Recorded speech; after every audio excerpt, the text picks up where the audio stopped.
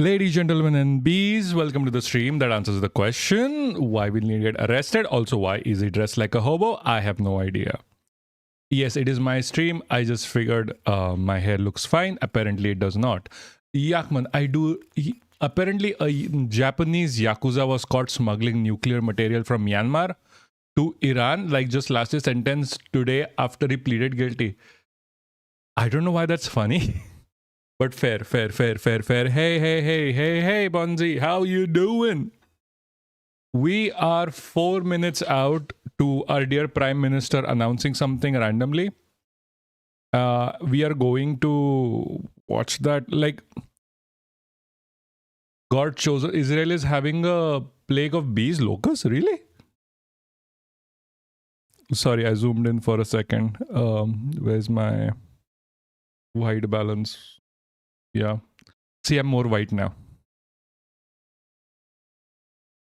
Duggal Sahib aaj feminist banenge. Oh, yeah, definitely.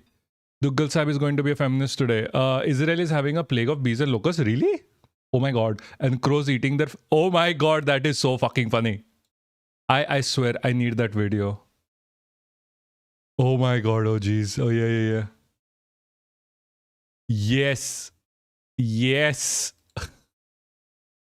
Plague bitches, God's chosen people. Sham Sharma, hold on. Plague bitches.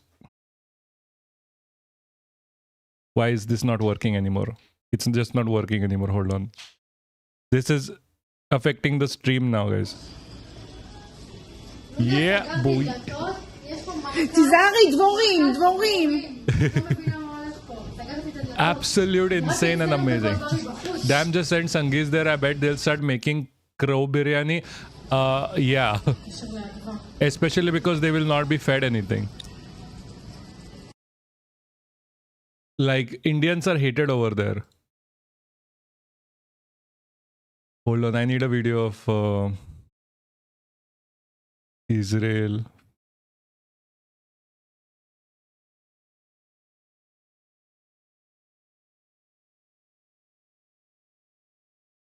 Yeah, we'll go to our dear Prime Minister soon. Don't worry.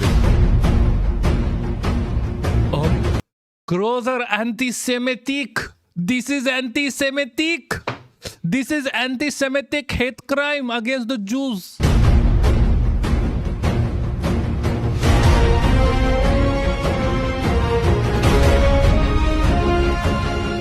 I swear, give that crow a medal. This is anti-auntie. Auntie. Eh? Give that crow a medal. Can apply to both. Yeah, fair.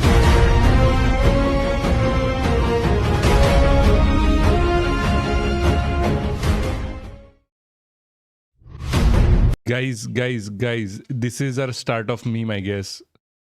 Where is Fosbot? I swear, Fosbot is just not working.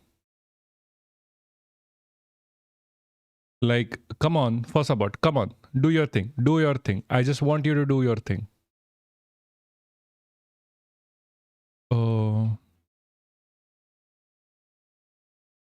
Fosbot, come on. Do your thing, come on. It's enabled when stream is... Yeah.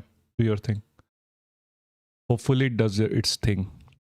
Anyway, how are you doing, guys? How much time do we have left? No. We have... Waiting for Narendra Modi, apparently. Like, this is like true Indian shit, guys. Everyone is always late. It is like, मेरी ही लगी पड़ी थी कि मैं ज़रा जल्दी आ गया. I should have come like 30 minutes. Narendra Modi, please show up. I swear they're gonna have so many bots. It is fucking amazing. While we are waiting for Modi ji, let's watch this. This could be bad news for Israel. It's a sign from God, Hashem. So people sent me this video of Even my brother was like laughing. He's Christian. bee swarms in Israel and asking me my belief about it. Ironically, the land of milk and honey, which again shows that it's Israel's land. But this could also be bad news. But not for the reason some of you think. Let's go to the Bible first. Insects are mentioned in the Bible. Whenever hornets are mentioned, it's a sign of judgment from God. And I sent the hornet before you, which drove them out before you, the two kings of the Amorites. It was not by your sword or your bow. Deuteronomy 7:20. Moreover, the Lord your God will send hornets among them until those who are left and hide themselves from you are destroyed. He is called the Pharaoh of Israel. Really? This guy? Oh, baby. Exodus 23:28 says, and I will send hornets before you, which will drive out all the ites. Hornets look to be connected with God's judgment in the Bible, though the enemy can use them as well for his own purpose. Nevertheless, when we see bees mentioned, I want you to notice the context. This is what I told you, but you would not listen. Instead, if you keep attacking Iran and declare a war against Iran over them burning Baal, I'm not a Christian, but like if you're burning a Baal effigy, I think that you're going to face the wrath of God. And arrogantly went into the hill county to fight. But the Amorites who lived there came out against you like a swarm of bees. They chased and battered you all the way from Seir to Hormuz. We see here in Psalm where it says, they swarmed around me like bees. They blazed against me like crackling fire, but I destroyed them with all the authority of my Lord, or the Lord. So if we're going by the concept of scripture. Okay, hold on. We have to pause this. माताओं, बहनों, उनसे मैं क्षमा प्रार्थी हूँ. He's lying again. हमारे लिए देश हित सर्वोपरि है. Like, why is this so? लेकिन जब कुछ लोगों के लिए दल हित सब कुछ हो जाता है, दल हित, देश हित से. Like, I'll translate for you guys, but I'm just like, I'll translate when he says something truth, which means I don't have to translate anything for you guys because he keeps lying. इस बार भी यही हुआ है. Congress, DMK, TMC और Samajwadi party जैसे दलों की स्वार्थी राजनीति का नुकसान. Sab changa si, yeah, sab changa si. There's like, they're literally fucking asses. Like, he lies out of his fucking throat. Like, come on. देश की नारी शक्ति को. Also, seriously, did you notice he chews a lot of tobacco? My grandmother's teeth are exactly like him. महिलाओं की नजर. Oh no, this guy is pro-Israel. He's pro every genocide out there, by the way. Like, you pick a genocide, he'll be pro it. Also, hi Arun, how you doing? संसद पर थी. Is it a plan of BJP that to present themselves as a feminist party of 2029 and maybe the next prime candidate will be a woman? No. They're just trying to get the West Bengal vote. West Bengal has a lot of chilling. I'll be live soon. Oh, nice. Chaiwala on fire. I wish. No. They don't want to present a female candidate. They are a very patriarchal thing. This is just to get votes in West Bengal right now. And Kerala. Like, the women vote in Kerala and West Bengal is really high. उन्होंने जो किया. Thank God, two parties that actually invested in women. वो केवल table पर थाप नहीं थी, वो नारी के स्वाभिमान पर, उसके आत्मसम्मान पर चोट थी. और नारी. He's basically saying that the vote against the delimitation and the vote against the women reservation vote was the same vote. First of all, that is his idea, that they are hurting women's sentiments, not because TMC has like a 40% women out, like has 40%, like not even reservation. They just hire more female MPs in TMC, 40%. BJP has the lowest amount of representation for women in the BJP. Make it make sense. And then these guys are like, no, they are the ones against women. Like, doesn't BJP have the most rapists per capita? कल संसद में. I mean, my dad said even with anti-defection law, they couldn't have passed it. Yeah, that is a little bit different. I'll explain that in a bit. नारी शक्ति But on the वंदन anti-defection law, I am so glad. I keep screaming about the anti-defection law. And yesterday, Thaigan Rajan, he's an like a very learned MP from DMK. He actually said the same thing that I keep saying, that the law is fucking idiotic. BJP has a 10% women while TMC has 40. Yeah, exactly. BJP, let's give them credit where credit is due. They have 12. वो उनकी मंशा भांप रही है Okay, और he has not said anything important up till now, सच्चाई भी which is something. भली भांति जान चुकी है इसलिए The saddest महिला part about this is that this is a live video, which means I can't speed it up. No. DMK has 14. BJP has 12. विरोध करके जो पाप विपक्ष ने किया है इसकी उन्हें सजा जरूर मिलेगी इन दलों ने संविधान निर्माताओं की भावनाओं का भी अपमान किया है Like, bro called a special parliamentary session, by the way. And he's saying, no.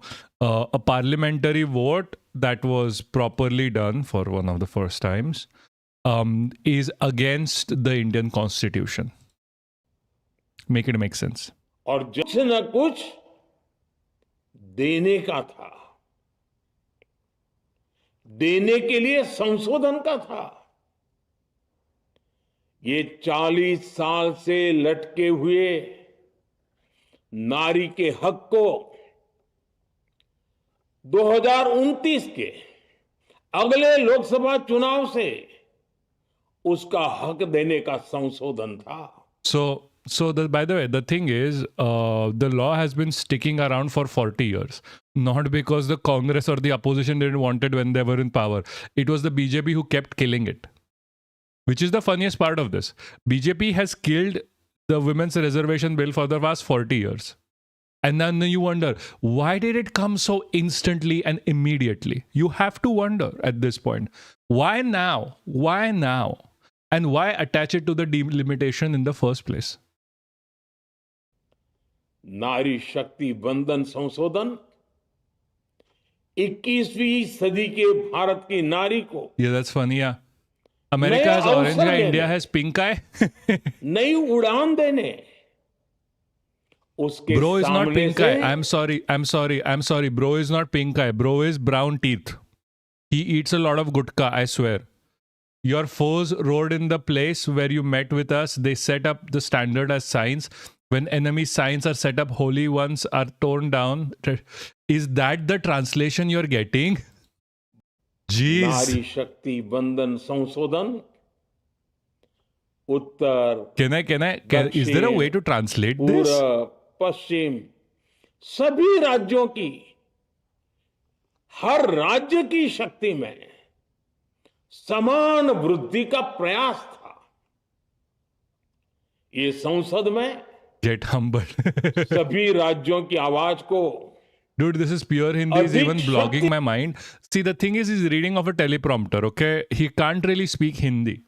He's reading off a teleprompter. That's why he's doing it so slowly. That's why you can't shit understand anything. Modi talking about Nari Shakti. Meanwhile, Brij Bhushan laughing at the back. Exactly. Like, also Bonzi is on YouTube. He's saying, like, Brij Bhushan is still in the party, by the way. Get Brij Bhushan out. On that note, get Modi out as well. Like, Mansi Soni is a thing that happened. Bro, stalked women. Brother, just bring back Urdu at this point. That was literally what Hindi was before. Exactly, Arun. Exactly. I have a joke that I keep saying on like Twitter spaces where I'm just like, the way Hindi was born was not organic. It is born when Urdu and Marathi came together, had a loving relationship with the Nizam Shahi on the Aurangzeb or the Shahi, because Shivaji Maharaj used to work for the Nizam. And that's how Hindi was born. And everyone gets so pissed off on spaces. It's so funny. By the way, this happened today. BJP minister's son was arrested for sexually harassing a girl in front of her mother. Yes. We'll get to that news soon. करती है उसने हमेशा से ही महिला Did you आरक्षण see को the new रोकने के Hardeep लिए Puri and Epstein connection? षड्यंत्र Bro, किए। I was the one who brought it out in इस the दिशा first में place. Literally the first person to talk पहले about this on the जितनी internet. बार भी प्रयास No हुए, one gives me the credit. Sad. हर बार कांग्रेस ने इसमें रोड़े अटकाए हैं। इस बार भी कांग्रेस और उसके साथियों ने I have never met a real Indian who महिला can read Hindi. आरक्षण को रोकने के लिए Hindi is not, it's not a national language of India. It is just a language that is mostly. Thank you so much. I'll go pet Sarin. Just Jesus Christ. Have to call Sarin. So when it comes to like Hindi is spoken by a very select group of people in India. It is not a very widely spoken language. Even if you talk about like, oh, like Bihar is called a Hindi belt, but no, they have Bihari. And like we have like Madhya Pradesh has like some Hindi, but even their traditional language is not Hindi. Rajasthan is Marwadi and Rajasthani. Gujarat is Gujarati. Hindi is a very small language. They're trying to like push it so that Hindi is a pan-India language, infiltrate Hindi in every single orifice. Because Bihar equal to Bhojpuri, Maithili. Sorry. I was like, I said Bihari and I was like, shit, it is Bhojpuri. I'm not going to look at it right now. Sorry, that is my bad. But having said that, they're trying to get all of these languages to coalesce into Hindi so that the propagandizing would be much better. One of the reasons why South states stay away from the BJP is because BJP itself requires the language hegemony to actually push forward their propaganda. Somehow it just makes sense for them. Like they don't do propaganda in native languages as much and as hard as they do it in Hindi. It's like if we push people to learn Spanish in America. No. It is not pushing people to learn Spanish because America, like Spanish and English are both colonizing languages. This is like Americans pushing the native tribes to learn English. Like literally deleting their original language. That is the more better correlation. Spanish is also a colonizing language of the America or Americas. So like think about like native versus English, because that is what is happening. Like Hindi is 100 years old, by the way. Hindi is literally 100 years old language. Barely started in the 1800s. Before that, everyone literally spoke Urdu. Then and then Hindi has taken over Bhojpuri. Every single language in India is older than Hindi. Yes, exactly. Every single language. That's nothing. Which part is nothing? डाका डालते रहे हैं। But apparently Brahmin has been found. राजनीति का What? Yeah, dude, apparently Brahmi has been found even in Egyptian pyramid. What? और Yeah, 100 years is nothing. उसके पीछे की वजह भी जान चुका। What's Brahmi? I have no idea what Brahmi is. नारी शक्ति वंदन अधिनियम के विरोध That's a drug apparently. इन परिवारवादी पार्टियों का डर, इन्हें डर है अगर महिलाएं सशक्त हो गई, makes sense, I guess. तो इन Tamil Brahmi spirit. Okay. For some reason I'm being a douche. You can be a douche against Modi as much as you want. Who gives a fuck? Can you make a Chhattisgarhi speaker and a Haryanvi speaker talk to each other and they would barely understand each other, but they are both Hindi speakers somehow? Exactly. Like Hindi is taking over like regional languages. It's like even in Maharashtra, like you get like a Nagpuri to talk to someone in Pune. They're barely going to understand each other. But seriously, Papaksh, could you make a language now and it would be more valid than Hindi? Yes, I'll try. Proto-Dravidian is the ancestor of Dravidian languages. Yes. परिवारवादी पार्टियों का नेतृत्व खतरे में पड़ जाएगा। ये कभी नहीं चाहेंगे कि उनके परिवार के बाहर की महिलाएं आगे बढ़ें। Arun, at this point, every single script is better than Hindi. Like I'm being very serious. Or every single language is. Even the closest related language being Marathi is still much better than Hindi because there are words that you can't spell in Hindi. Like, I normally just prefer speaking Urdu or Marathi.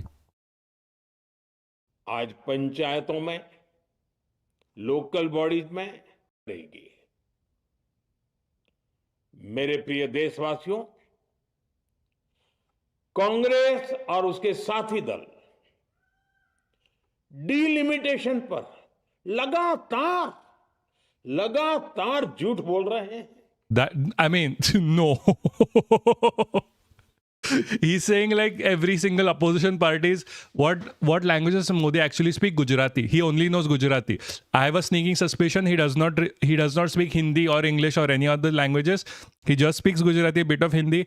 That comes because you speak Gujarati, and that is it. That's why he keeps using a teleprompter and not giving any like actual interviews. But here he is like completely, utterly lying, because delimitation is literally killing the Indian democracy as we fucking speak.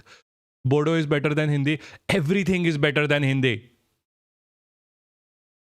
This is like something is better than saying like something is better than Hindi is like something is better at walking than a big ass stone.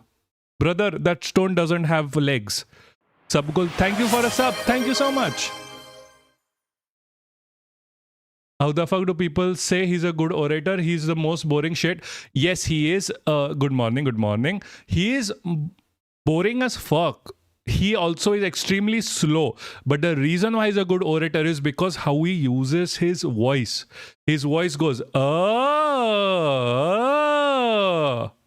Do you see the difference here? When because of that, it gets you in a trance-like state, which makes you think that he's being very knowledgeable or very understanding or like just being extremely, extremely knowledgeable and trustworthy. That is a oratory skill. He's an excellent orator. Like this shit I learned, by the way, from Veerdas. लेकिन अपनी स्वार्थी राजनीति की वजह से इन दलों ने अपने राज्यों के लोगों He tell को people भी that he wanna धोखा दे hear some दिया। people. No. It's not just that he tells it to people. Like, I can tell people what they want to hear as well. They are not going to love me. Like, some might, not everyone. But the issue here is how he speaks, how he exactly speaks. It is literally a science. Chai wale could be middle class. He was never a chai wala, by the way. This guy will go out and like he does a master class of oratory. Like whatever he'll say, people will understand even if they don't like it, because the way he speaks, the way he uses his consonants, the way he phrases the sentence with like waves and hills and like valleys when he's speaking, his tempo becomes extremely important when he speaks. He knows exactly what words to push. He knows exactly what words to exactly what words to silence. I can't make that English sentence anymore. And that's why he becomes so much more trustworthy, just because how he speaks, not because of the content. This is part of propaganda. This is part of understanding how propaganda spreads. Information does not matter. In speeches like this, information does not fucking matter. Ever. It is how you speak. साथियों, महिलाओं के आरक्षण का विरोध करके कांग्रेस ने फिर एक बात सिद्ध कर दी है। Congress The fuck is this? Anti-reform party. Why am I seeing Yakman? Why am I seeing Mukesh Ambani saying he's middle class? 21वीं सदी के विकसित भारत के लिए Mukesh Ambani was middle class based on his जो भी निर्णय based on all of his class sections. In the top class of people, 0.01%, he was middle class. He's basically doing a weighted median, and he's technically middle class in that scenario. जो भी reforms जरूरी है, जो भी निर्णय देश ले रहा है, कांग्रेस उन सब का विरोध करती है। That is not true. उसे खारिज कर देती है। Also not true. No, not to support Congress, but like these guys are so bad, even Congressy capitalists can't support them. Like it really goes to show, like Congress is a very capitalistic liberal party. It is center right, and even Congress can't support some of the shit that they guys do. Like, come on. उस काम के अंदर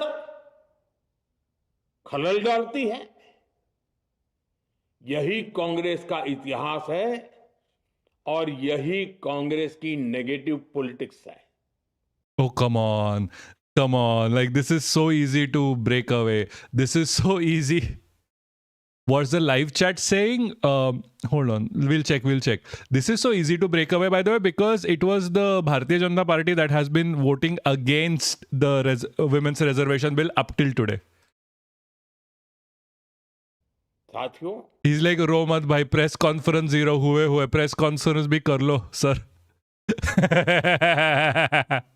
UCC को जरूरी बताते हैं, कांग्रेस उसका भी विरोध करती है। Bro, I would rather have Pelosi run my country than Modi. Yes, that is true. That is so fucking true.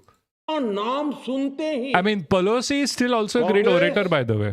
विरोध की तख्ती लेकर दौड़ पड़ती है। ऐसा कोई भी काम जिससे देश मजबूत होता है। Guys, some of you go there in chat and write like come to Papaksh stream or something. पूरी शक्ति लगा देती है। कांग्रेस थोड़ा अपना भी हो जाए। वन नेशन वन इलेक्शन का विरोध करती है। Congress People are saying Manipur in chat, yes. देश में घुसपैठियों को भगाने का विरोध करती है। कांग्रेस मतदाता सूची के शुद्धिकरण एसआईआर का विरोध करती है। Yeah, all of this shit what he's saying is fucking illegal, by the way. Modi talking about no, that is YouTube. Reform का विरोध करती है। I did it. Where? साथियों, कांग्रेस ने शरणार्थियों को सुरक्षा देने वाले There is someone sucking the Modi. Look, there is someone sucking the Modi. इस पर झूठ बोलकर अफवाहें फैलाकर देश में बवंडर खड़ा कर दिया। Congress Chat is so fast. Yeah, chat is so fast. Like नक्सली हिंसा को समाप्त करने Modi is one of the few people that does not need to bot his account. Every single other live show by every single other news channel bots the fuck out of their stream. के देश के प्रयासों में भी रुकावटें डालती है। कांग्रेस का एक ही पैटर्न रहा है, कोई भी रिफॉर्म आए तो झूठ बोलो, भ्रम फैलाओ। इतिहास साक्षी है। This guy. So this is literally about, this is the whole thing is literally about this guy shitting on Congress. Why did we have to be here then? साथियों, Like, okay, I have a sneaking suspicion. Israel flag spam. Yeah. So these guys are really pro-Israeli. Like if you meet a Sanghi, these Sanghis are literally very pro-Israel. How bent over are you to spam Israel flag? Again, these are bots. Literal bots. I'm not even kidding. Literal bots. All of the... Why is this not playing? Yeah. जो भी कार्य देश के लिए like the Israel flag shit is literal bots, by the way. ने पड़ोसी देशों के साथ सीमा विवादों को लटकाया। If this is like I have a sneaking suspicion here, and please don't let me be right here. When this ends or near its end, this brother is going to announce this literal brother is going to announce a lockdown in India because the deadline is here. The deadline to India suffering through the actual LPG crisis, actual petroleum crisis is here. The strait is not open yet, and we are a week away from getting hit badly. So he's gonna announce a lockdown. I fucking swear. After he's done shitting on Congress. के साथ पानी बंटवारे से जुड़े विवादों को लटकाया। कांग्रेस ने only 387 likes. 40 साल तक लटकाया। Maybe it's about reloading. सैनिकों के लिए one Maybe hold on, let me reload. Let me increase. 21,000 makes more sense. Makes more sense. ये लड़ाई सिर्फ एक कानून की नहीं है, ये लड़ाई कांग्रेस की उस एंटी रिफॉर्म मानसिकता के Dude, I साथ kept है, spamming that lol scroll up. जिसमें सिर्फ Where? नेगेटिविटी है, नकारात्मकता है। No, और it's मुझे okay. Don't spam. You're one person, इसमें man. कोई संदेह नहीं है कि देश की सभी This बहनें crusader is बेटियां me. कांग्रेस की इस Where is मानसिकता crusader को though? करारा जवाब दे के रहेगी। भाई साथियों, कैसे ढूंढूं कुछ मैं? लोग देश की महिलाओं के सपने टूटने को सरकार की नाकामी बता रहे हैं। No, dude, लेकिन this ये guy just keeps विषय lying. He's like saying like this is government's failure that women's dreams have ended. कामयाबी Women's dreams have not ended. या Like the नाकाम- women's reservation bill was released in 2023, by the way. These guys are the ones who don't implement it. Now they want to change the bill to include delimitation. Why not just give 50% or 30%, how much ever you want reservation in actual seats right now? कामयाबी That would be much better for credit का representation. था ही नहीं। Watch मैंने the live संसद chat. में भी कहा था, GDP, GDP, आधी GDP, आबादी को Pakistani उनका flags. हक मिल जाने The live दीजिए। chat is way too fast. मैं इसका क्रेडिट विज्ञापन छपवाकर विपक्ष के Like सभी it's लोगों two को up. दे Yeah, दूंगा। it is, I think, two up. लेकिन महिलाओं को दकियानुसी सोच से देखने वाले फिर भी अपने झूठ पर अड़े रहे, कायम रहे। Brij Bhushan, he's talking about Brij Bhushan. Brij Bhushan is the one who looks at नारी women शक्ति negatively. को भागीदारी दिलाने की लड़ाई Guys, go leave a like on YouTube. दशकों से चल रही है। वर्षों से मैं भी इसके लिए प्रयास करने वालों में से एक हूं। Oh, please. कितनी हिम्मत- Literally Mansi Soni. Literally Mansi Soni. He stalked the fuck out of that lady. Then and she's somewhere. She has just completely disappeared from the face. The guy who was actually trying to help that woman is, I think, in jail. फैलाए, ये विषय मेरे सामने उठाती रही। कितनी ही बहनों ने पत्र के Why द्वारा- does Hindi sound like worse French? Okay. I might.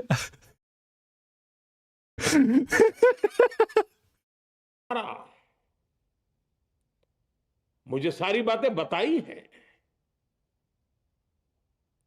मेरे देश की माताएं, बहनें, बेटियां, मैं जानता हूं आज आप सब दुखी हैं। मैं भी आपके इस दुख में दुखी हूं। आज Bro, Yakman, forget about it. It's not happening. I was just joking about the thing anyway. It is not bill too serious. पास कराने के लिए जरूरी 66% वोट हमें नहीं मिला हो। See, it is literally impossible to go and check through this. You do realize that. मैं जानता हूं देश की 100%, 100% नारी शक्ति का आशीर्वाद हमारे साथ है। Bro, he left his wife and mother to rot. What the fuck? He's talking about Nari Shakti. Come on. मैं देश की हर नारी को विश्वास दिलाता हूं, हम महिला आरक्षण के रास्ते में आने वाले हर रुकावट को खत्म करके रहेंगे, हटा करके रहेंगे। Yeah, he's just saying that to हमारा kill the Indian हौसला democracy, भी by the way. बुलंद है। For people who don't realize it, he's just saying that to kill the हमारी Indian हिम्मत भी democracy. अटूट है और हमारा इरादा भी अड़िग है। Yeah, see, delimitation was महिला literally the आरक्षण first का step. विरोध करने वाली पार्टियां Yeah, so this guy is just trying to kill the Indian democracy. Like, I'm not even kidding. It's an Indo-European language. Yeah, so yeah, I understand. It's not Indian based. What, French? Huh? Someone wrote in chat, "Koi dukhi nahi hai, lol." No, koi dukhi nahi literally means that no one is sad. Like Hindi is an Indo-European language. Most languages are Indo-European when it comes to like this side. Like even Polish is Indo-European. Some of the words are like similar. A lot has changed overall, though. Also, someone say in chat, go dance for Israel. ये देश की नारी शक्ति को Yeah, people in India troll a lot. संसद और विधानसभाओं में उनकी भागीदारी बढ़ाने से कभी भी रोक नहीं पाएंगे। लवणेन भोज्यम इंतजार है। नारी शक्ति के सशक्तिकरण का बीजेपी एनडीए का संकल्प अक्षुण्ण है। लवणेन भोज्यम कल हमारे पास Brother is fucking lying out of his बल teeth. नहीं था, लेकिन इसका मतलब ये नहीं है कि हम हार गए। Bro is defeated as fuck. Bro is defeated. Look at his eyes. He's crying. बल अजय है, हमारा प्रयास रुकेगा नहीं। Bro, where is Laudena Bhojam coming from? His stream. लवणेन भोज्यम It's his stream. They just say it out loud whenever he's lying. Even his producers know he's lying. आगे अभी और मौके आएंगे। हमें आधी आबादी के सपनों के लिए, देश के भविष्य के लिए Get rid of rapists first, especially from your own party, Brij Bhushan. He's never going to do it. But go on, King, go on. He does that thing Biden does where he gets randomly loud for... No. So that is what I'm talking about. The randomly loud thing is a way to get people to believe you and trust you, irrespective of what you are saying. Honestly, bro, I spammed come to Papaksh stream on the chat like someone. I just copy pasted it, kept going. Thank you so much. Remember, the Biden thing is literally a tactic. The Biden thing is literally a tactic. It is done so it is done for people to get people to trust you. It works. It literally just works. इस संकल्प को पूरा करना ही है। आप सबका बहुत बहुत धन्यवाद। Oh, that's it. So this was just a defeat speech. तो आप देख रहे हैं This was literally just a speech of defeat. Okay. Bro is saying he got defeated. Fine. So let's just go and look at the propaganda that is going on these days. The nice propaganda. Yeah, he's a sore loser. As a preschool teacher, I use the volume control all the time to get kids to pay attention. Yeah, exactly. That's what even Biden used to do. That's a lot of, like, there are a few different tricks you can use. Hold on, let me just find the Veerdas explanation. Explain of politician.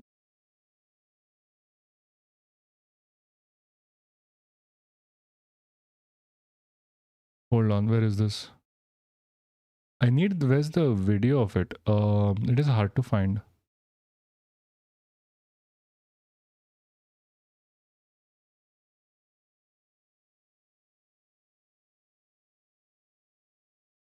Reacted to common between Okay, hold on. Wait, you were a teacher? Yeah. I mean, Sarbo is extremely talented, by the way. They are extremely talented.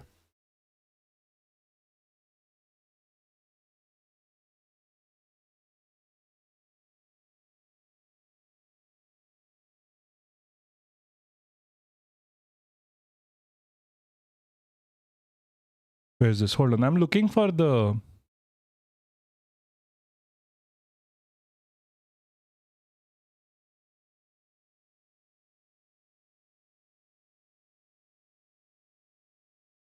monologue resurfaces.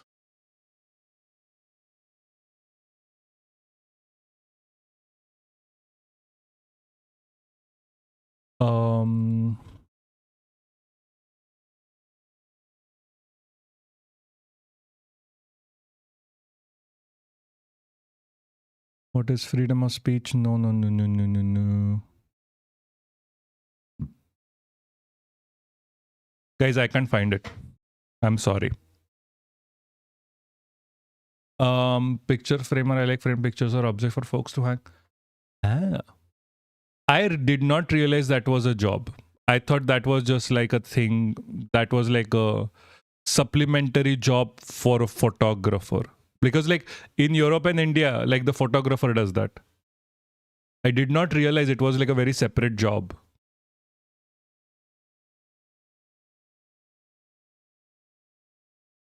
It's a creative preservation job. So like, can you go and work at like the National History Museum or something? Because they have a really old pictures that need to be framed or something like that and preserved. Or is that a very different thing to do? Like, I'm genuinely curious on what this is.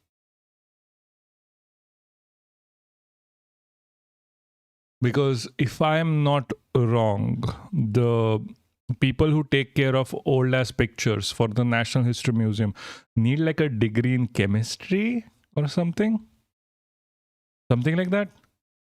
I'm really not sure. Anyway, let's talk about let's go and talk about like the newer narrative that is happening with Modi, because they were ready. By the way, these guys were ready because they knew they were going to lose. A little bit of a background. Two bills, so technically 2 bills were introduced in the special session of the parliament. 2 bills that were connected. One of the reasons why this is bad is, let me just be clear. The 2 bills that were connected. Anyway, hold on, sorry, what? No, the way it takes more schooling, but I have framed thousands of dollars worth. Oh, nice.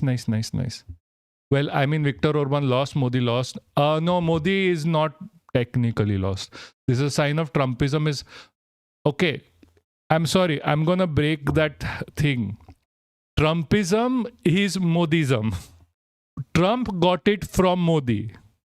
Never, like, that is the chronology of this. Modi is still winning, by the way. Modi lost once. This is the first time this has happened in 12 years. And it's all fascism? Yes. But as a proud Indian, I am taking, I'm taking honor in Indian fascism.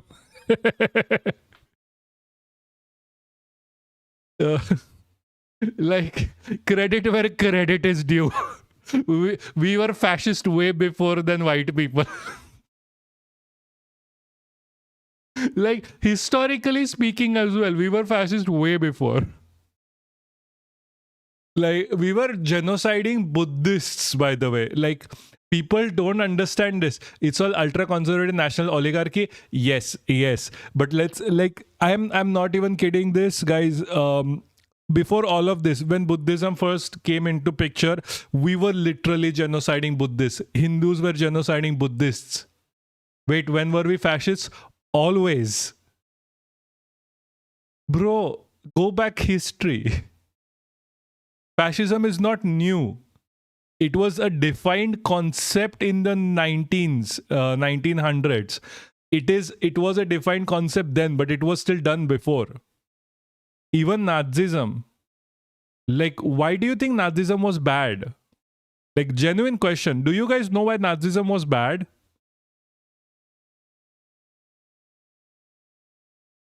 Like, I'm seriously asking. I'm not going to start talking about actual topics before you answer me on this. Why do you think Nazism was bad? Especially for Europeans. Nazis got a swastika over in there, true, but why was it bad? Very specific question. I'm going to keep yapping because like the dead air, I don't like dead air, but why do you think Nazism was bad? Someone say it's a crooked cross. It's called a Haken Cruz, but they took it Haken Cruz, yeah. But they literally took it from. It was ultra nationalist. No, that is not why. It was Hakengus, but he literally took the swastika. That's why he also called himself Aryans, by the way. He was taking a lot from Asian culture and like appropriating. He was the first white woman. Guys, Hitler was literally the first white woman introduced to Asian cultures, and he was like, no, this is my culture now. Cultural appropriation to the next level. Because it was trying to expand. No, that is not why it was bad. Is everyone given their votes? I have more people who are listening right now, so I'm just waiting for them. Because it was one race supremacy and tried erasing all others, enslave them. Nope. Not even that. Not even that. If everyone has given up, let me know. Or if people already know, like I'm pretty sure Bliss already knows this, so she's not going to answer. Anyway, I'll tell you why it was bad. Look at me properly. Never give up UPI. Never give up guessing. Yeah, never give up guessing. The reason why Nazism was bad for Europeans was not because it was oppressive, not because it had concentration camps. It kills intellectualism. What, guessing? No. No, I'm just going to say it because we can't wait too long. It was not because of the concentration camps. It was not because of the blatant hatred for the LGBTQ, the gays, the communists, or the murder of them, or the murder of Jews.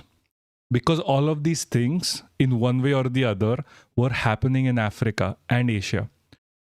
Churchill had concentration camps. Churchill also did mass killings and genocide. Churchill did famines. Churchill killed more people than Nazis ever could. Even the Dutch, even French, even every single one involved. Because he nationalized the banks? No. There is a very simple reason why Nazism was bad, especially for Europe. Because Hitler was earlier only permissible to be done on black and brown people to Europeans.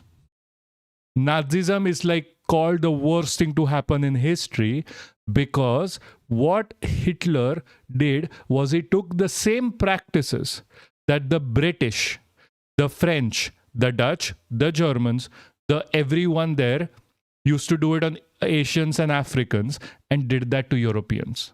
That is why Nazism was bad. This is the only reason Nazism is hated. It is not hated for anything else. Like, look at Israel right now. Israel is not hated. Israel is literally doing what Nazis were doing. Why is not Israel hated? Why were not the Germans hated in 1908? They were doing even worse shit to Namibia. Worse shit. The Dutch in Africa. Why aren't they hated? No, so it's not that he took the banks from wealthy. No. No, not at all. See, at that, like, Nazis were literally capitalists. Like, Nazism was favored by UK and the US. The first supporters of Germany was the UK, was literally Churchill. Yeah, but state capitalists, yes. Yeah, or Belgiums and Congo. Exactly. These guys were literally supported by the British, by the Allies. Every single person. They were going to win. Like, why do you think Italy was even then in support of Germany? The reason why even Italy flipped was because they had an agreement that Hitler will not invade Austria for 3 years. That agreement was broken is the reason why Italy was flipped later on in the war. Because it wasn't ready for the war to begin with. Oh, that's why ICE is bad? Yes, exactly. Because ICE is doing to Americans what Americans were doing to everyone else. Yeah, because white people died. Exactly. That is the only reason ICE is bad in the broader sense of the American culture. Like the time, I'm like, bless her heart, that lady was just going out protesting for the rights of black and brown people. But you know, the same time that lady died, the first lady who died, who was shot in her car, the same day, a black woman was killed while she was sleeping in her house, or the week before a black dude was killed, or the week before a brown dude was killed. There are people literally dying in those concentration camps that ICE has set up, and when they die, they take their bodies and throw them somewhere else. That is never a problem. That is never a problem. When the Allies freed people from the concentration camps, they left the LGBTQ over there. The LGBTQ were again caught and tried for being gay, for being queer. The Allies weren't good guys. The Allies were just trying the colonial practices to happen within Europe. They were very fine with them happening everywhere else. Again, the point of this is that Indians also did that to other Indians. Like earlier speaking, Hindu kings, Rajputs, whatever they may be, did the same practices onto, it's a social contract. Yes, it's a social contract. So they did it to Buddhists, by the way. Whatever you're seeing right now, all the genocides and whatever, so Indians did it first, like people within the subcontinent. They did it to the Buddhists first. Literally, I'm not even joking. I get what you mean, like Pushya Mitra Shunga. I have no idea what you're talking about. Pushya Mitra Shunga. Like what? Do I need Google Translate for this? Is this Sanskrit? British. He apparently beheaded everyone without a turban. Yeah, exactly. See, Indians have been part of genocidal behavior since the beginning. Modi is just the newest form of it. Like, again, Arun was here. He talks about Elam Tamils. They were also genocided within South Asia. Balochistan people. Kashmiris were genocided. People don't know this. The king of Kashmir was genociding people in Kashmir. Do people don't know that for some reason? The reason why a lot of Kashmiris wanted to join, like, you didn't know? You didn't know? So a way to control the population, the resisting population of Kashmir, the king of Kashmir, the last king of Kashmir, hold on, what was his name again? The Hindu king, who was this? Hari Singh was genociding people in Kashmir. What? Nope. This literally happened. He was killing the Muslim population over there as a way to silence them. Oh, you mean you didn't know? Okay. This is not me not this is me not joking. I'm being very serious. Like, it was a punishment for being Muslims, apparently. So when you talk about, like, oh, why is there so much hate against, like, Kashmiri Pandits in Kashmir? This is the reason. Because even they have a history of genociding the other, so it just bounces back. What did Hassan call it once upon a time? Like, this is a very, like, back or something. When he was saying US deserved 9/11, I want to tell people what you said about Nazism, but imagine they would be. I tell that to people in Poland, so I have fought with people over this in Poland, so I think you're good in America. It's fine. It's okay.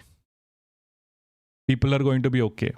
What was their reaction? Mixed reactions. Some of them were understanding of the point I'm making. Some of them told me I'm a crazy reactionary who's only doing this to make people angry.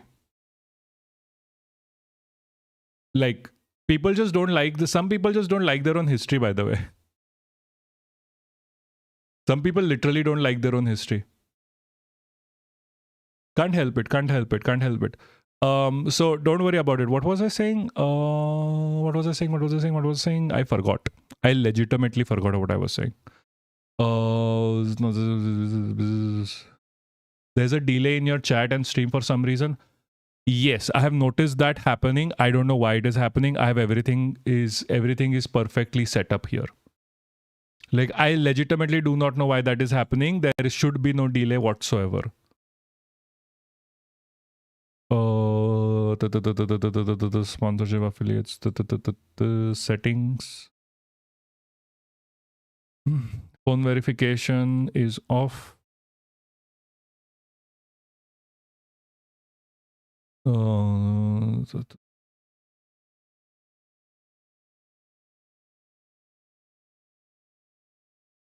Okay, hold on. Chat rules. I don't know why. I really don't know why.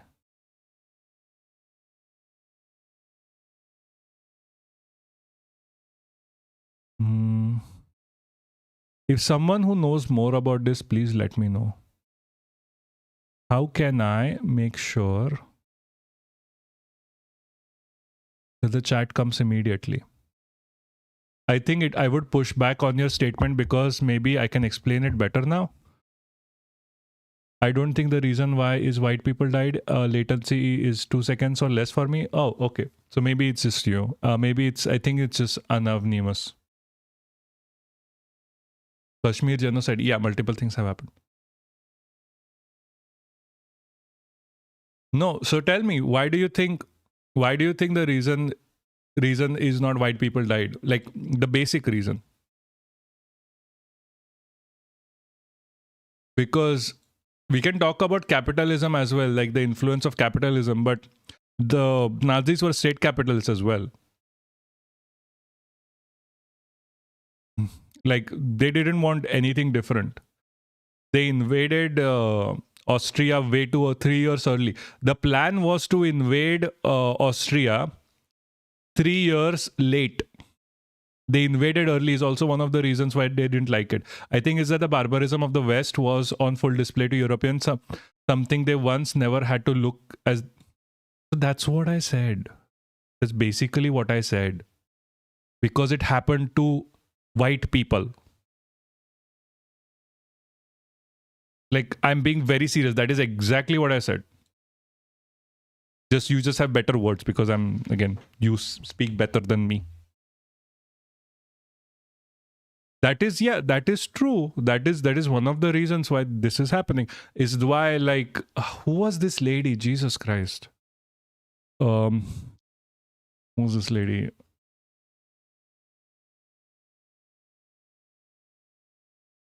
Who was this lady?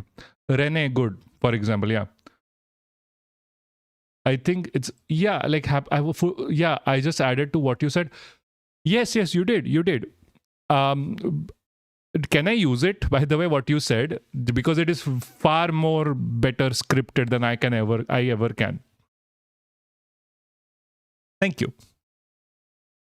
Yeah, that is true. Like, this is the exact thing that happened with Renegade. It's just like, because we have better ways to communicate now, it doesn't take a fucking genocide to get people to activate and rally behind. When it happens, like, this is what pet. Oh yeah, I forgot to pet earlier. Now he's here, so he gets petish. Anyway, so, like, this is crazy. I understand, and it is not nice. I understand, but this is the world we live in. Like, for people, like, people don't understand what it's like sometimes living in Europe. Like, the information blindness people have over here is crazy. And, like, especially when it comes to communism, by the way, like, the American influence has been so heavy in Poland. I literally had a friend tell me that, and I'm not kidding here, like, the communists were so bad that my grandmother, who lived through the war, preferred Nazis over communists. This is word to word. My friend over here said she is Polish. She has lived here her whole life. Her family has been in Poland for their entire life. and she was literally like, the Bolsheviks are terrible, but the Nazis. Yeah, sure, yeah. This is a Polish person telling me that the Nazis were better than the communists. And I was just like, really? Seriously? I heard the American left fascists to fight communists in the nation where they left got rid of communism.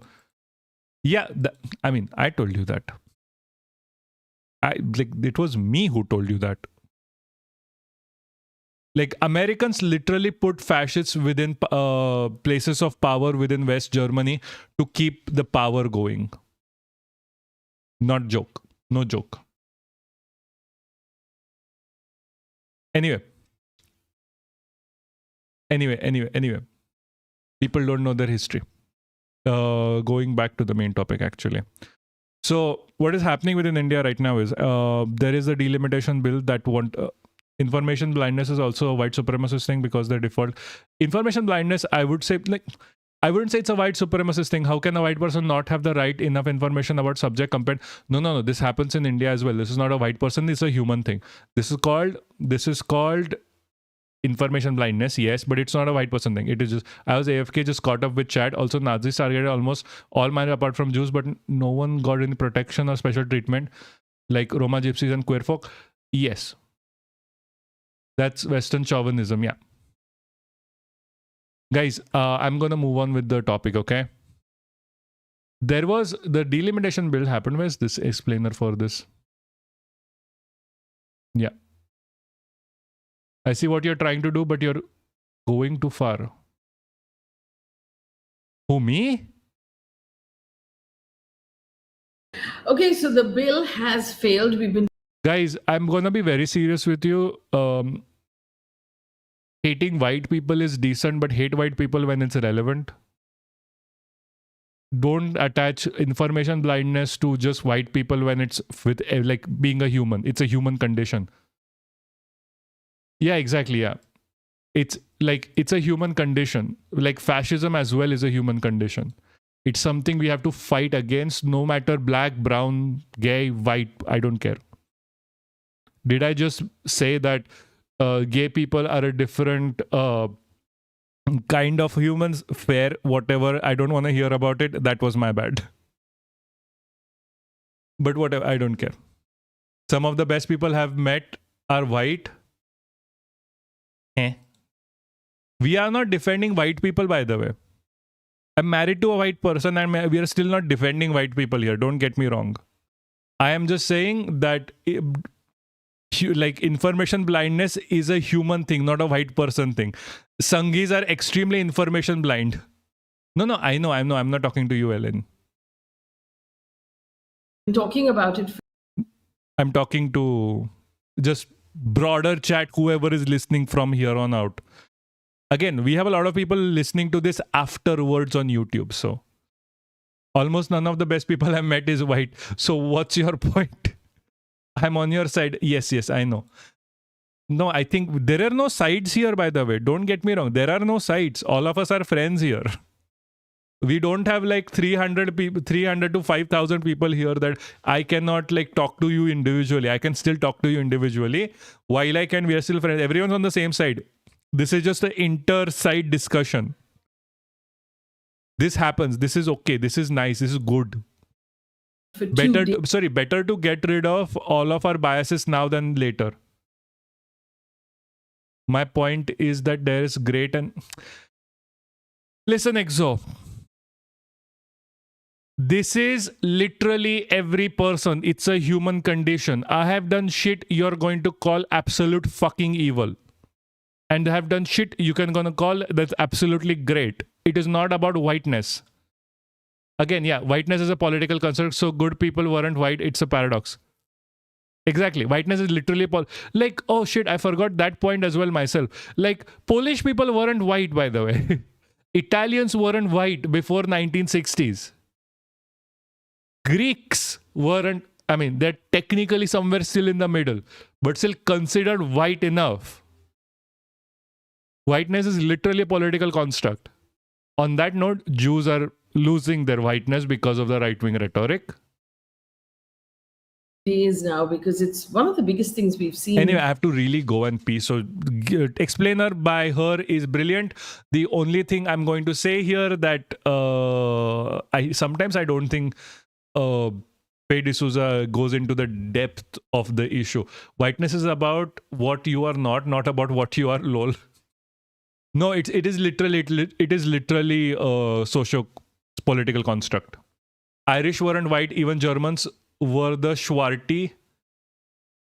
Is that a How I Met Your Mother reference to be seen as white? Happened really in I'll be back. our Lok Sabha. Give me a second. And I my need to team pee. and I have been glued to Sansad Live for the last 2 days. So we've all aged a bit. But this is the latest update, the fact that the bill has been defeated in Lok Sabha because it did not have those final numbers. And let me now give you an update of what has happened, right? So the question that everyone's asking is, so what does this mean? Does this mean that the women's reservation bill has been defeated, that women's reservation will not come in, or didn't we pass women's reservation already in 2023? So these are the questions we'll try and answer in this video. We'll give you an update as to what has just happened in Lok Sabha. So to remind you, India had already passed that law in 2023 to reserve 33% of the seats in parliament for women. And during the debate between yesterday and today, the government actually brought that law into force. So it's come into force yesterday. So what does that mean? Does it mean the women's reservation bill has kicked in? Do we have women's reservation? The answer is no, because that is what happened in parliament today. So effectively, we had... Yes, that is true. I understand from Ben Franklin. I am only saying this that in How I Met Your Mother, for a time, Barney was called Swarly. So Swarthi. Also, if Ben Franklin spoke Hindi, Swarthi literally means like greedy. Had a rule. See, I'm a big How I Met Your Mother fan. I understand the series is sexist. I watched it as a child. I still know the references. It's okay. I'm not following the series, or I'm not telling anyone to be like Barney or Ted. And there was a pipeline to how that rule had to be implemented. And the pipeline is what has now gotten blocked. So also, just to be very clear, you can cancel me for this if you want. But Marshall was fucking right. I said what I said. I'll defend this point to the death of Earth. Marshall was fucking right. Don't at me. I mean, do at me if you want, but... So effectively, the biggest update in Lok Sabha today, Lok Sabha voted for a constitutional amendment bill linked to women's reservation, and it failed. Now, around 298 MPs voted in favor, and about 230 voted against, but it still fell short of the 2/3 majority. And that is critical because constitution changes need special majority and not simple majority. So taking you back to your civics class, effectively, if you want to just make a law in our country, then you need simple majority in Lok Sabha, then Rajya Sabha, and the signature of the president. Simple majority is half the house, which the NDA, the BJP-led NDA has very comfortably. As you look at these numbers also, they easily have half the house. But if you want to alter our constitution, which is a much bigger deal... all I'm going to say that is very stocky. And please never do that again. I'm being very clear about this. Also, by the way, the anti-defection bill here comes under focus as well. The reason why it comes under focus in this scenario is, yes, BJP did not have absolute majority. They did not have 2/3 of the house. They used to. And the anti-defection bill here comes in play because if you have MPs from the southern states, they cannot go against their party even if it kills their state. Yeah, they just had half. Exactly. This is why it's important. I was in college. Dude, I don't care. What else was I going to do? This conference, not go. Even with NDA alliance, yeah, exactly. They had 50%, but this is where the anti-defection law comes in place, because if they had 2/3, they would have rolled this over, and after this they wouldn't even have to run candidates in the south. You do realize whoever wins in the south, it literally would not have mattered at all.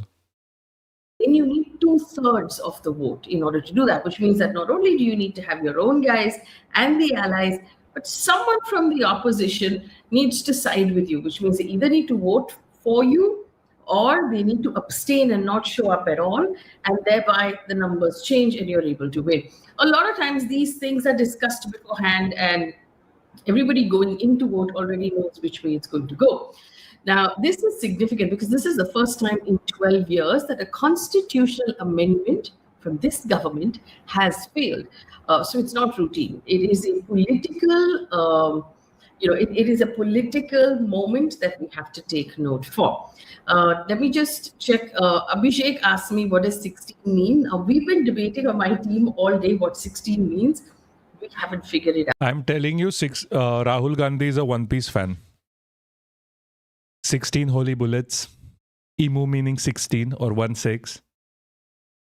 He's a One Piece fan.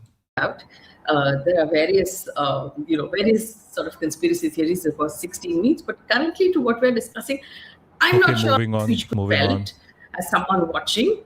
Jesus, why do these guys speak so slowly? I don't understand. Thought were very good. I really admired the speech that Kanimori 16 files are missing from Epstein lot. No. Well, it's One Piece reference, I'm telling you. Anonymous rapper, hey, how you doing, mate? How you doing? Of the DMK. It's really interesting and it deserves a listen. So if you can find it and listen to it, it's really good. I like Priyanka Gandhi's speech as well. I really like Tejasvi Surya's speech. So you can go back and give a listen to Tejasvi Surya as well. I thought he was very articulate and he made his points really well. Tejasvi Surya, really? Having said that though, what happened to women's reservation now? What effectively does Drop a follow if you can, Anonymous. Does it mean if this bill has been defeated? So the law, which was called the Nari Shakti Vidhan Adhiniyam, was passed in 2023. It was notified. It was brought into force. So it already exists, but it doesn't start immediately because the law said... Dude, you look like Sam Dish. Who's Sam Dish? Oh my God, do I look like someone? Unfiltered by Sam... Bro, really? He looks cool. Thank God. Thank God I look nice then. Perfect. I mean, I am Indian. Most of us look the same. It's not even a joke. I don't know if you're Indian or not, but most of us do look the same. He's a YouTuber, Unfiltered Sam Dish. Ooh, nice. I'll watch him someday. That in order to bring in that law of that women's reservation, you have to have a... Come on, Sam Dish is actually funny. Bro, tu brute.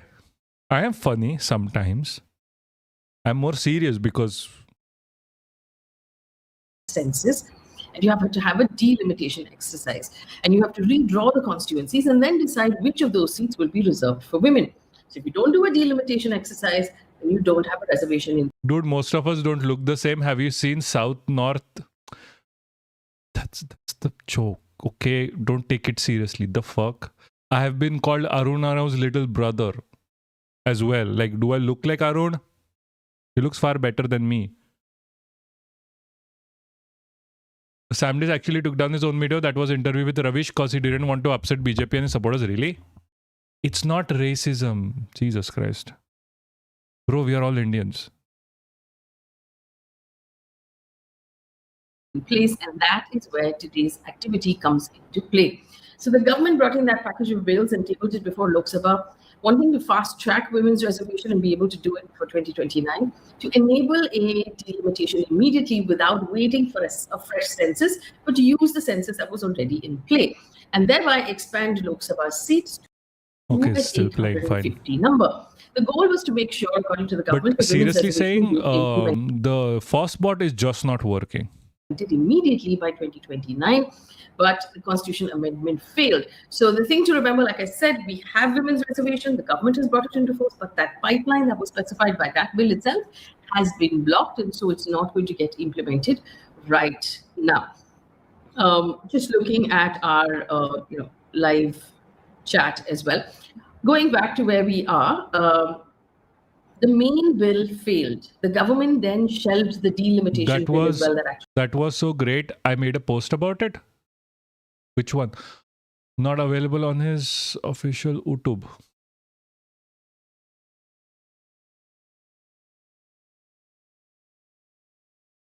Oh, so okay. Fine, whatever. Guys, focus. We talked about how the commission will be brought in, who will be on the commission, who will be appointed, and how that happens. So the two were linked and they've been shelved. So the amendment failed, the delimitation process has been stopped, the implementation pipeline has collapsed. And from the BJP, everyone who's come out and spoken to the press has said very clearly that the BJP has failed the women of India, that this was a vote against women. That might not be so easy. It might not be that simple, or it's not that straightforward. The disagreement was about the implementation. It was not about the reservation itself. In fact, it was this really interesting point because the opposition kept saying, hey, bring it in right now. The current 543, we are all on board. Let's do it today. Let's do it right now. So my issue with whatever she's saying, and you'll figure it out eventually as well, is that she's only focusing on in the terms of like, oh, women's reservation. But women's reservation bill happened a very long time ago, like 2-3 years ago. Right now, they are trying to redo everything for an obvious reason of gaining a far greater majority within the northern states by just increasing the amount of MPs and drowning out the south and the northeast completely. Also, while we watch today or tomorrow, news first, please. We will watch it either today or tomorrow. We'll watch it in today or tomorrow. Just news first. A bit more important, if I'm not wrong. And then when the Home Minister spoke, and he was the last person to speak right before vote, he said, give me 1 hour. If you want this 50% guarantee, I will write it and bring it in 1 hour's time, and we will move it. And at one point, and see, at this point, someone from the opposition spoke, but the camera was not on that person. And that person said, hey, we've been talking about this for days. Why are you offering to do this at the last minute? Let's just go through. Again, that quote, I was not able to see who was speaking. This is from what I was watching. They literally took the camera away from the person who was replying to Amit Shah, by the way.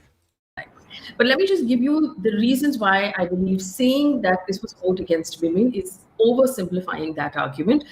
This is what the government's arguments were. The government's argument was that fundamentally, this is what Mr. Amit Shah said on vote days. He said there are MPs that are currently representing 25 lakh people. There are MPs that represent 15 lakh people. During that term, they'll never even be able to see everybody. Not everybody will be able to see their MPs. So he said that effectively, in some states, it's worthless because your vote cannot actually make any change if your representative cannot actively represent you. So the government said, update the seat distribution on the latest population, give more MPs to states with more people. India has changed and the representation has changed as well. Since the freeze of 1970s, northern states, UP, Bihar, MP population has grown faster. Southern states population growth has slowed. Seat allocation hasn't changed accordingly. So government's proposition is we need to reflect the current realities, more people, more representation. The opposition's concerns were this will allow northern states to get more MPs, southern states will get fewer. The power shifts northward in parliament. That is why you're hearing a north versus south. So the opposition effectively said what you're going to do is make the south and the northeast redundant. Effectively, you will build a system that suits you where if you win the Hindi-speaking states, you will have won. That is literally what is happening, by the way. That is literally what they're trying to do. They're trying to drown out the south completely. Country, and then you basically don't have to take anybody else into consideration. So it also said basically, so that was the first argument. The second argument is states that have invested in education, healthcare, family planning, who have successfully reduced their population growth, who've shown good results, will actually be punished. And they fear that they're going to lose representation for it. There was another argument that was made by Rahul Gandhi, which is and by the Samajwadi Party. So Dimple Yadav spoke, and they said basically, delimitation decides which seats will be reserved, but you've not updated the caste data. So how will you ensure adequate caste representation? How will you ensure representation of OBC? How will you ensure that basically all of this 33% women are not upper caste and you're not leaving the oppressed caste and the oppressed groups out of it? And this was particularly important for states where caste drives politics quite really. So the fight was about power, representation, federal balance. It wasn't really only about women's rights. And the opposition argues that is why they voted against it. Now, the BJP will obviously take this argument into the two states that are going into elections, into Tamil Nadu and into West Bengal, and say, hey, your opposition, the opposition states, are anti-women, whereas the government is pro-women. And if we see right now in all the state elections and the central elections, the various versions of the Ladli Behna scheme, where you're basically transferring money into the accounts of women. Yesterday, we wrote the story about Vijay, who said he's going to give like silk saris for brides and a certain amount of gold and a certain amount of money. There is an understanding that women as a voter bank are very important, and you have to cater to the female voter bank and get them to vote for you. And that is how you win elections in this country. So it's interesting that right now women are the focus of political parties. It of course hasn't translated to a little more equal pay and equal. Guys, whoever has a subscription, drop something in chat like this or whatever. I want to check something with Fosbot. I need a few messages to come in, at least 10 or something on Twitch. Rights and maybe less rape on our streets. But I think we're making headway. So the reality check that we should understand, coming back to today, is the simplest way to understand this is the women's reservation law exists. It works. Fosbot is working. Stuck, so we won't have an immediate implementation. And it's not guaranteed to happen before the next election. Fosbot is working, guys. Fosbot is working in force. The question of finally what happens next. Let me see. So from here, the realistic scenarios: the government may rework the bill. It may separate reservation from delimitation, which is what the opposition asked it to do. If it does that and says we want to bring in the reservation immediately, even without delimitation, that would be an indication that this government is really serious about this and really wants to do it now. Because the opposition kept arguing that the government is basically using women's reservation as a cloak to hide the dagger of delimitation, which is what they actually wanted to achieve. There could be a round of political negotiations, back-channel negotiations that will happen across the aisle, across party lines, maybe more increased state representation, OBC sub-quotas, seat distribution, things like that. You take something, I'll vote something, we'll give you something that you want. This is how parliament actually functions. It'll be interesting to see if this is something the government actually actions. So, I do want to tell you this, though. This is a special session of parliament that was brought in only for this bill. The bill has now been defeated. But the speaker, when he adjourned the house, adjourned it till tomorrow morning. And we were like, so what are you happening? What you going to do tomorrow morning? One, it's a Saturday. It didn't happen, by the way. Parliament hardly ever sits on a Saturday. But even if you did, what's happening? What's on the agenda on that Saturday? We don't know. So if we don't know if he misspoke or they're actually going to meet tomorrow. So that'll be interesting to keep an eye on. This will shift. I don't think this is going to happen before the 2029 elections, but we'll keep an eye on it. There is a takeaway, though, politically. The BJP has always had brute force in parliament, and that has allowed it to do a lot of very big things that I wanted to do. For example, the abrogation of 370 in Kashmir, which they did because they had the force to do it. So they've done multiple things like that where they brought in laws because they have the sheer numbers. That's a strong Lok Sabha majority. You can pass legislation comfortably. But if you don't have the 2/3 majority, then you cannot amend the constitution. And that actually brings a check in, or a check or a balance in, which is important for a democracy. So the simple majority of 50% plus, they have comfortably. 2/3 majority, they don't have right now, and that's where they fell short, which means they can govern the day-to-day, but they cannot reshape the system unilaterally. To pass a bill like this, the BJP will need every single ally on board, which it has. Every single ally showed up, every single ally battled for them. I remember there was one columnist who said really funnily that the TDP backing this bill, TDP was the only South Indian party that backed the bill. It said the TDP backing the bill is like a turkey praying for Christmas. But the fact that TDP backed anyway, which means that every single ally of the BJP came in, the whole India showed up in full force. But in order to pass a bill like this, TDP came through the BJP because they're also worried about the anti-defection, even if they're not directly involved with it. 2/3 majority, amend the constitution, you need the opposition on your side as well, at least chips of it, at least parts of it, which means more negotiation, more compromise. They are going to do more. by the way. They're going to do more of this bullshit. They're going to try and get more and more control. This is just the first phase of this. A lot of people are still happy that, oh my God, we beat the BJP. We beat the BJP. But this is not the end of it. This is just the start. We have seen that with BJP trying to spy on us as much as it has not given up. It's not going to give up on this as well. Less control over outcomes, more talking to the other side. And that might be a sensation that the BJP is not entirely familiar with, and something that if they're serious about changing the constitution, they have to go and walk over to the other side and have more conversations. So the opposition also has a learning here, and that learning is that if you band together as one solid group, that it is possible to block these major reforms if you are united. And see, the India bloc, if they even still call themselves the India bloc, which we don't know, they've sort of fragmented a lot since that bloc was created to where it is today. In this particular case, every single one of them showed up. All of their MPs were in full attendance. Whips were issued to everyone, and they all voted as one unified force. They agreed on being that one unified force. So they've learned also that they have the power to stall constitutional amendments, that they can force the government to rethink strategy, they can force the government to listen, and that is also in itself a form of power.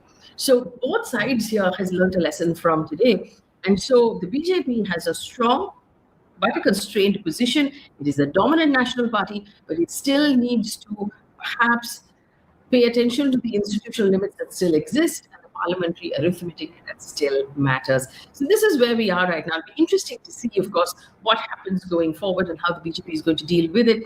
Priyanka Gandhi made a very interesting statement in her speech where she said, if Chanakya was alive today, he would be talked at Home Minister ko dekh ke, because his Rajniti is really top class. And she meant it sarcastically, but it got a laugh from everyone, including the Home Minister. There was a glimmer of the old, sort of parliament that we were used to from, say, Vajpayee's time, where across the aisle they were actually they would poke fun at each other, but all in a polite, respectful way. But these are high stakes games that are being played, and for us as citizens to be watching, very interesting to see how this is going to play out, because these decisions could just as well change the India as we know it completely. So that's where we are right now. And I'm going to leave you here. We do have a news bulletin that we're working on, which is our members only news bulletin. And the big news over there is that the Strait of Hormuz is open. Oil prices have cooled off. Strait of Hormuz has been closed again, by the way. Strait of Hormuz has been closed. And the US have confirmed that strait is open, which means oil is now going to move. For India, it's a huge relief. It means if this is true, if this stays, and that's the most important thing I think we've learned where Donald Trump is concerned, it's going to stick. If it sticks, it means our LPG crisis is over, that restaurants can go back to normal, that various industries that were struggling because of this can go back to normal. Abhishek, so what is your opinion of the Prime Minister's speech? The Prime Minister is always articulate, to the point, and I think he understands, and he understands better than most people in Parliament, that when you give a speech in Parliament, it actually travels in reels on social media. It travels in YouTube Shorts. So people don't have the bandwidth right now to listen to the whole speech. But that one nice clip, if you cut it out, if it's slightly funny, it's slightly sarcastic, it really hits the point, right? And I think that as someone who understands media really well, the Prime Minister has understood that. And if you watch his speech, you can see that he constantly delivers these moments that can be sort of sliced up and put in reels, and they'll travel very well. Like, I'll give you an example. He basically said, okay, you guys are worried that if you pass the women's reservation bill, that we will walk away with the credit. Chal diya. You take the credit for it. I won't even take the credit for it. Right? So for me, I thought immediately in my head, I thought, okay, that would work really well as a reel. There was this other exchange where he basically, the DMK showed up wearing black. And he said, in any good thing that happens, there's always a kala tika, and aap log to aise kala tiki bana ke aa gaye. So of course he said it much better because his command over the English, over the language, and the way he delivers these lines is better. And he got a laugh from across the room. And then Kanimori, who spoke today, turned around and said, we're wearing black because it's the color of Ma Durga, the feminine power. That destroys the ego, that destroys corruption, and that's why we're here. So really, some really interesting moments in those speeches. And I thought it was an interesting moment. Again, I want to reiterate that for the last couple of decades that I have been a journalist, women's reservation is a really important idea. It is an idea that is well past its time. I really, really hope One that we second, see it guys. Give me a implemented. second. Really, I in my heart, I've always hoped that the people running our governments and our opposition would sit down together in good faith and find ways to make this work. Not cloak and dagger, not clubbing it with other things, not saying that, oh, you're trying to cheat me, or oh, you're trying to do something else. No, This is literally what has happened, by the way. She has not mentioned it, which is what makes me worried about this situation. no fast ones, just bring in the women's reservation.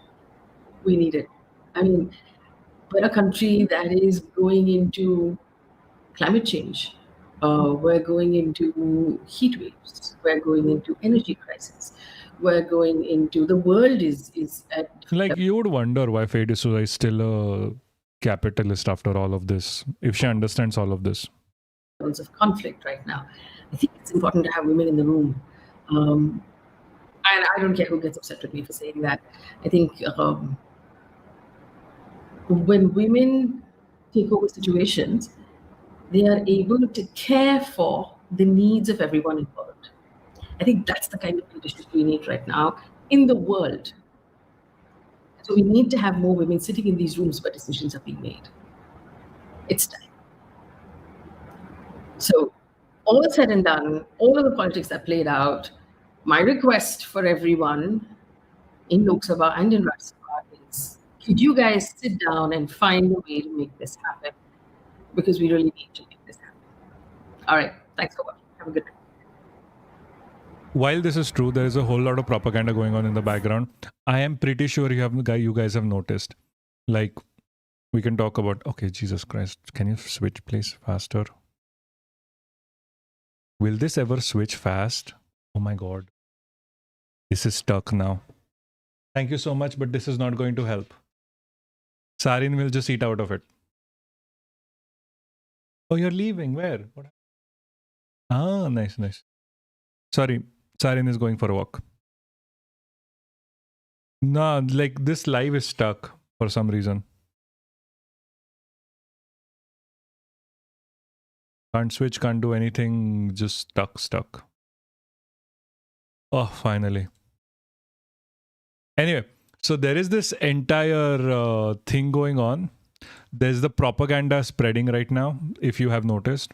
The entire propaganda is, look how the opposition is anti-women.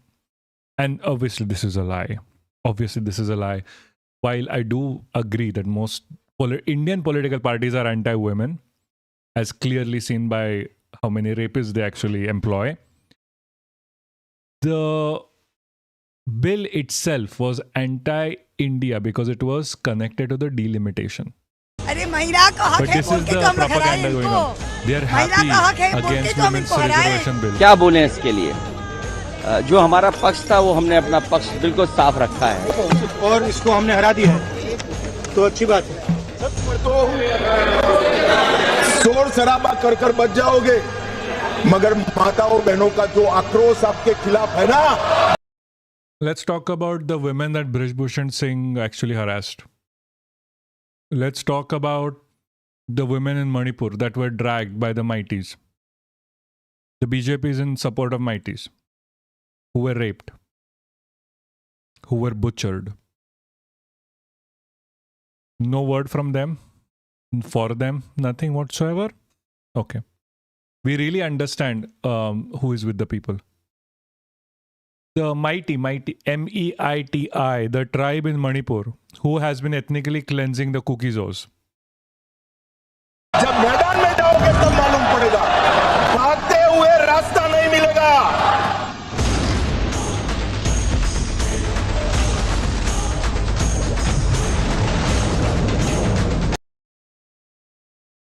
What outrage. Indians do not care about women. That is a very sad state of affairs. Do you like, I'm being very serious when I say this. There's going to be a lot of men in the BJP who are going to throw a sigh of relief that women are not part of the more like don't get the reservation. I have seen this on Reddit where BJP Redditors are like so happy that this didn't pass. This, like, even the right wing is idiotic, to be fair. Like, their hate for women is so high. Their hate for women is so fucking high that it is exceeding even their love for their party, by the way. Same happened with the UGC.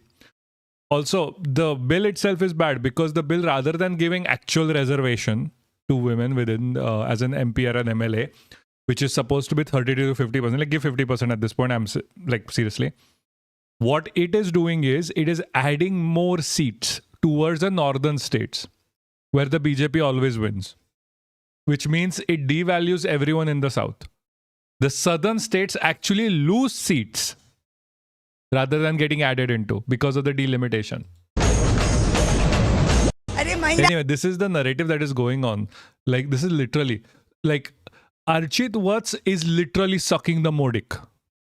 Archit Vats is literally sucking the Modic down to the balls. He's gargling with the balls at this point. जिस परिवार में 2/3 majority खुद महिलाओं की है, आज उन्हीं का लड़का महिलाओं का हक मार के खुशियां मना रहा है.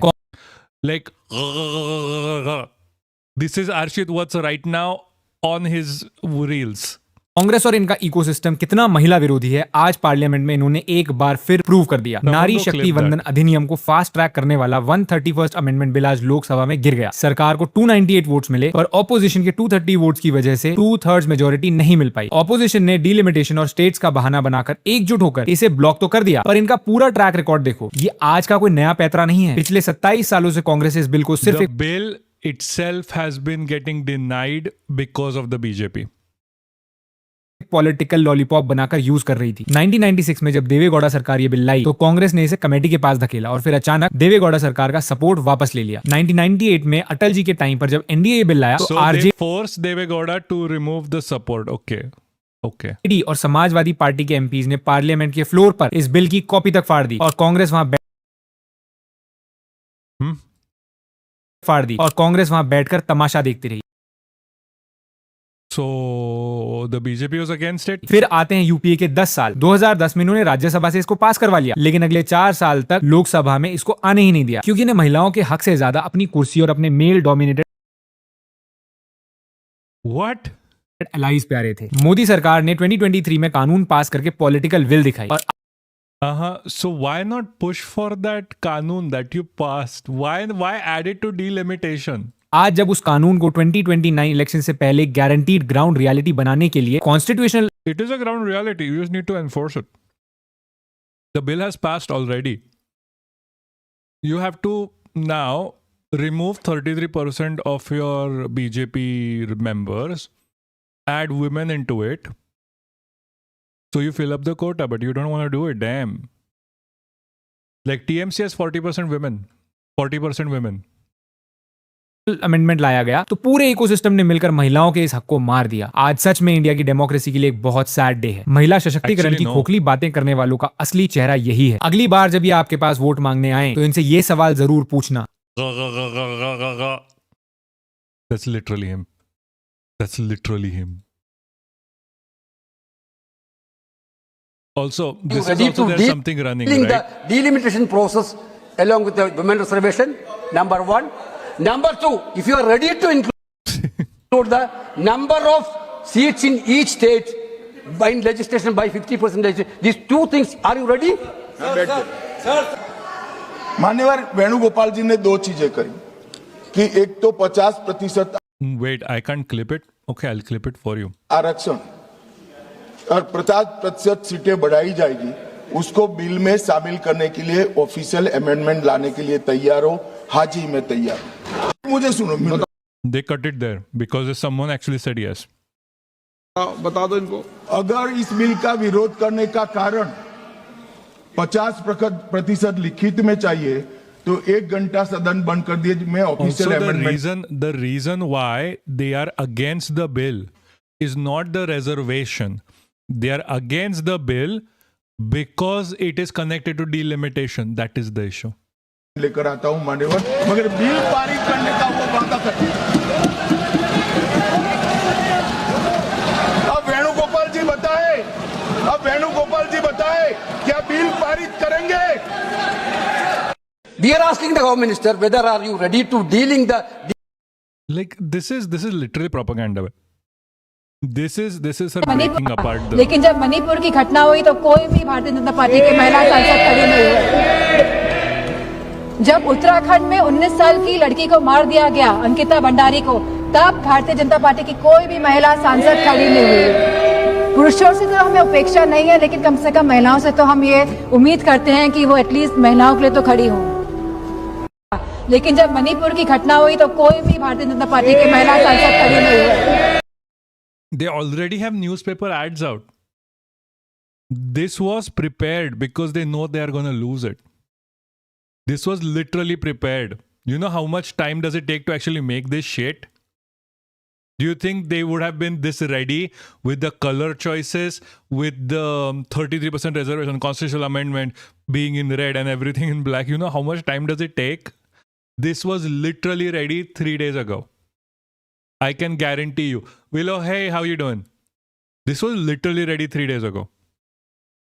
And like, dude, like if you really think this was not planned, this is not planned propaganda. Guys, this is what I keep saying. This is the BJP propaganda machine, the thing that we need to beat. They are extremely smart at doing propaganda for the normies. One of the reasons why I keep saying share, subscribe, as you like, not just like, sorry, share, mostly share. This is what we are fighting. The only way to counter this level of propaganda is when you can address these issues immediately. The only people who can address it is streamers. This is nothing. They got color printed and laminated posters in 15 minutes. Oh yeah, send me the link for it. I think I forgot to grab the link. Bill brought by the Modi government has been defeated in the Lok Sabha. This is the first loss that the NDA government has seen in the lower house since coming to power in Not where. Send me the link. Not you, Bliss. I'm saying this is why we need to share. The only people who can counter this propaganda live and immediately is when you're streaming. You know how many streamers are there who talk about this shit? 2. 2014. And the opposition is calling it a win for India's democracy and opposition unity. Let me tell you what has happened in 3 simple points. First, the bill in question was the delimitation bill that was meant. Okay.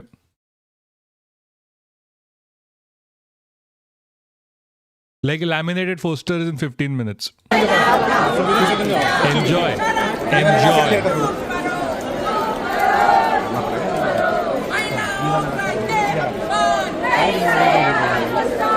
Yeah.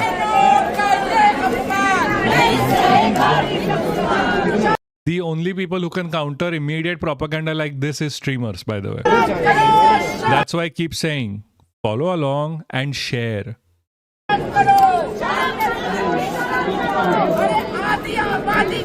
Yeah, that's just this. Like, these are all of the women in BJP, by the way. BJP has like 10% women. No, 12. Sorry, 12.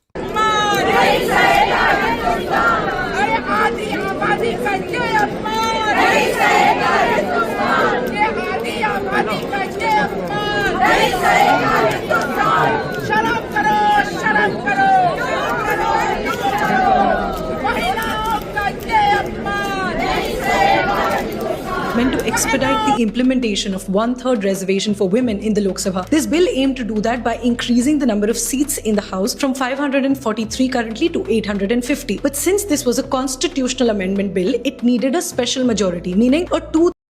Yeah, this is sad, bro. Doesn't even seem to be 20 women. I mean, it's the party that follows Manusmriti. Manusmriti is the most shittiest piece of book written and the most misogynistic piece of book written. Like, what do you expect? They prepared what to say to crazy. It's not crazy, it's just good planning. That's why I said, like, don't underestimate BJP. They're not doing this on a whim. They have planned this shit out. Like, on the other hand, the opposition is always the one that is unplanned. Like, shit, you couldn't have predicted this? Come on. two-third majority. It couldn't be passed with just a simple majority that the NDA alliance obviously has. So total 528 members were present for the voting today. So the bill required two-thirds of that, which is 352 votes to pass, but it got only 298 votes in favor, while 230 MPs voted against it. Now the BJP's NDA alliance has 292 MPs in the Lok Sabha, so they obviously would have voted in favor of this bill. The rest of the Lok Sabha is made up. Forced into sorry, my bad. Fuck Grok. For the first time, they were forced into voting. Bill brought by the Modi government has been defeated in the Lok Sabha. This is the first loss that the NDA government has seen in the lower house since coming to power in 2014. And the opposition is calling it a win for India's democracy and opposition unity. Let me tell you what has happened in 3 simple points. First, the bill in question was the delimitation bill that was meant to expedite the implementation of 1/3 reservation for women in the Lok Sabha. This bill aimed to do that by increasing the number of seats in the House from 543 currently to 850. But since this was a constitutional amendment bill, it needed a special majority, meaning a 2/3 majority. It couldn't be passed with just a simple majority that the NDA alliance obviously has. So total 528 members were present for the voting today. So the bill required 2/3 of that, which is 3. Opposition truly united against this bill. 88 votes in favor, while 230 MPs voted against it. Now the BJP's NDA alliance has 292 MPs in the Lok Sabha, so they obviously would have voted in favor of this bill. The rest of the Lok Sabha is made up of 245 opposition MPs. So these voting results actually show us that the opposition truly united against this bill to give the Modi government its first Lok Sabha defeat. Usually the government easily passes. I mean, obviously they had to do it, by the way. They had to do it because it was important. Because it would have killed the Indian democracy. Killed. Like, not even kidding. See, then all you require is like winning in 2 or 3 northern states and you control the entire government. Like, 2/3 majority. Its bills, sometimes even without a discussion or a proper vote. But since this was a constitutional amendment, they needed the support of at least some part of the opposition to be able to pass it, and that the opposition didn't give them. Now, secondly, does this mean that women will not get reservation in the parliament now? No, the bill to reserve 1/3 seats for women was already passed in both houses of the parliament in September 2023. The issue here was that bill said that reservation can only be done after a delimitation exercise is conducted and new Lok Sabha seats are defined based on a new census. So that was expected to happen after the next general elections because the current census has just started. To complete that and then to also complete delimitation before 2029 wouldn't have been manageable. So the government had brought these bills to implement women's reservation without a new census by doing delimitation based on the 2011 census. So now that these bills are defeated, women will still get reservation, but most probably only. Let me be very clear about this. I do not believe that whatever the current organization of the current parliament is correct. I mean, the people are not going to like me saying this. No political party actually says this. But the conversation that needs to be had here is the parliamentary system of India serving the purpose that it was supposed to be? And I think not. Because we are basing a lot of our votes on the population, even before we did that. I do not know what Dr. Babasaheb Ambedkar thought when he set this up, or if he was even the only one to have suggested this. But having a system like America, or a quasi-system between America and this, would have been a lot better, where every state gets a set amount of votes to avoid fascism. Giving more representation per population just makes it so that the population with, like, the group of people with the higher population, which is normally the right-wing Sanghi ones, even in America, MAGA, because they duplicate a lot faster because of their lower education, bad living conditions, all they do is fuck around. And I'm sorry for being crude, but that is literally what happens. Is not going to help anyone within the country. You're basically giving power to people who do not know how to wash their asses. That is the problem. By the next general election, we need equal voting rights for every single state, irrespective of where you are. Is that why Trump is against abortion? Yes. Elon Musk said himself, like, hold on. Hold on.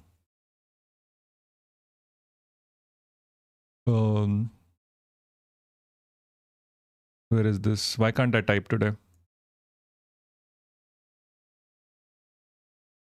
Like, I'm not the kind of a person who's going to... Like, I'm not the kind of a person who's going to be like, oh, you need, like, this person is bad because they are poor or they have more kids. No. But, like, this is a right-wing strategy.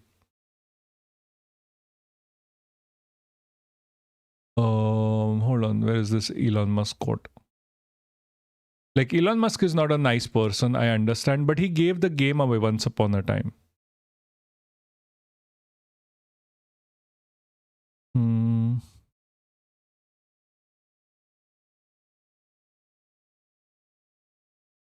Hold on, where is this? Where is this? He has a literal quote. Jesus, where is this?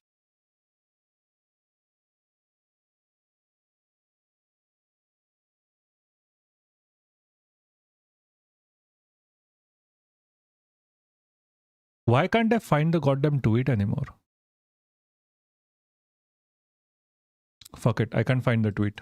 Which is by 2034. So that brings us to the last question. Was the opposition against giving women reservation as soon as possible? That's what the government is saying, but the opposition says that if the government truly wants to do this for women, then implement the women reservation bill today on the current strength of the Lok Sabha and we will support you. That's what leader of opposition Rahul Gandhi has said. The opposition had been saying that under the garb of women's reservation, the Modi government was trying to increase the number of seats of North Indian states that it controls and reduce the representation of South Indian states because delimitation would have been based on population. Now, some opposition leaders are even calling the fall of this bill the beginning of the end of PM Modi and Home Minister Amit Shah's rule, while the government says that this vote just shows that the opposition is anti-women. Tell us what you think in the comments and do follow Peak TV for more such honest, unbiased news. Peak TV, I don't believe that.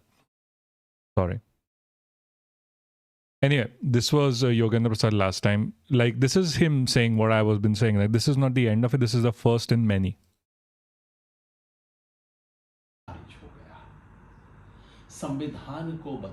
Why does he speak so slowly? Oh my God. Like, seriously. I'm just trying to find the... औरतों के नाम पर BJP का राजनीतिक आरक्षण करने का खेल रुक गया।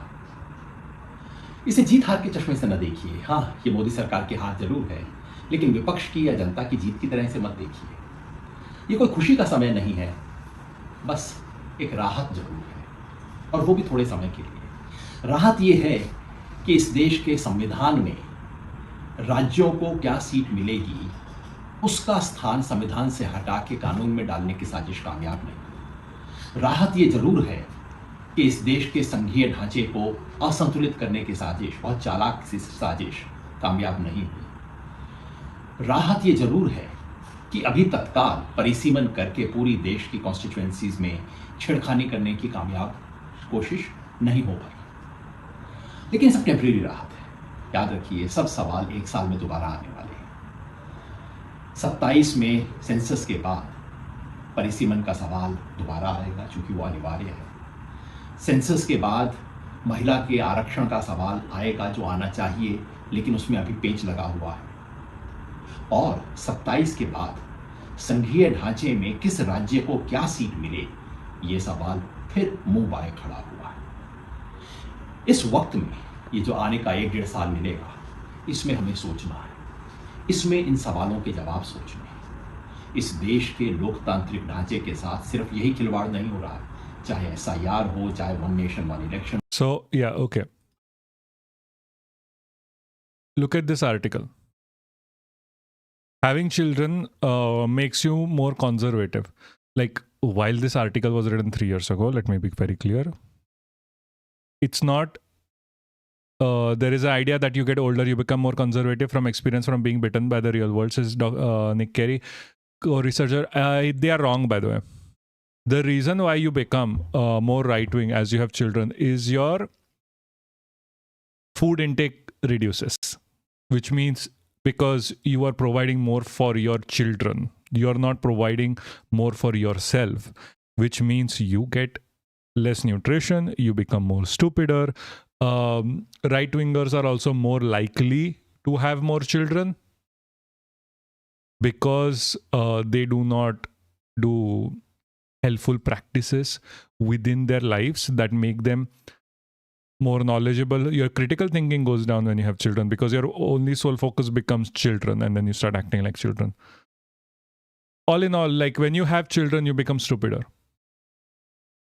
Polish offers a fresh take on decline in birth rates. I think it contributes to liberalization in those countries, said Dr. Carey. This is such a stupid research. One group has shown household object and talked about how they might use one. It is not a very complicated topic, guys. It is really not a very complicated topic when you're talking about like research like this. Yeah, this article is more than 3 years old. The point of this article is you don't become right-wing by having more children. You have more children if you already have right-wing views. Because you start being like, oh, I need to preserve what I have rather than explore new ideas. That is why you become more right-wing. You stop giving priority to being secular. You start looking inwards. You care less about other people, just more about yourself. That's why you end up being more right-wing. Left-wing people care about their environment a lot more than right-wing people. When you have children, all you can think of is yourself and your immediate self, which turns you eventually right-wing. Right-wingers depend on you having more children. For you to be, what's the word for it? For you to be under the boot more. It is easier to sell you a fake dream that your life can be better just because of kicking out Muslims or kicking out, like, I don't know, Mexicans if you have more children, because then you don't see any more outs. You only see one out. It is easier to sell you stupid dreams. It is easier to sell you stupid dreams because your critical thinking obviously goes down. What is Raghunathan saying, by the way?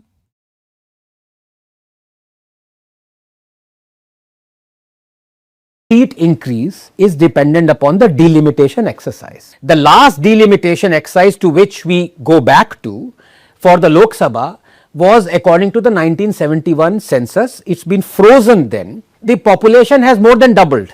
So we need the fuck? This why is this happening? a delimitation exercise. But the delimitation exercise happens traditionally after the current. What's going on here?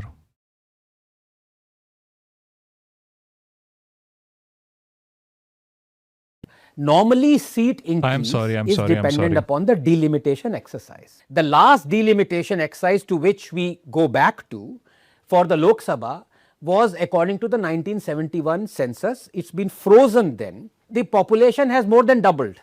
So we need a delimitation exercise. But the delimitation exercise happens. Oh, it's their problem, not my problem. Traditionally after the current census, latest census. Otherwise, there's no point. Delimitation is constitutionally mandated. It's important. It is basically taking care of adequate and good representation of the voters. Yahan pe, on average, you will have 2.5 to sometimes 3 million, sometimes 2 million voters per constituency, right?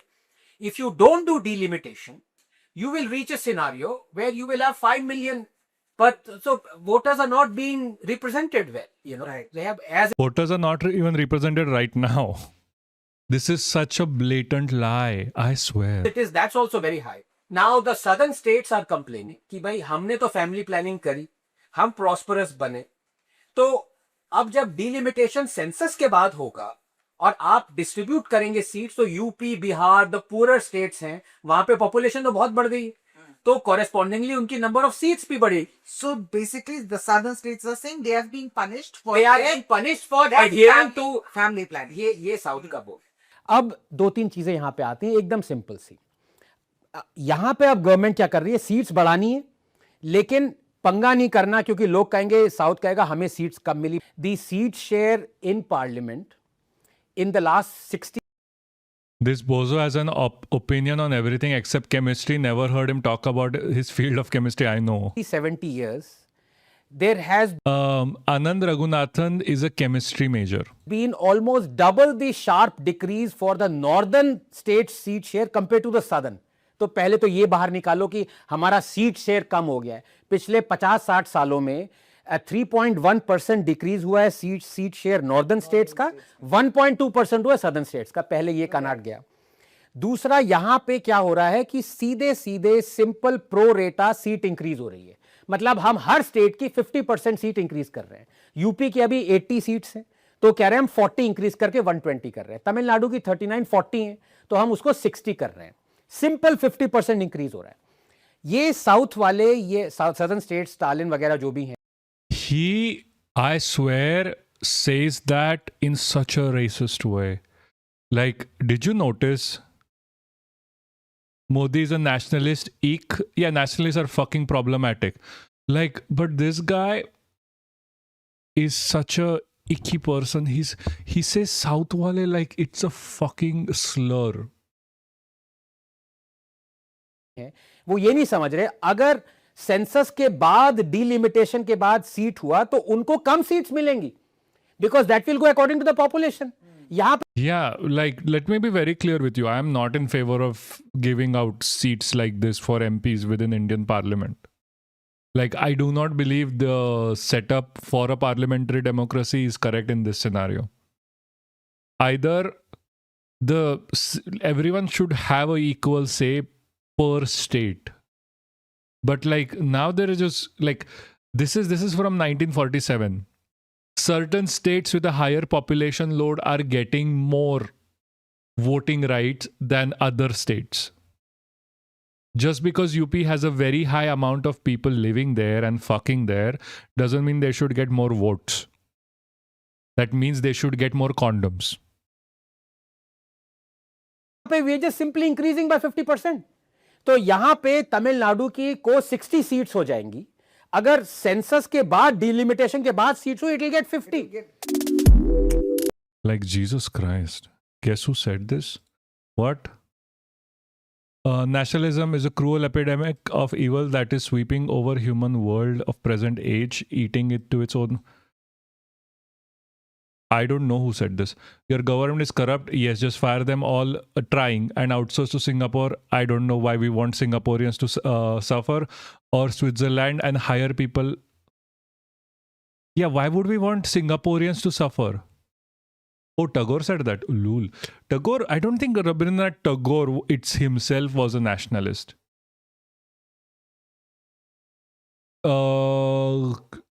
Amiro Russell, yeah, we know. We don't want Singaporeans to suffer, by the way, or Swiss. We will end it here, don't worry. You don't worry for a second, we'll end it here. You should definitely subscribe though. Anyway, where were we? Yeah. Locus in Israel, the good thing. Oh yeah. This other thing I wanted to cover actually. The thing is with UP is all that they didn't implement the birth control measures during Indira's era. I mean, they should have, but they didn't. So doesn't mean the South should suffer for it. Seriously, don't give them votes, give them condoms. The moment BJP has made him a nationalist using propaganda. Ooh, lol. Okay, I didn't know that. More Indians need to move to US. Yeah. So, like, Indians are more racist than white Americans, by the way. I don't think that's going to work for American favor either. Like, seriously, I'm being very serious about this. The moment you equalize the voting numbers, like amount of MPs per state, UP is going to clamp down on its numbers. UP will literally clamp down on its numbers, give forced vasectomy to everyone. Like, I swear to you, even Yogi Adityanath will get a vasectomy to show people not to have more children. How about swap Trump for Modi? So the master for the puppet. Okay. It doesn't matter. If we swap Trump for Modi, both of them are still working for Israel at the end of the day. At least, no, hold on.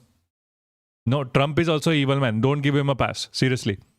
If we swap Trump and Modi, and Trump is better than Modi because at the very least, Trump has the balls and the courage, even with a 3-inch dick, to give a press conference. Israel government also working for Russia? Yes. Like, Russia is not like out of this. But Russia, at least Russia keeps its people. I mean, not really. Forget I ever said that. The point that I'm trying to make here is that Trump at the very least gives a press conference. Modi does not have the balls to give a press conference. Also do follow. Anyway. Trump is a fool. No, he's not a fool. Like, you keep thinking Trump is a fool is how Trump is going to one-up you. What happened to a message? I just got a message and it just disappeared. Trump is a fool. Hey, how you doing, Chusen? Modi doesn't like kids. You never know. Modi was on Epstein's island. By the way, don't get me wrong. Trump is a fool, to be honest. He isn't evil. Trump is literally a pedophile. The fuck are you talking about? Anyway, like, I like, no, Trump is orange man. I don't know what you think, like, the difference. We don't know that. Yeah, maybe we don't. Fine, allegedly. Allegedly, let me be clear. Allegedly, he was meeting Epstein very long. He was planning on meeting Epstein since a very long time. His parts, he loves them. 16 missing Epstein files have proof, lol. Guys, do not forget Trump is a literal pedophile. Why do you think Trump is not evil? Like, come on, be serious. Doubt Modi has working equipment? Yeah, I mean, okay, listen. Modi has a history of harassing women, like Mansi Soni, for example. YT is delayed so much? Yes, it is. I am sorry. Like, Modi has a history of harassing women. Like, Mansi Soni is a thing. There is also Subramaniam Swamy who keeps saying, like, the wait for a woman to get into the Modi's cabinet is by sleeping with him. I said we don't know that Modi don't diddle. What the Jesus? I thought I thought exactly different, Willow. You want to know which world leader isn't on Epstein files? I know, right? Holy shit, my brain is lagging. Okay. No, Jesus fucking Christ, Bliss, just agree and move on because you're wrong here. Comparatively, I think one. No. Okay, Bliss, I am I don't think you have been reading the news or understanding the news at this point. I'm surprised how many expats in expat Indians in US like Modi. I know. See, like, Indians in the US become extreme religious and extreme right-wingers. Indian diaspora. It's the same with Venezuelans. It's the same with Iranians, expat Iranians. At least they have an excuse. These guys just don't want to do fascism in India. See, Indians look for comparative winning. They want to look at other Indians doing badly in India and be like, look how good I'm doing outside. For that, India doesn't, like, they don't want India to succeed. That's why Modi is amazing for them. That is the reason. Anyway, let's look at this debate by Kangana Ranaut, by the way. Epstein was a tool. Maxwell was sure. That is a theory. I don't care either way, to be honest with you. Who was running what? They were both fucking pedophiles. Trump was just used to control along with many. Really, like, does Trump, like, why do people keep taking agency from Trump? He's a fucking evil man. It was through Russia services. Okay. It is literally Israel, my friend. It is literally Israel. It's their classic style decades of grooming. Literally Mossad. What do you think they did with Robert Maxwell? This is the same ballgame that Israel did with Maxwell. The fuck? This is not Russian control. This is Israeli control over America. Like, we would see so much better for Russia if it was Russian control. Did we forget that Trump got 36 charges before? He's not a good guy. Yeah, Hey, Kangana is here someone called Kulvinder Kaur. I know, that is what I was going to talk about. Talking about women, someone called Kulvinder. मैं कल एक podcast कर रही थी जहां मेरी जो host थी, जो इंटरव्यूअर थी, वो भी एक महिला थी. तो उन्होंने मुझसे कहा कि महिला आरक्षण बिल आ रहा है तो विपक्ष ये कह रहा है, वो कह रहा है. तो मैंने उन्हें एक सवाल पूछा. मैंने कहा, आप अपने दिल पर हाथ रख के कहिए, in the history of mankind, in the history of womankind, in the history of the world, क्या Also, Trump said on the radio that he peeped on young girls. He said a lot worse, by the way. He has said a lot worse. कभी भी महिलाओं को ये privilege मिला है? क्या कभी भी महिलाओं के लिए ऐसा स्वर्णिम काल, जिसे अमृत काल कहा जाता है? मैंने कहा, आप दिल पे हाथ रख के बताइए कि isn't it the best time to be a woman? It is not. Literally in Gargi College women were attacked by ABVP. ABVP. Not even kidding. Best time to a woman, apparently. Like, children are raped in India. Clearly, Russia took up compromise, and Russia honeypot Israel and CIA also are involved. Triple agent essentially was no. Like, you're complicating this so much. It's not that complicated. Everyone is running a honeypot against everyone else. It's just Israel directly controls America. Nope, everybody is more misogynistic now. Exactly. I believe something like he ran teen beauty. Yes, he did run teen beauty pageants, looked at participants, grabbed their genitals multiple times. Like, seriously, this is all in... No, it's like, this is all literally him saying it as well. Trump says he did what he did. Modi silences people who know he did. You're literally not pointing out the difference. The difference here is Trump is shameless enough to say these things out loud because he knows nothing is going to change for him. Modi is not as shameless. My argument here is, and what is the truth, is that stop comparing evil. How come Modi doesn't get rid of prostitute villages? Oh, he doesn't care. Modi has hundreds of kids with prostitutes from villages. Really, where are you learning this from? Because it's the first time I'm hearing. और वो मुस्कुरा के, almost she giggled and laughed. She said, yes, this is the best time to be a woman. और आज विपक्ष. Yeah, like seriously, source. Like as much source I can give is Subramaniam Swamy, who keeps saying that Modi goes up to China. Like genetic cluster testing of Modi, you're never gonna find it. What are you talking about? Modi goes up to China to bang some chick. That's much I know from Subramaniam Swamy because of him. I am not downloading leaked genealogical results. Like, that is stupid. Like, come on. Seriously.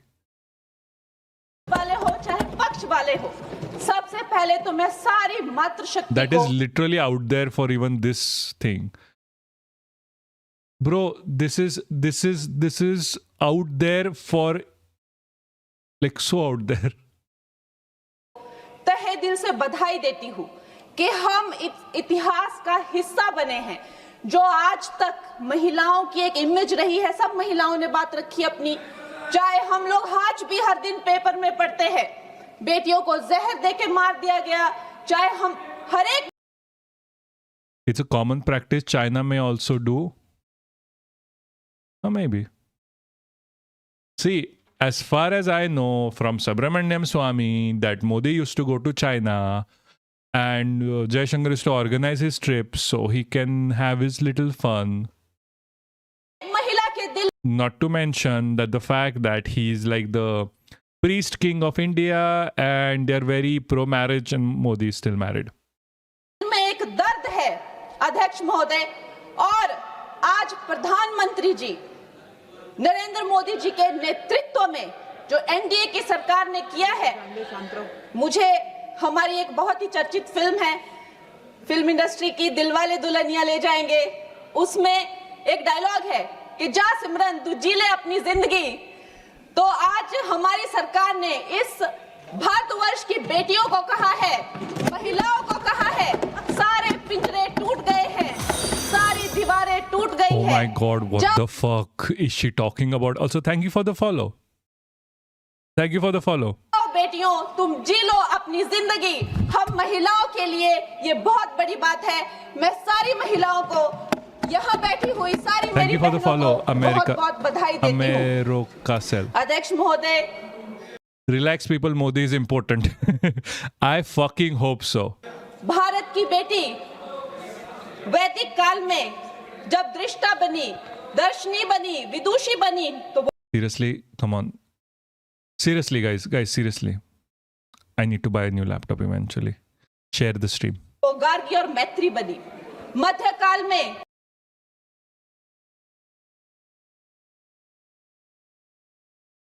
Come on, work.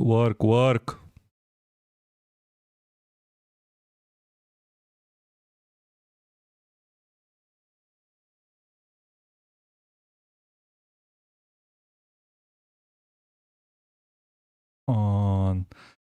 Jesus fucking Christ, guys. Jesus fucking Christ. Why the fuck does it keep happening? Like, seriously, I'm actually asking, why the fuck does Chrome keep shitting itself? It's not like my computer is overworking or anything. It is just not. It is at like 19%. No, 33. Dude, have you ever played a grand strategy game? No, I have not. But Jesus, why is this Chrome not working? I don't know how to fix Chrome. Like, seriously, Chrome in 2026, I know. Like, it's like I have tried every, like Opera also doesn't work. Opera Lite also doesn't work properly. I'm not even going to talk about Brave at this point. Yeah, I tried Vivaldi. Vivaldi or Brave does not work properly. I am sorry. I tried Vivaldi. I have Brave. They just do not work. अध्यक्ष जी, What, Jubo and Musk and Modi? PS, any fun phone games you like? I currently am playing Whiteout Survival. Like, I'm being very serious. I'm playing Whiteout Survival, and that is about it, because that is what I know. Depending on what you like, we can talk about the games. एक दर्द है अध्यक्ष महोदय, और आज प्रधानमंत्री जी नरेंद्र मोदी जी के नेतृत्व में जो एनडीए की सरकार ने किया है, मुझे हमारी एक बहुत ही You still playing Candy Crush? Like, seriously? Choosing? What is your education? I'm a marine biologist by profession. League of Legends troll despair. Lol. Why? Dude, what are you, middle-aged auntie of level 6? Oh, there was this auntie who played until, like, there was this, like, really old, like, lady who played, like, 999 levels of Candy Crush. I am still playing COC, to be honest. Yeah, you play COC, Bliss. I have asked you so many times to play Whiteout Survival, which is literally more or less the same game, but you never play that. Fine. I like suffering. Yeah, no, I know, Willow, you love suffering.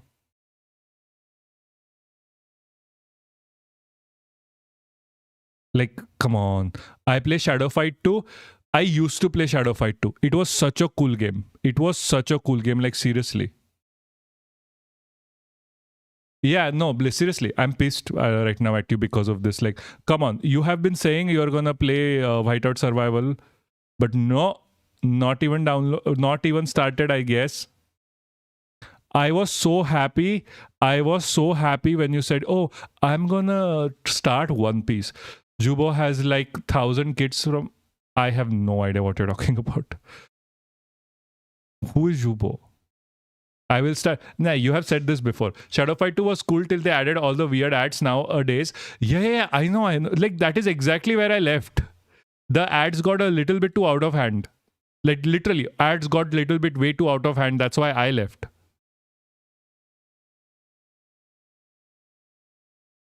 Yeah, just show me your fucking ass, Bliss, and I know you're not gonna start. India allow Fortnite and all the junk. All this junk is junk in game fees. Yeah. I mean, they kind of also... What was this?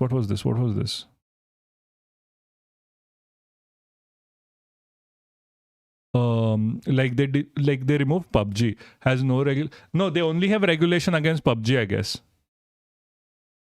And like subscriptions on Twitch. Seriously, bro, it showed ads like freaking kinky ads which were 3+ age limit games. Like what? I mean, whatever. Kinky ads aside, there were too many ads. There were literally way too many ads.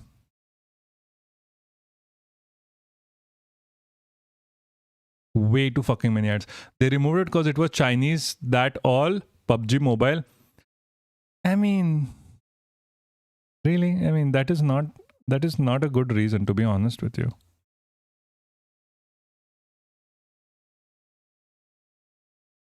This is not a very good reason. But by the way, PUBG is still available, if I'm not wrong. Anyway, I have to go quickly. It was yeah, but there are thousands of different games, Chinese made games. They just targeted PUBG, I guess. I think they targeted PUBG because they wanted to release like the Fauji game. That's why they targeted PUBG and not because of any Chinese influence. But that is my point is they removed because nationalism, not to protect people. No, I think like they wanted to push Fauji. Word with Friend has too many ads. Yeah, like way too many. Like it's called Admogeddon for a reason. Yeah, cause it was most popular. Yeah, exactly. Like Fauji would have never been a thing. Like Fauji died, I get that, but Fauji would have never been a thing if without PUBG being removed. Like Fauji, PUBG, like they released PUBM later, and PUBM is still more popular than Fauji. Fauji just never took off. Anyway, guys, I'll be back in a second. I really need to pee. कि जा सिमरन तू जी ले अपनी जिंदगी। तो आज हमारी सरकार ने इस भारतवर्ष की बेटियों को कहा है, महिलाओं को कहा है, सारे पिंजरे टूट गए हैं, सारी दीवारें टूट गई है, जाओ बेटियों तुम जी लो अपनी जिंदगी। हम महिलाओं के लिए ये बहुत बड़ी बात है। मैं सारी महिलाओं को, यहाँ बैठी हुई सारी मेरी बहनों को बहुत बहुत बधाई देती हूँ। अध्यक्ष महोदय, भारत की बेटी वैदिक काल में जब दृष्टा बनी, दर्शनी बनी, विदुषी बनी, तो वो गार्गी और मैत्री बनी। मध्यकाल में जब वो लड़ी, उसने नेतृत्व किया, वो रानी लक्ष्मीबाई बनी, वो अबक्का बनी। अध्यात्म में जब भारत की बेटी ने परचम उठाया, परचम पाया, तो वो मीराबाई बनी, अक्का महादेवी बनी। आज भी हमारे भारत की बेटियां जो है हर क्षेत्र में, चाहे वो डिफेंस हो, चाहे वो स्पोर्ट्स हो, फिल्म इंडस्ट्री हो, चाहे वो मंगल मिशन हो, कोई भी ऐसा क्षेत्र नहीं है जिसमें वो भारत का नाम ऊंचा नहीं कर रही हो। लेकिन ये जो राजनीति का एक क्षेत्र है, वही एकमात्र ऐसा क्षेत्र है अध्यक्ष महोदय जी, जहां पर हमारा देश पूरे विश्व के साथ कदम से कदम मिलाकर नहीं चल पा रहा है।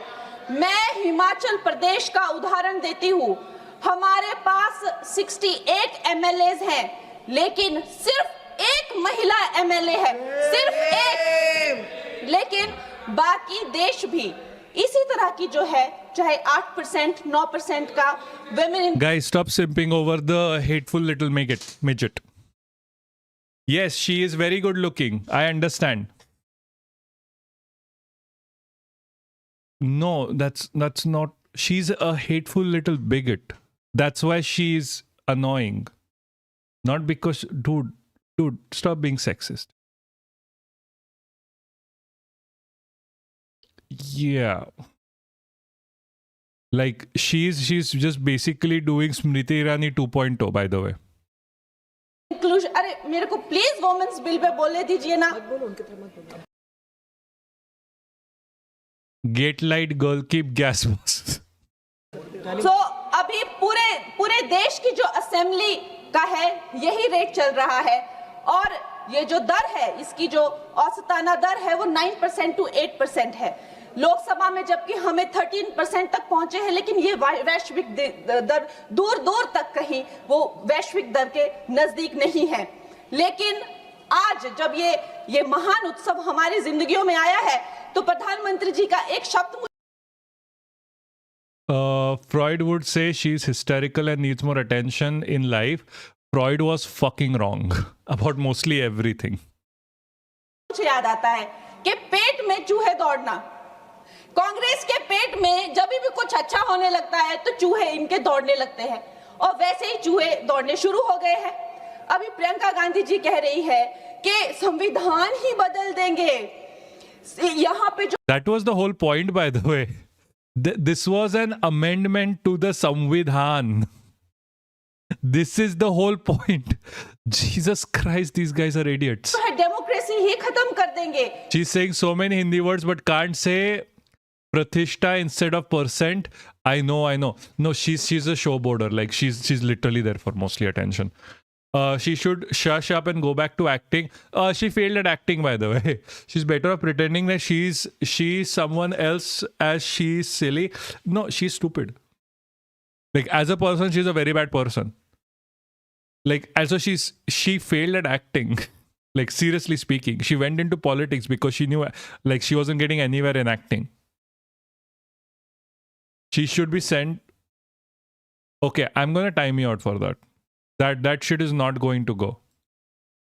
Like seriously, I'm being very serious. We are not going to do sexism here. You really want to be timed out, you're gonna be timed out.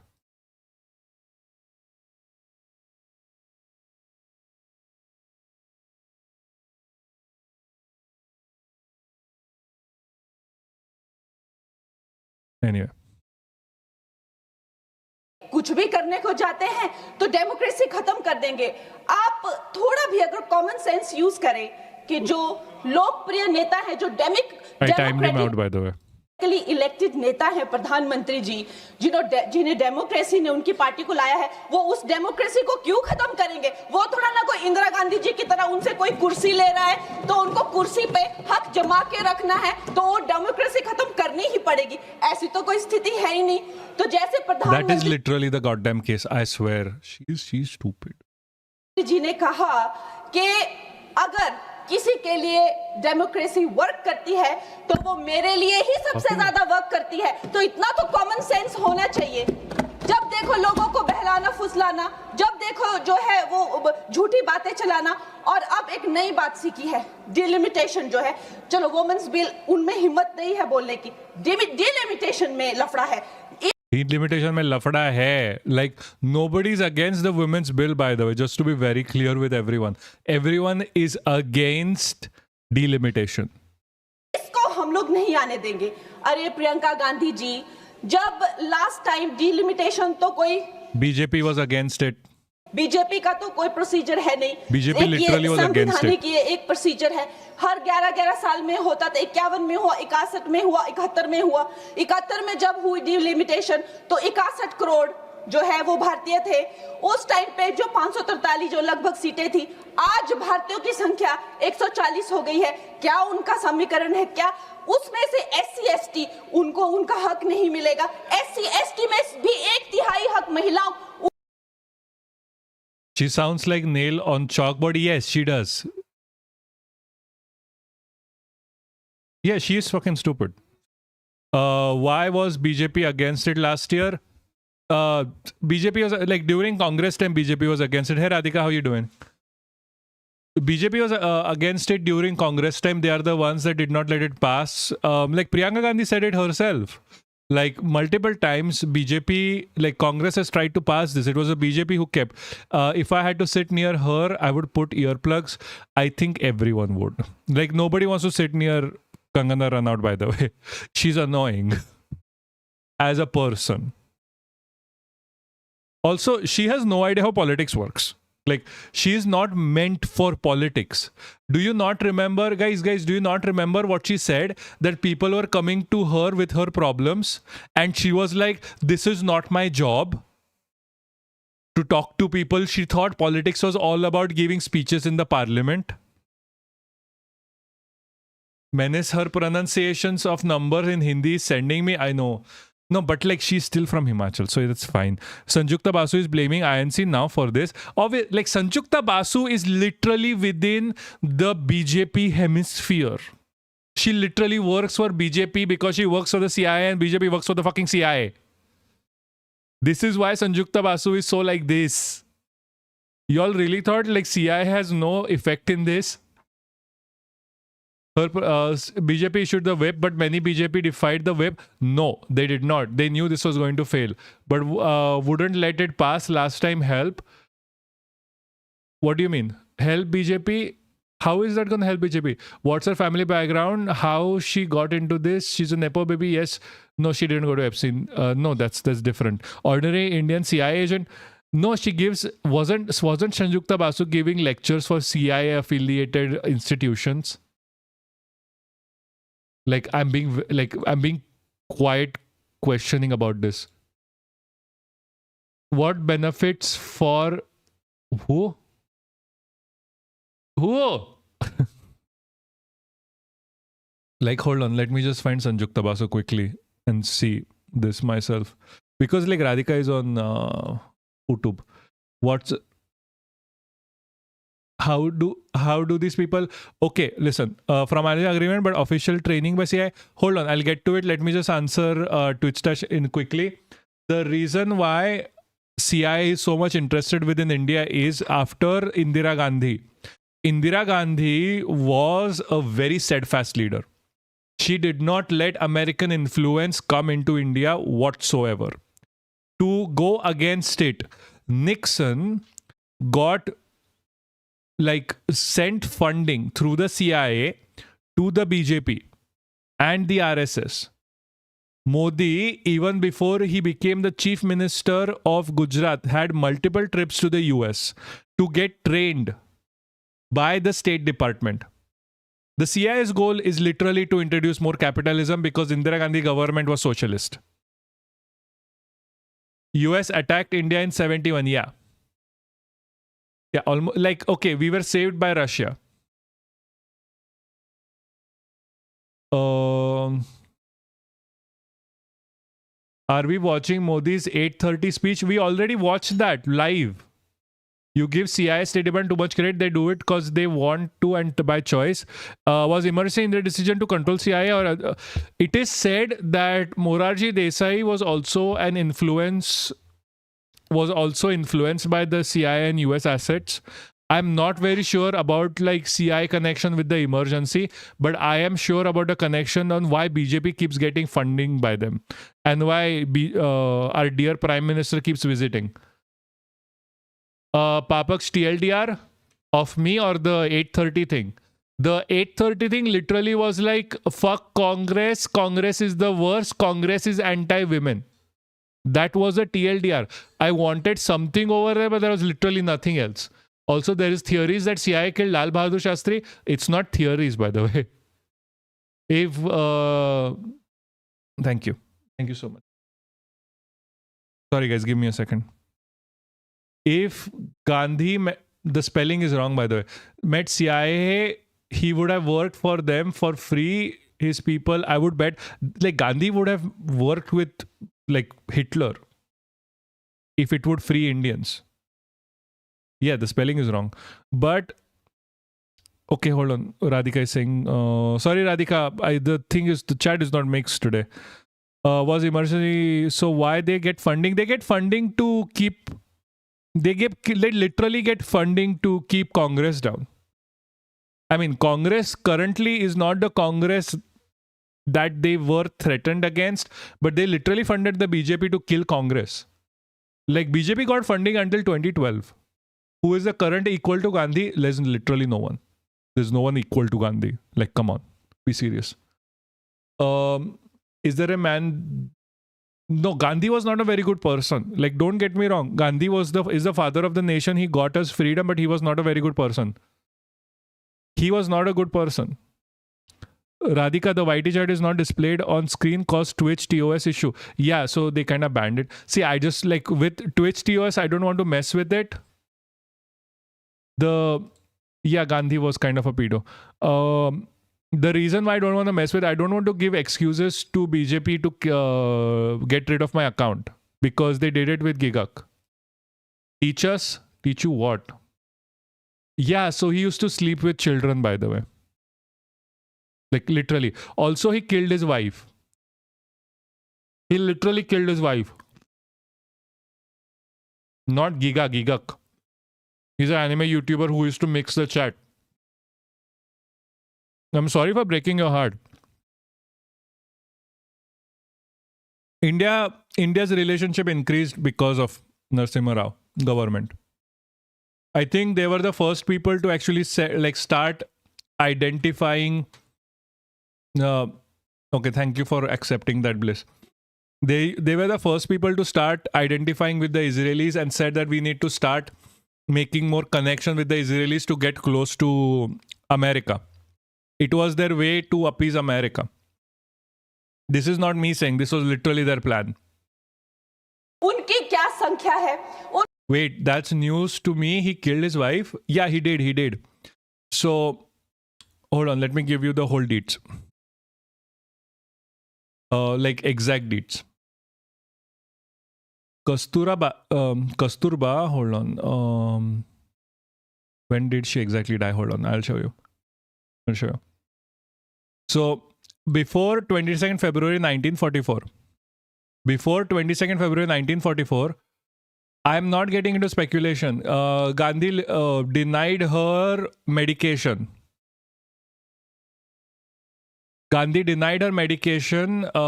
Antibiotics, because he believed that, like the Ayurvedic bullshit, that you can get better all their own.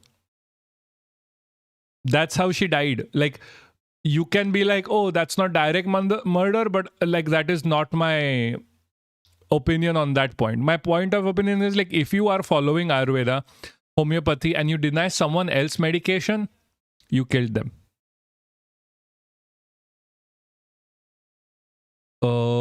Where is the...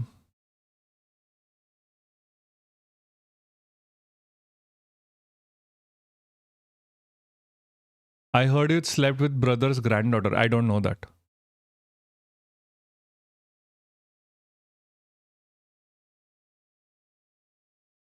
Like, okay, without Gandhi, India would never have freedom. Let me get this very clear with you. Gandhi was still the factor that brought everyone together. But personally, as a person, he wasn't a very good person. उनकी क्या seat आएगी, ये सारी calculation किस तरह से आप reservation देंगे? 140 करोड़ जो अब महिलाएं हैं, तो they should not be accounted for. इस तरह की ये बहकी बातें कर रहे हैं. अभी मेरी बहुत अच्छी मित्र हैं यहाँ, जून टीएमसी के जो एमपी हैं, उन्होंने कहा कि 33% रिजर्वेशन क्यों दे रहे हो, 85% दे दो. Like, she is so stupid. Like, come on. अरे आप थोड़ा तो कॉमन सेंस यूज करिए. अगर आप जो है 33% दे रहे हैं, लेकिन जो बाकी सीट्स है, उन किसी भी सीट पे वो ओपन सीट्स है, वो महिलाओं को लड़ना जो है उस पे कोई भी किसी तरह का बैन नहीं है. 14% हम ऑलरेडी पहुंच गए हैं. तो जून जी, मैं आपको ये कहना चाहूंगी कि लगभग 50% से ज्यादा महिलाओं का पार्टिसिपेशन होगा इस महिला बिल के बाद. तो अध्यक्ष महोदय जी, सोनिया गांधी जी कहती हैं कि इनको इतनी जल्दी क्यों है, ये महिला बिल इतना जल्दी में क्यों लाते हैं. तो आपकी तरह होना चाहिए था कि 30 साल जो है आपने इस बिल को लटका के रखा. अवश्य मैं इस बात से agree. By the way, during the World War, when he wrote the letter, Hitler wasn't full-blown into war mode. He was just starting. Like, that I can give him a pass for. Like, writing a letter to Hitler to stop the war and calling him your friend is no different than writing a letter to Bibi Netanyahu right now and being like, please stop the war. करती हूँ कि प्रधानमंत्री जी जो है महिलाओं को न्याय दिलाने के लिए जल्दी में है, क्योंकि जो काम 60 साल में नहीं हुए वो उन्होंने 10 साल में ही करके दिखा दिए. Sure, like, you can always make that argument. That is fine. It's a very, very valid argument to make. It's still weird. Yeah, no. It is not like saved money or anything. Gandhi was still like provided for. Let me be very clear. Bro, George Washington had slid. He was an elitist pops, but he helped create America. Yeah, exactly. Like, you can defend Gandhi if you like. It is fine. That is not the issue. Just don't give excuses that oh my god, he was just doing it to save money. Like, come on, be serious. Like, if you have actual information on why he did it, fine, whatever. Iblis, it's fine. चाहे वो करोड़ों मकान पक्के किए हो, चाहे वो gas cylinder दिए हो, चाहे वो महिला को डिफेंस में लाना हो, चाहे वो गर्भवती महिलाओं को 12 वीक से लेकर 26 वीक की हॉलिडे हो, न जाने कितनी हो जाए, lakh Bro, come on, be serious. दीदी, ड्रोन दीदी, सेल्फ हेल्प ग्रुप्स, अगर मैं बोलने लगूं तो यहाँ बहुत वक्त चला जाए, लेकिन एक बात पक्की है कि वो एक जल्दी में है, महिलाओं को न्याय दिलाने की जल्दी। और ये जल्दी अब की नहीं है, ये जल्दी जब से वो हेड ऑफ गवर्नेंस बने हैं तब से है। गुजरात में भी बाकी स्टेट्स की तरह गुजरात जब वो चीफ मिनिस्टर बने तो एक फीमेल फिटिसाइड का जो एक प्रैक्टिस थी उसकी चपट में था। उस टाइम उन्होंने, देखिए रूल हर जगह होते हैं, लेकिन एक लीडर की संवेदनशीलता देखिए, वहां पे उन्होंने एक जन जन को नुक्कड़ नाटक करने के लिए, जहां पे एक भ्रूण जो है वो she's lying so out of her fucking teeth. Like rapes, like she's acting like rapes have not increased in India or in Gujarat since Modi came to power. Like, come on. Lying. माता से बात करता है कि माँ मैं जीना चाहती हूँ, कि माँ मैं आपकी तरह बनना चाहती हूँ, मैं भी कुछ अच्छा करूंगी। उससे करके लोगों में जो संवेदनशीलता आई, जो आत्मीयता आई, जो एक गर्ल चाइल्ड के लिए उनके मन में एक भाव उठा, उसके करके आप देखिए इंडिपेंडेंट इंडिया की हिस्ट्री में 1000 मेल चाइल्ड पर पहली बार 1020 फीमेल चाइल्ड हुए हैं। ये प्रधानमंत्री जी की कमिटमेंट है फॉर गर्ल चाइल्ड। लेकिन इन लोगों को जो है इस बात का दुख होता है। प्रधानमंत्री अध्यक्ष महोदय जी, मैं आपसे By the way, Ameroras, he literally has a child, by the way. He had a son. He's not a celibate. ज्यादा अध्यक्ष महोदय जी, मैं ये बात आपके संज्ञान में ला Because it's funny to listen to her, to look at the obvious fucking lies.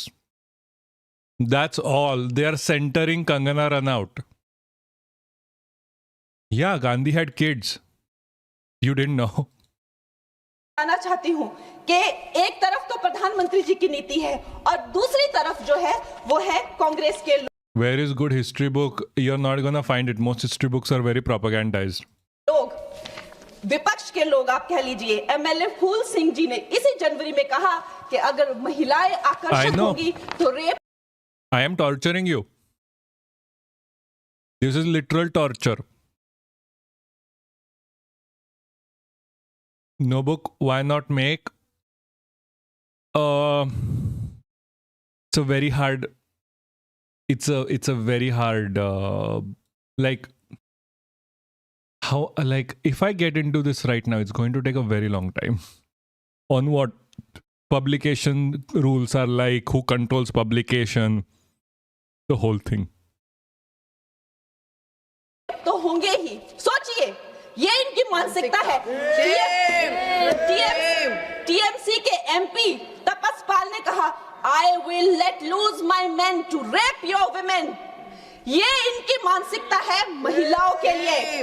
Mulayam Singh Yadav ji ने कहा था, आज धर्मेंद्र यादव जी कह रहे थे ना कि हम फेमिनिस्ट हैं। उन्होंने कहा था कि अगर ये बिल आएगा तो सिर्फ Yeah, read Ambedkar more. No, you can't. Like, someone has to, even if you self-publish these days, like, people, it's very complicated. I'll explain this sometime later. Like, getting something published is not that easy. You need, see, if you want to make a difference in publication, you need someone to actually push it forward. How one get proper info if everything, read multiple sources, compare multiple sources, and then get to the truth of it. तो सिर्फ जो urban महिलाएं हैं वही parliament में आएगी और उसके करके जो है सीटियां और तालियां बजाने की जैसे जो है पुरुष काम करेंगे, उनको कौन संभालेगा? ऐसी इनकी मानसिकता है बेटियों के लिए। अध्यक्ष महोदय जी, जब मुझे टिकट 2024 में जब मुझे टिकट मिला था तो मेरा एक फोटो लगाकर उसके नीचे कांग्रेस के प्रवक्ता ने लिखा था कि मंडी में क्या भाव चल रहा है। इन्होंने, अध्यक्ष महोदय जी, मैं कलाकार When you need Gurvinder Kaur, you don't have Gurvinder Kaur. I swear, please get Gurvinder Kaur in the room. Please, please, please. मैंने रानी लक्ष्मीबाई जैसे स्वतंत्रता They are shouting shame at her to shut up and sit down. सेनानी से लेकर gangster में एक भटकी हुई युवती से लेकर फैशन के ड्रग एडिक्ट से लेकर मैंने हर तरह का किरदार निभाया। रजो में एक sex worker Like why is she talking about her? Like, this is how you know that literally the parliament is the fakest shit ever. She can use her experience as an actor to be like, look, I know how these people work, like how desperate women are because I have played them in a movie. से लेकर मैंने तलाईवी में एक leader की तरह हर किरदार निभाया है, जिसके लिए मुझे कई राष्ट्र But like, she's like the best Chota Modi there is, because Modi also has played a lot of characters just in his propaganda films and his propaganda movies. सम्मान भी Wasn't the Bhav thing something she said about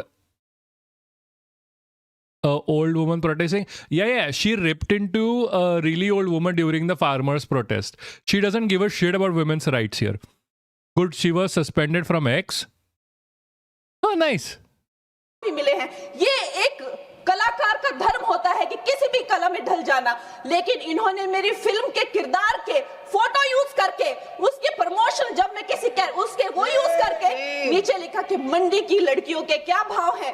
अध्यक्ष महोदय जी ये भूल गए कि ये वो मंडी नहीं जो आपको फिल्मों में दिखाई थी, एक मंडी जो फ्लैश मार्केट को लेकर Rajmohan Gandhi, he didn't have any kids after his celibacy. Okay? Yeah, it is irritating to listen to her. I know, that's why we are listening to her.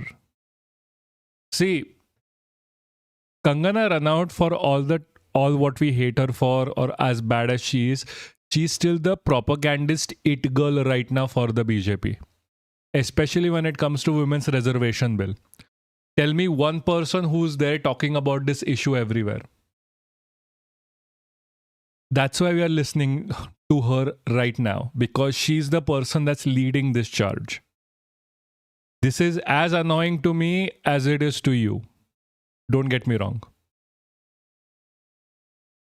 एक फिल्म बनी थी मंडी, लेकिन ये भूल गए ये वो मंडी है जहां मांडव ऋषि ने तपस्या की थी। मांडव ऋषि के नाम पर मंडी का नाम पड़ा है अध्यक्ष महोदय, और उसे छोटी काशी भी कहा जाता है। ये कांग्रेस की जो नीच I'm not going to let that thing pass. The thing I am going to say to you is that she is concerned in her private life. She's not concerned for anyone else. That is the whole idea behind being BJP. You are only concerned about your money, your life, your surrounding. She is a grifter. No one else. She's leading cause she's Candace Owens. Candace Owens has more brains.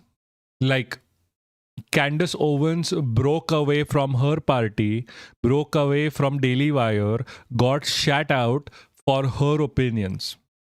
Even if Candace Owens was very much in line with Trump and everyone, Candace Owens Candace Owens still has a spine. Kangana Ranaut does not have a spine. If she is the point person for anything, then we are doomed for good. She can sell, guys. She has been an actress. She is at the end of the day good looking enough to rally BJP people around her. No way she will be prime minister one day. Yeah, maybe. Crazy doesn't equal spine. Candace Owens has spine. She has spine. I don't think she's grifting. She got mollycoddled into being right wing. Why would she not be? She be pro BJP. I'm sure she's a Rajput. Still a grift. Grifting doesn't mean just like. Grifting just means that you're doing it for money, that you're doing it for influence. You're not doing it for an actual cause that you actually believe in. Her kids approve of her. Who? Candace Owens? Her kids are very small. The spine is very anti-Semitic. Yeah. सोच है उसको मंडी के लोगों ने, मंडी की बहन बेटियों ने जो है, By the way, you're gonna see a lot more of her. तब तमाचा मारा जब इसके रिजल्ट आए और दिखाया कि ये भारत की भूमि है, यहाँ बेटियों का अपमान करना जो है किसी पाप से भी बढ़कर है। अध्यक्ष महोदय जी, एक तरफ तो इनकी नीति है, But उसका influence got damaged. Whose influence? Kangana Ranaut. Kangana Ranaut's influence has gone up and down, up and down, up and down. Like, Candace Owens is an excellent mother. Tamacha.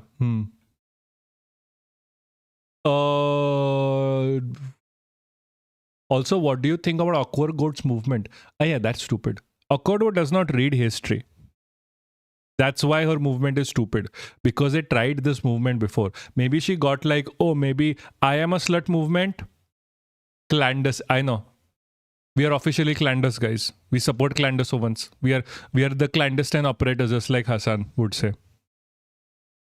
Anyway, so the Awkward Goats movement is like, the movement was done before. That was like, I am a Randi movement is literally I am a slut movement from the UK. Neither of them worked. Well, she married a gay white man. No. That was Erica Kirk. We are clandestine operators, guys. We believe in Candace. We believe in Candace because we aren't affected by her at all. और दूसरी तरफ प्रधानमंत्री जी, जब अभी आपने देखा कि national creator awards में वो जेंजी को जब पूरी तरह से संबोधित कर रहे थे, तो उन्होंने जो है जब वो जेंजी को संबोधित कर रहे थे, तो उन्होंने जो है आधुनिक फैशन में जो है पैरेलल ड्रॉ किया, जो मिनी स्कर्ट्स होते हैं, जो ब्लॉक हील्स होते हैं, जो लेडीज के पर्सेस, एक्सेसरीज होती है, जो Clandestine operators is the... So, this is a joke by Hassan Piker that the people following him are clandestine operators, like Candace as clandestine operators. Yeah, maybe. I mean, at this point, they don't need token black people. Alien Dance, we are Charlie Kirk. Yeah, I know, I was singing that. We are Charlie Kirk and we'll carry the flame. Konark temple में जो sculpture बने हैं और उन्हें जो है हमारे cultural heritage का एम्बेसडर बनाया, और प्रधानमंत्री जी इससे उनकी जो cultural root Charlie Kirky. Yes, I know all the songs. Someone should shout Modi ji just criminalize almost all trans women in India. They don't care. Never heard of Kirk? What? Brother? What? Bro? You being like, okay, I this is a very serious thing I have to ask you. Are you 5 or 14? Like, are you younger than 14 and Indian? Like, being very serious, like younger than 16 on that age group? Like, be very serious. Be very serious. Are you younger than 16? Wait, I have to send you a video. Yeah, sure. Yeah, that exactly. But are you younger than 16? It's still relevant. Okay. Watch it before showing it. Yeah.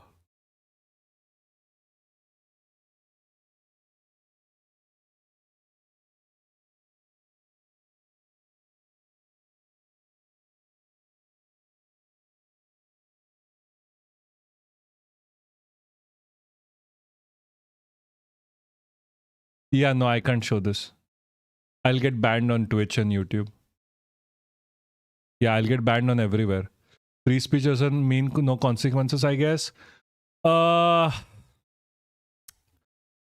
Speech, don't get into that. Bro would have argued his own case by saying, what was his thing? Including gang violence or not? Including gang violence or not? Rooted जो progressiveness, Did she say put it? है वो नजर आती है। आज भारत की बेटी ये मानती है कि प्रधानमंत्री जी से बड़ा कोई भी फेमिनिस्ट नहीं है।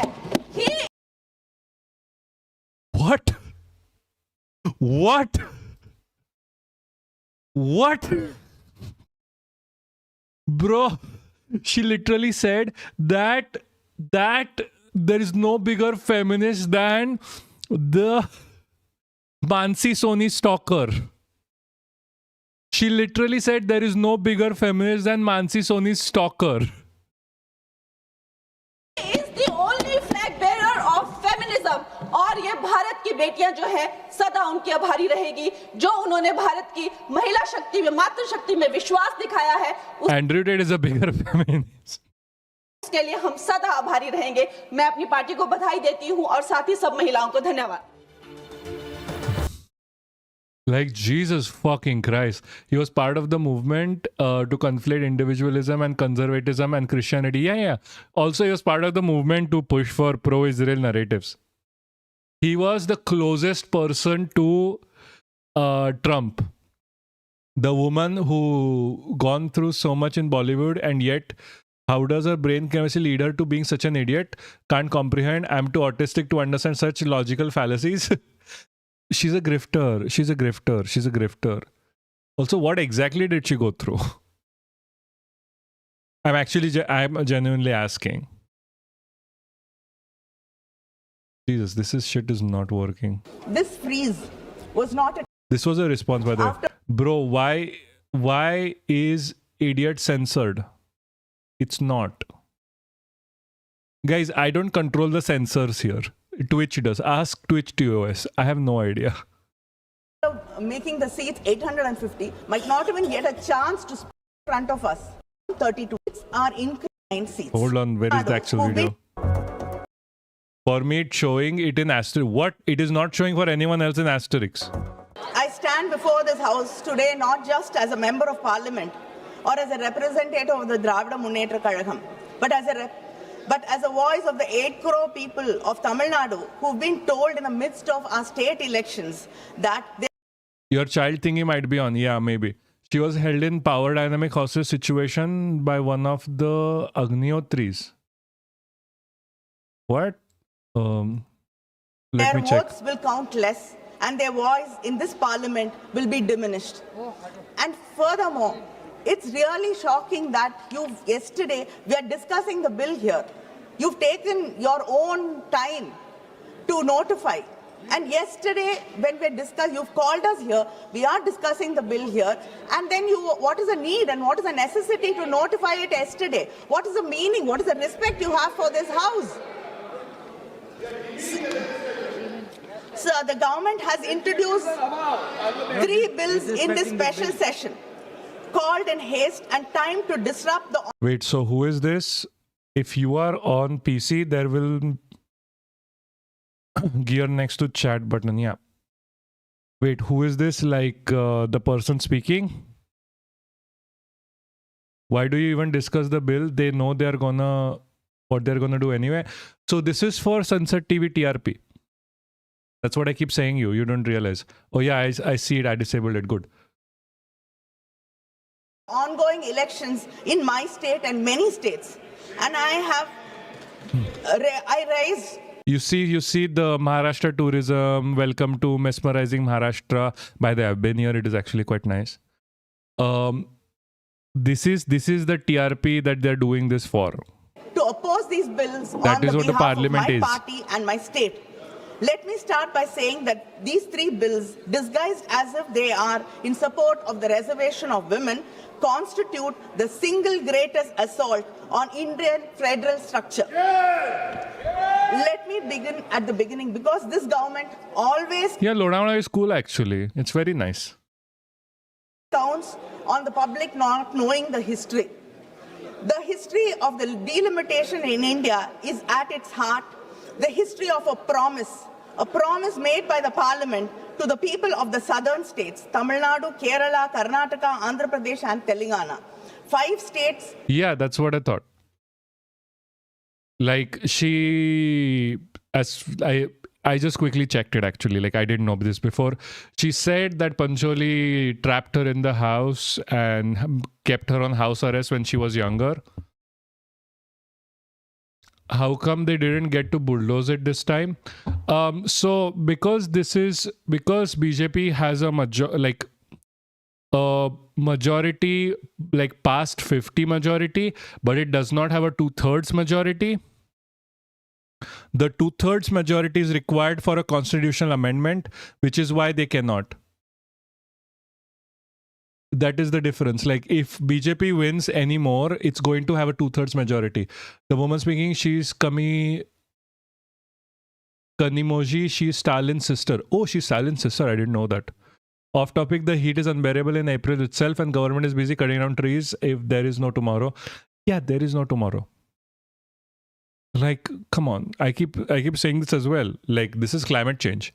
Oh, and the southern NDAs weren't on board. No. So the southern people were on board. So the thing is, in the last election, BJP lost so much that it did not have a 2/3 majority whatsoever. They just did not. Like, they did not even have in the south. They lost Karnataka as well. Earlier, they used to, if I'm not wrong. Don't pronounce G as G. For Tamil name, G is pronounced as I.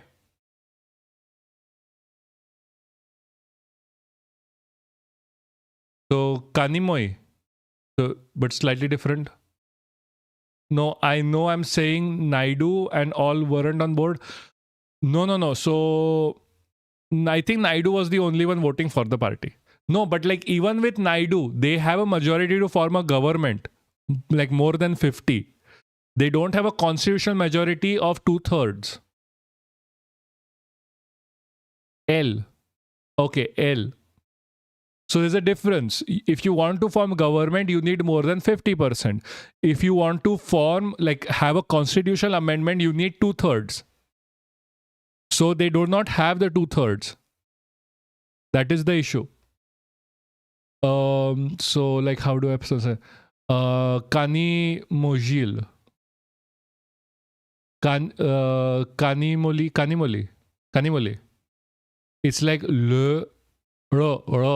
Kanimori. So like Kanimori?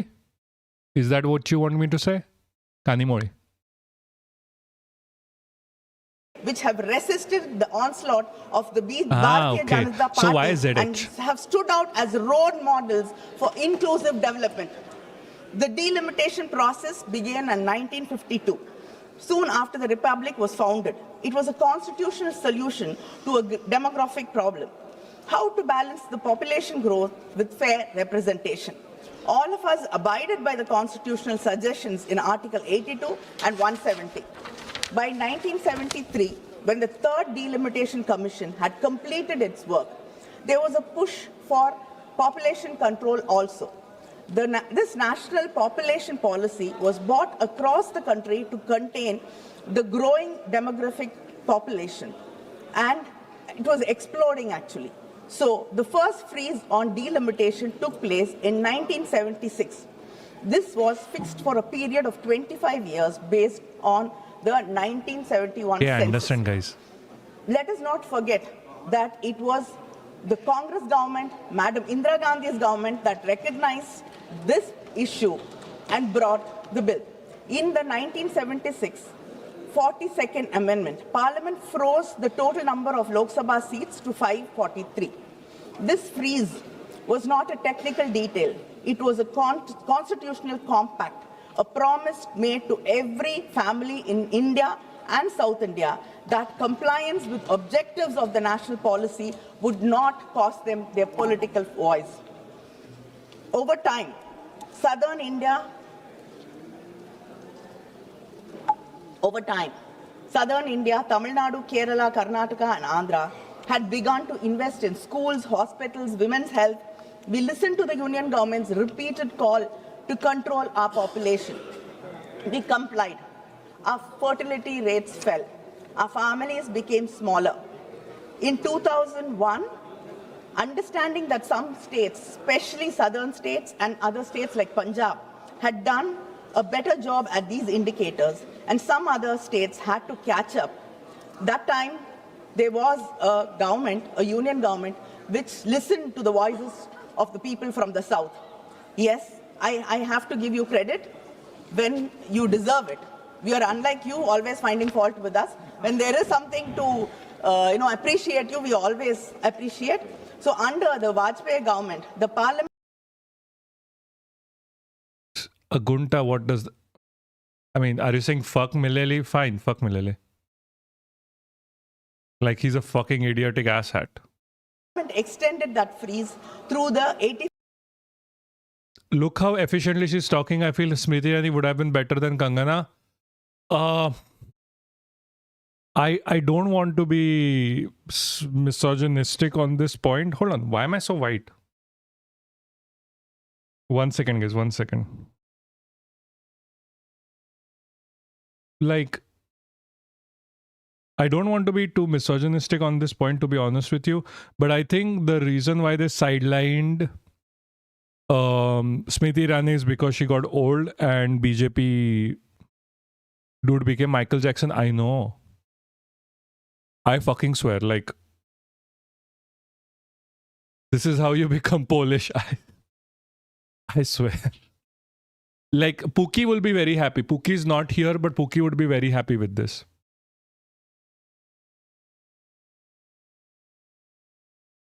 Like, Pookie will be legitimately very happy with this.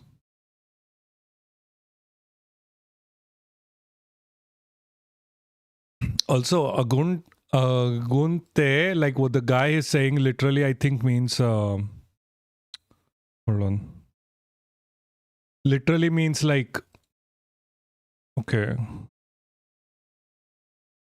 Yeah, better. Oh, you don't know Pookie. Pookie is someone who... How do I describe Pookie? Bliss, you describe Pookie. Yeah, Agunte means endure, stamina, whatever. Like, brother, he can fucking die. I wouldn't give a fuck. To be honest, one of the most satisfying electoral defeats of the 2024 election, she said some shit like Rahul Gandhi is scared and he sent her servant to fight instead. Lol. Thank God he's defeated. Yeah, maybe a Milleli fan, I know. Fine. Like, whatever, who gives a fuck? Milleli is... the his people are going to fucking murder him. Have you seen what happened with like Argentina, if I'm not wrong? Hold on. Am I getting Milleli wrong? Like, yeah, Argentina. Like, have you seen the inflation there? They're gonna fucking brutalize that guy. Pookie is an Apple fan. He's a kid, but very brilliant for his age and very well connected. Yeah, I mean, yes, Pookie is a fucking brilliant person. So the thing is, like, I think because BJP is so focused on how they do propaganda, Smriti Irani just lost her charm. She got old. That's why they sidelined her. That is what I think. Because Modi, like, Smriti never got elected. Yeah, she never got elected either. But getting elected is different. They could have placed her in... So the thing is, all of these political parties have safe seats. If they had really wanted it, they would have placed her in a safer seat. I don't like, there was some issue back then that the BJP government did not spend enough money for her re-election as well. Like, there was an issue like something like that over there. 24th Amendment until after the first census following 2026. 24 more years of protection, because then the Parliament, in its collective wisdom, understood that this injustice had to be addressed. Why do we have to increase the seats now to 850? On what basis? The statement of the objective says that there is a change in demographic profile. Yet you are using a 15... Boom, Senko ad. ...year-old 2011 census data to conduct delimitation. You are contradicting yourselves. And 850 seats, most of the MPs, after making the seats 850, might not even get a chance to speak in this parliament for 5 years. Sir, I want to tell this House about a family in Tamil Nadu, a mother and a father, first generation literates. They had only 2 children, not 5, not 6, because they... Dude, why was that one wearing headphones like that? Yeah, I think it's a translation, by the way. You are using the limits. Not even... I want a generation literate. Hold on. And the lower human this development. one? That is a way to wear headphones if you don't want to have them over your head. Can you add a few global emotes? What's a global emote?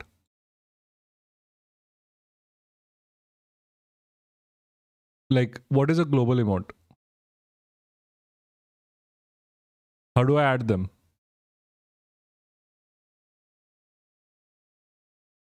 Guys, you don't realize I'm very stupid in this shit. Like, I know, picky hai.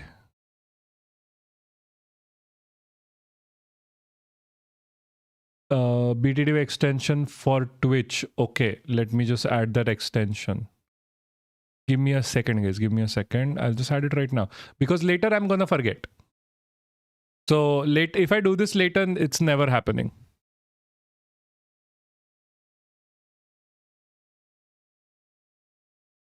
BTTV. No, not here.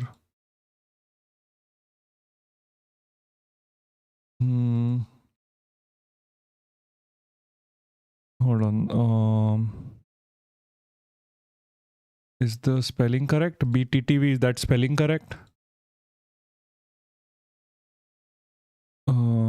Extension Twitch. Better TV. Okay. Okay. Give me 1 second. 1 second. 1 second. 1 second.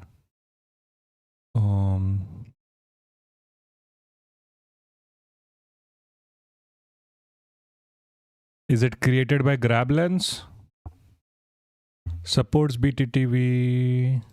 No. I want... so there is an extension by my emotes extension. I don't think there's a direct BTTV extension, is there?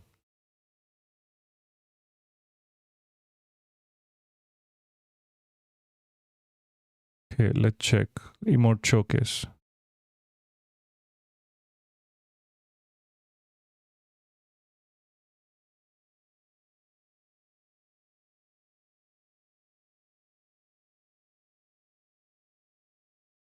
Okay, authorize. Guys, try now.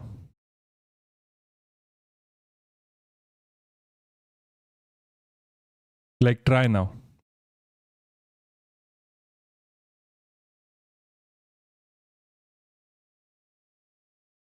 Try if this works.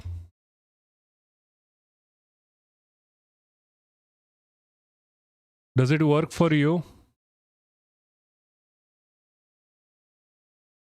I have to... Hold on. Oh.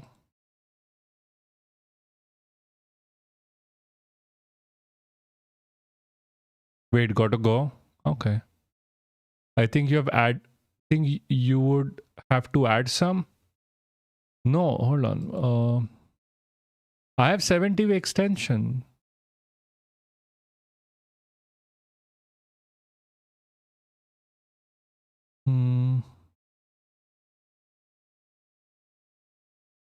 Set as panel 1, set as a new panel. Or maybe I have to add them as a panel.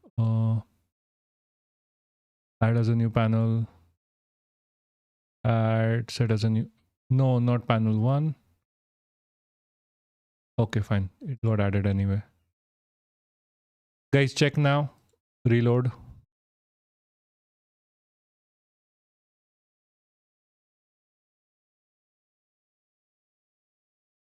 Share the screen and let Bliss help. Yes, I will do that later. Also, don't use 7TV. It's anti-Semitic, racist. Okay. No, check now. I started the thingy.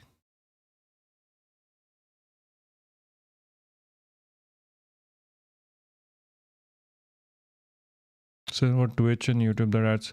Oh, I have to add it to the... Okay, I have to add it to the browser. Damn.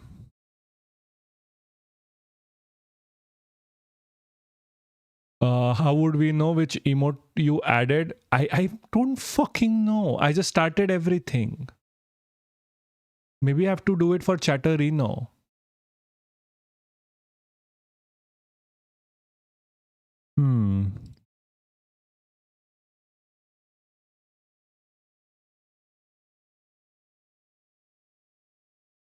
These are global ones. Yeah, they're showing for me.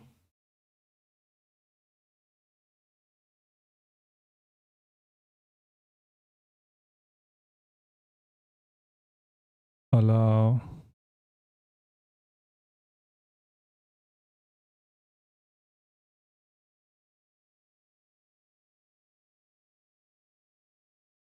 Okay. They're showing for me on the YouTube. See, I have include. Oh, this is nice. I will add this. I will add this. This is going to be a follow this. Go to dashboard, search KEKW, add by using check mark. Okay. Dashboard, search KEKW. I have to go to extensions. Nothing.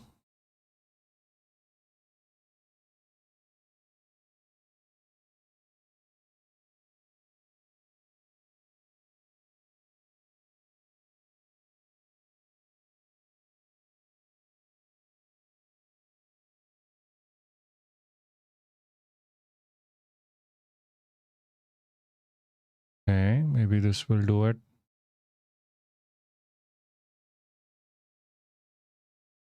Please add Peepo case. Jesus fucking Christ! Hold on, let me get this away from my.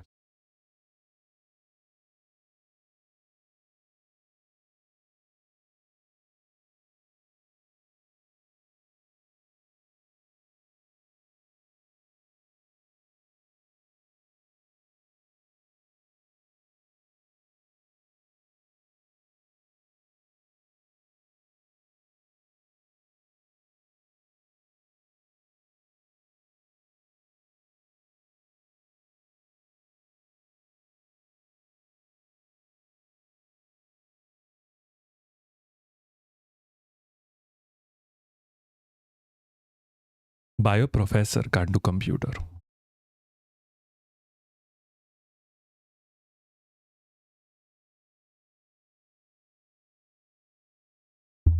Okay, if I have to do emote set and I have to do it individually, then that is happening later, not right now. Like I can do a emote set and add it later. If you want me to add like an extension that auto adds everything, that I can do right now. Like, do you want me to add it like one by one? I can do that later. Yeah, you can't do that many in the like. I have 6 slots available, by the way. I have literally 6 slots available. If you want more emotes, get me more followers.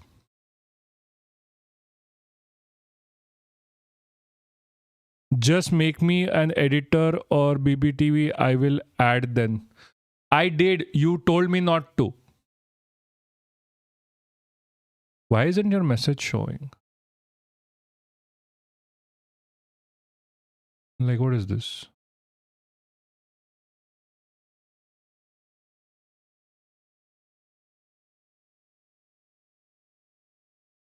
Did something happen to this? Because why isn't your message showing? Authorize better TV. Yeah.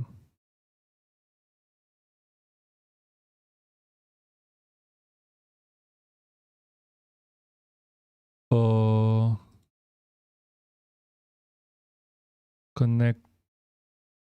I'm already connected, I think.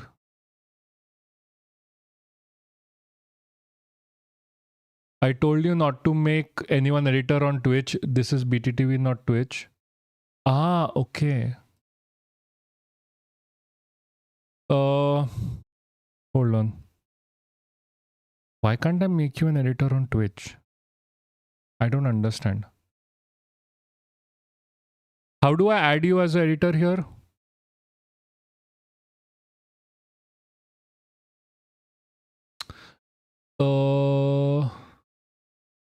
Everyone who wants editors, just literally, I'm not even kidding, just go on Discord.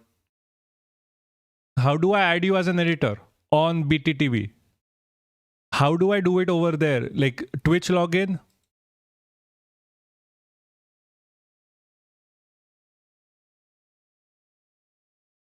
Okay, done.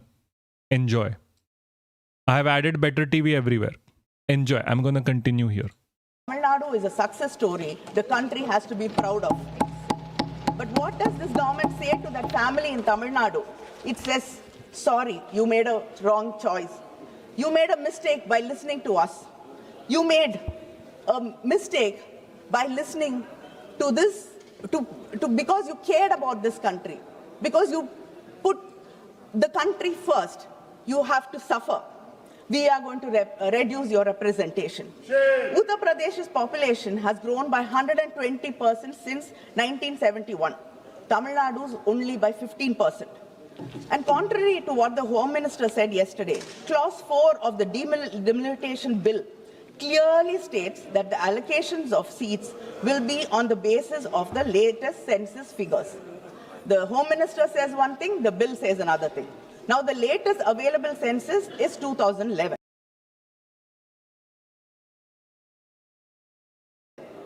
But again, according to the 2011 formula, UP gains 13 seats. Tamil Nadu loses 11 seats. But the Home Minister yesterday told us that by increasing 50%, Tamil Nadu will gain 39 seats. And, an old person use the phone. I know. That's what I keep telling you, motherfuckers. Ask Bliss, not me. I am stupid. I know. I am a news artist. I am a democracy artist. I am not a goddamn Twitch artist. Like, seriously, I am autistic in the shit that I'm doing right now. Anything else, I'm a fucking idiot. Also, on that note, please do subscribe. Please, thank you. You know how much time it took me? What? I'm up in nahi jaane ka. What? Who's going on your mom? To base to bliss. Yeah, I know. Bliss is fucking based. Based as fuck. Also, you do realize there's going to be an issue because I have Chatterino on, like, for the chat. And how do I add this to Chatterino as well so you can see this on the screen? Because I have ticked up all the plugins and everything. I said motherfuckers. Bruh. I have said motherfuckers to all of you so many fucking times. I don't think it matters anymore.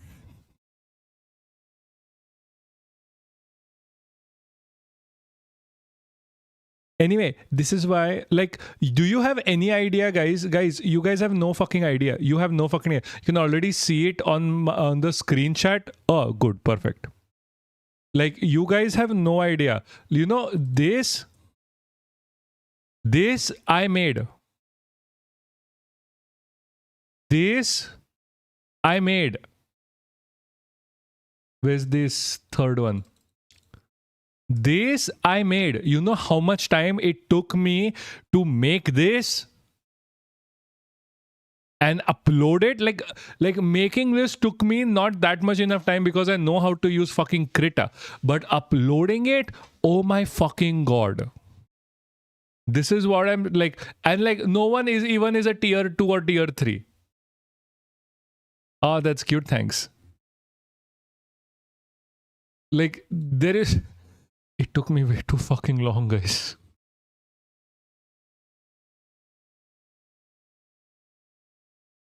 Which has 39 I'm gonna make shirts out of these and give you all. Mostly for free, hopefully. seats will gain 59. Sir, our ideological leader Periyar taught us, justice is not giving every person the same thing. Justice is giving every person what they need and what they deserve. But unfortunately, your government thinks what it needs and what it deserves is what the whole nation deserves and what the whole nation needs. Other than this, let me state two critical legal issues present in the bill. The Constitution bill says that the delimitation will be based on such census as Parliament may by law determine. This is vague and leaves everything open. This literally means that whichever party has a majority in Parliament gets to decide which census it is used to draw the electoral map of this country. Today, you might choose 2011. Tomorrow, you can choose 31. And day after, it can be 1991. Will be famous and हम लोग India shirt पहन के रास्ते में मार खाएंगे.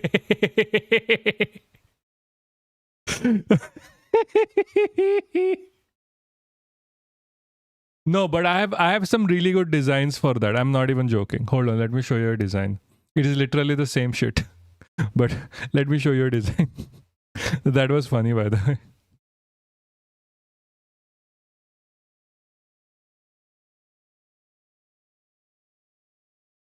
Like, imagine this on like the colored shirt.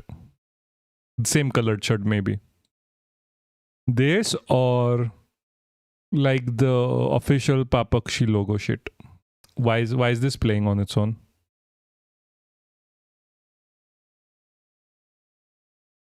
That's the logo. Like, this is the logo for also the Discord server. The dog is better. Yeah, I know. The dog is, you can use fourth wall to make shirts. By the way, really? I will eventually.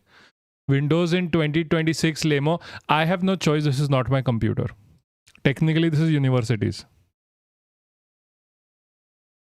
Where is this? There's another shirt I wanted to make.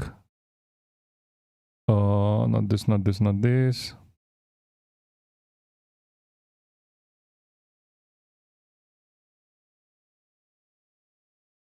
No. Where is this? Where is this? Where did I put this? Jesus Christ. I can make shirts out of all of these emotes because I make this in like 4K. Like I fucking swear, all of these designs, I make them like really big. Like really, like they're like heavy 50 MB TIFF files when I make them. Hassan Piker is never gonna come to India. Yeah, he's not. You have me. He will definitely get us beaten. Yeah, I'm definitely getting you guys beaten for wearing the shirts. Yes. This lady is too based. Who, me? Yes, I am. Thank you. Where is this? This is another shit I wanted to show you. Is it an emotes?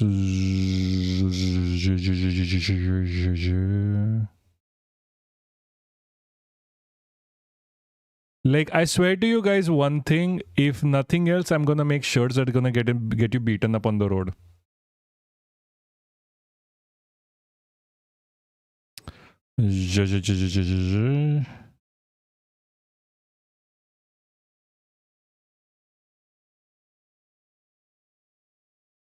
Where is this? Where is this?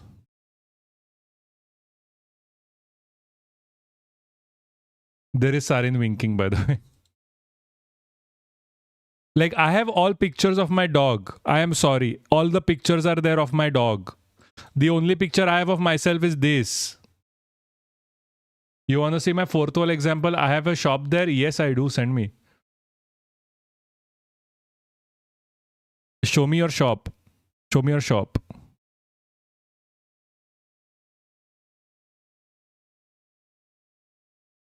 Also, this is something I wanted as... Why did I oversleep?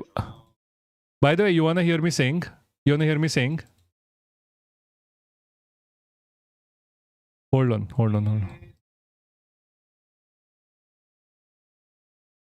Yeah, very much. Bliss, can we have... Yeah, thank you for talking to her and not me. Oh, this is cool. Welcome to the mess. Guys, if you can go buy shit from here. Oh, that's cool. Naruto. Yeah. What else you peeps want? Oh, Bliss is the best. Bliss is the literal best. This is cool shop. Why are they so expensive? Like, really, why are they so expensive? Can we have a missing shot emote from Papaksh mystery chat?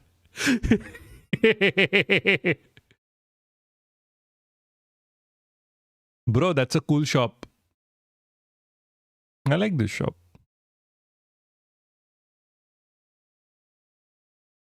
I have a friend that's going to love this. Sing Hamba Bamba. No. I'm not doing that too. I get $5 after that pricing. They make the shirts and everything. Nice. Like, I'm being very serious. Why are they so expensive even for me? Like, they're legitimately expensive.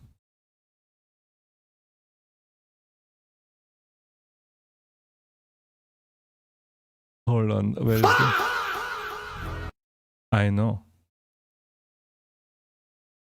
Who used what? Oh, nice streak, by the way. Thank God you're here, or your streak would be broken. Yeah, I know. I can't afford my own merch. I know, right? Like, I fucking swear, without Zarbo, I would not have been, like, Zarbo, literally, I have a coffee. Cheers.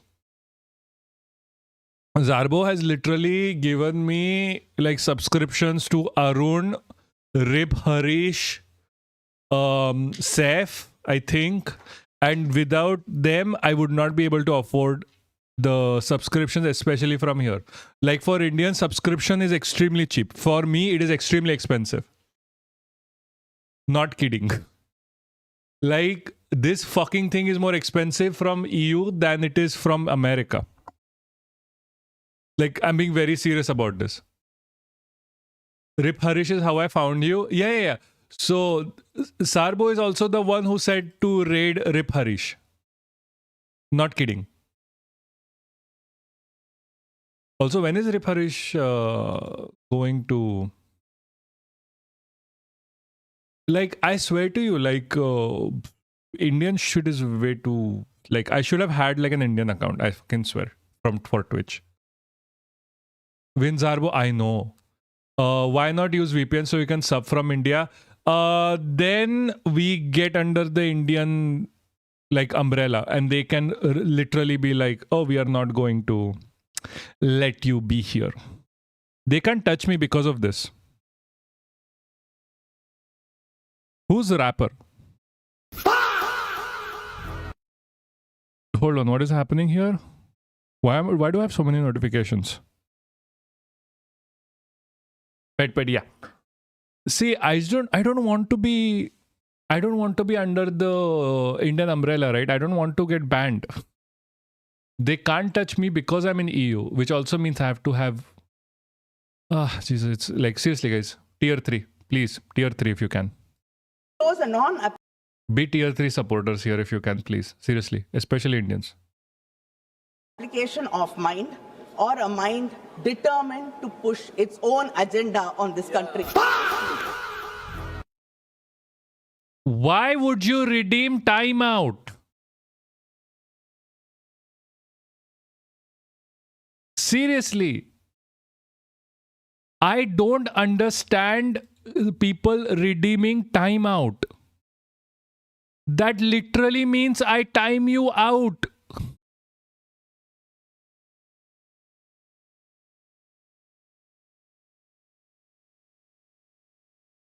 Why would you redeem timeout? That is like, what is this? Why do you like being timed out? You are like, Hasra was also the one who redeemed timeout. This makes more sense. That You would choose singing out, but why would you choose a fucking timeout? Jesus Christ. Is everyone saying timeout? Like, this makes more sense that you would be redeeming a singing out, not a timeout. A timeout just means I shit. Oh fuck, sorry. Wrong person, fuck. Fucking hell. Wrong fucking person. How do I remove someone from a timeout? Okay. I thought you would be timed out. I fucking swear I hate all of you. That is a timeout for you. Like, some people just like being shit on, I guess. Only, yeah, because I'm nice. I'm not gonna time out. I got caught in the crossfire. Yeah. There should be an emote for that when I do something wrong with technology. I know. I fucking know. I feel you. I feel you. Second, I seriously feel you on that. Anyway, I have to go again. Give me a sec. Like, I don't know why I'm peeing so much today. I just am. Well, I'm also drinking a lot today. Give me a second. the Delimitation Commission will be chaired by a retired Supreme Court judge, appointed entirely by the Union government, with no consultation with the Chief Justice of India, no consultation with any state government, and no parliamentary confirmation. As per Clause 4(5) of the Delimitation Bill, the states get so-called associate members, 5 MPs and 5 MLAs, who are not allowed to vote, who are not allowed to sign the Commission's decisions, not allowed to do anything except sit and watch from the wings. The Home Minister said 50% increase across the state. I want to know what happens when the Delimitation Commission does not agree to the Home Minister's suggestion. Are you going to bulldoze the Delimitation Commission also, like what you are usually used to doing? Or will the government then challenge the orders of the Delimitation Commission? Because the Clause 10(2) of the Delimitation Bill 2026 says, after the publication of the orders by the Delimitation Commission, these orders cannot be questioned in any court. Where should we go seeking for fair delimitation in such a situation? Where is our guarantee? The Constitution, in Article 368, says that amendments affecting the representation of states in Parliament must be ratified by at least half the state legislatures, not just passed by Parliament, ratified by the states. If this government is so confident that the delimitation bill is fair, why don't you place these bills before the Tamil Nadu legislature, before the Kerala legislature, before the Karnataka, or before any legislature? If the government truly believed in cooperative federalism, the slogan they've used 1,000 times on different stages, why are you running away from the state legislatures? Have you even called for a meeting? Have you even consulted with the chief ministers? Have you even spoken to the states? Have you bothered? The government passed I can't use these. I don't know why. the Women's Reservation Bill in September 2023 with great fanfare. The Prime Minister called it the civilizational commitment. But they put a condition in this very act. Women's reservation would only work after the 2021 census, which is not scheduled to happen till next year. When was the 2021 census supposed to happen? In 2021. But what happened? You said because of COVID, you had to postpone the census. Then you said operational reasons we could not hold the census. And then by simply not talking I didn't get timed out. Okay. Sorry. I went to pee. Enjoy your timeout. Thank you. about it, you did not hold the census. So the largest democracy in the world, the country that invented modern census, could not conduct census in this country. And now that it is politically convenient, they want to use 2011 census to redraw the map of the Indian democracy. They postponed the census and now they are rewarding themselves with the old census. Sir, I really admire. You're the only government which can turn its failure into a political advantage. Look at when this special session has been called in the midst of election of 5 states. And to speak about timing, because timing is everything in politics. And the timing of this bill are so nakedly, breathtakingly political, I'm almost impressed by the audacity of it. The entire opposition asked you to hold this session after the elections. You ignored it. And yesterday you told us that giving women their rights, bringing these bills are of utmost urgency. You cannot even wait for 2 weeks. But you came to government in 2014. The entire opposition has been requesting you to bring the women's reservation bill. All the leaders in the opposition have written to you. Our leader, our Chief Minister, M.K. Stalin, has written to the Prime Minister saying that the bill should be passed. The DMK women's wing had a rally in Delhi asking for the bill to be passed. We've raised this issue thousands of times in Parliament. And for more than a decade, you did not see or understand the urgency. But today, you can't even wait for 2 weeks. And you want to believe us that you care about women's rights. Sir, this is not constitutional reform you're talking about. This is an electoral rescue strategy in these states because you are not going to do well in most of the states. The Constitution 106th Amendment Act of 2023, the Women's Reservation Act, was welcomed by most of the opposition parties here, and the DMK welcomed it.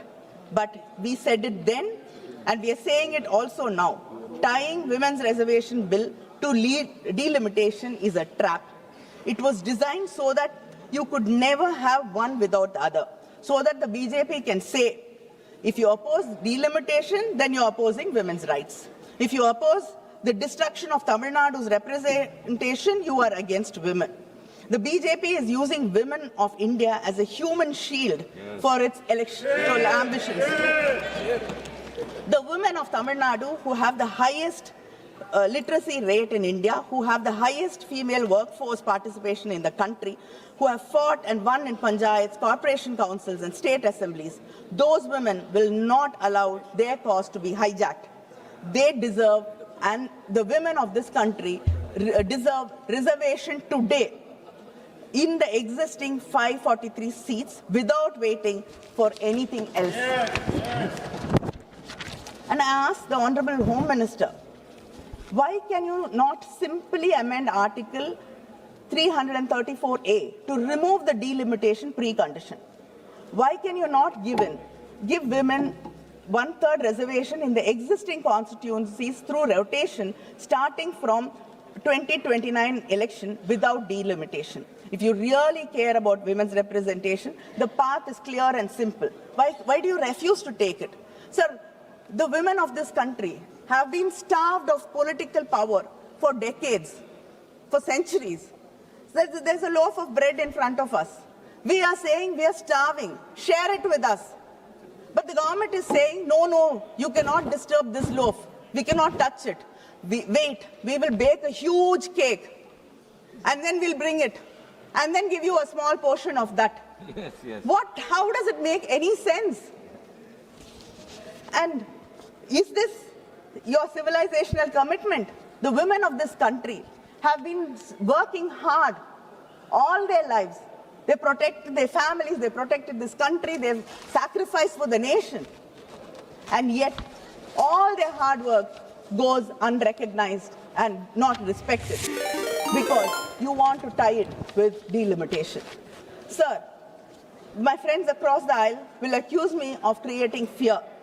But the real dangers of this bill are that. Oh, Raid, thank you so much. Jesus. Pog, Raid, thank you so much. Thank you. Thank you, Kairos, for the raid. Hi, how are you guys doing? How are you guys doing? Why is this not updating? God damn. Pog raid. Yes, Pog raid. Weird. Wapin, thank you for the follow. Win raid. I know it is absolute amazing raid. We are, hey, finally it's updating. Nice.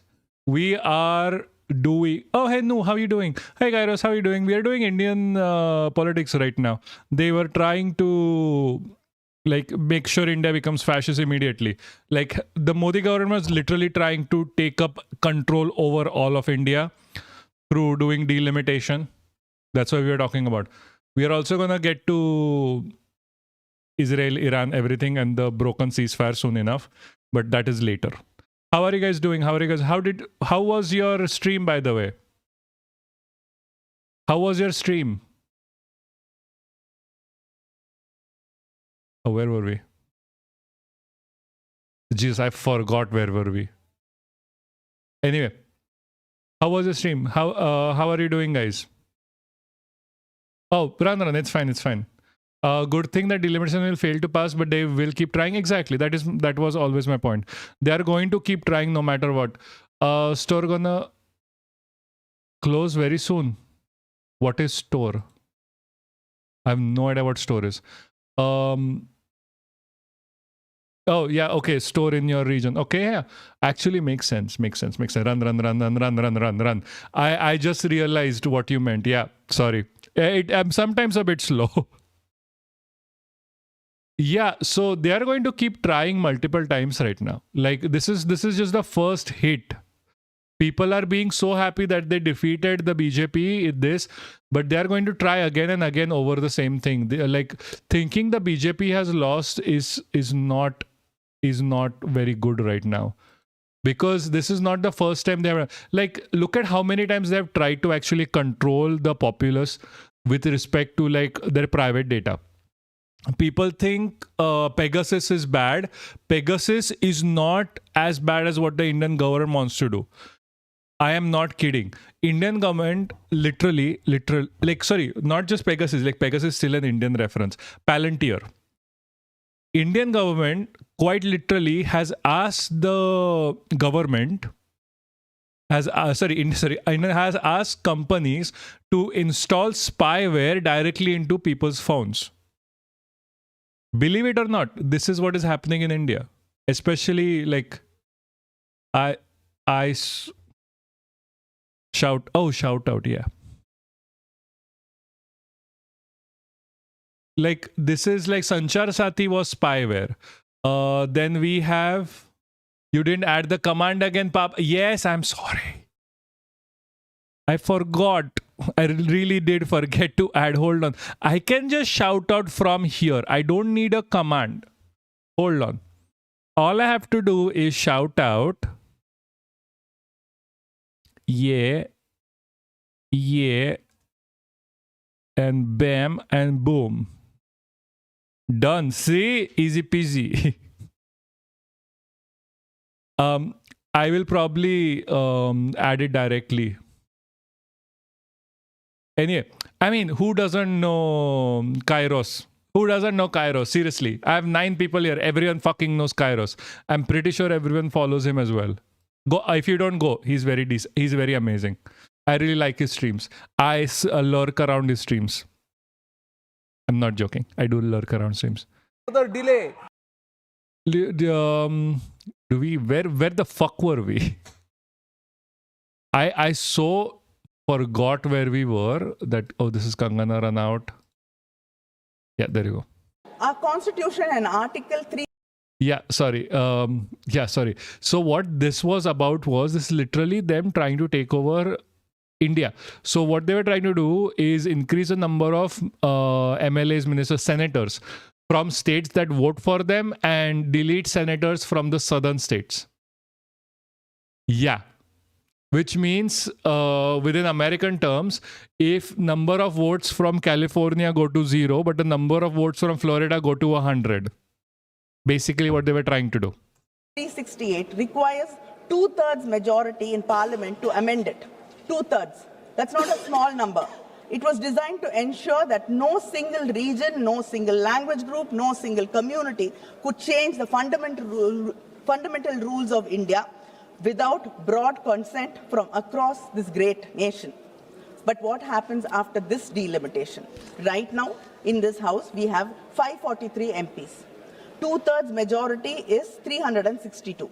Let us say the seats are increased to a maximum of 850 MPs as per the Home Minister's assurance. Maybe this is going in a bit too much detail. What we were doing for the past 30 minutes was literally setting up emotes. So try the new emotes. I'm being very serious. If you're new here, try the new emotes. If you have no idea what Indian politics is, welcome. Welcome to the shit show. Because Indian politics is a shit show. And we can actually move forward with... बहकाने वाले पुरुषों को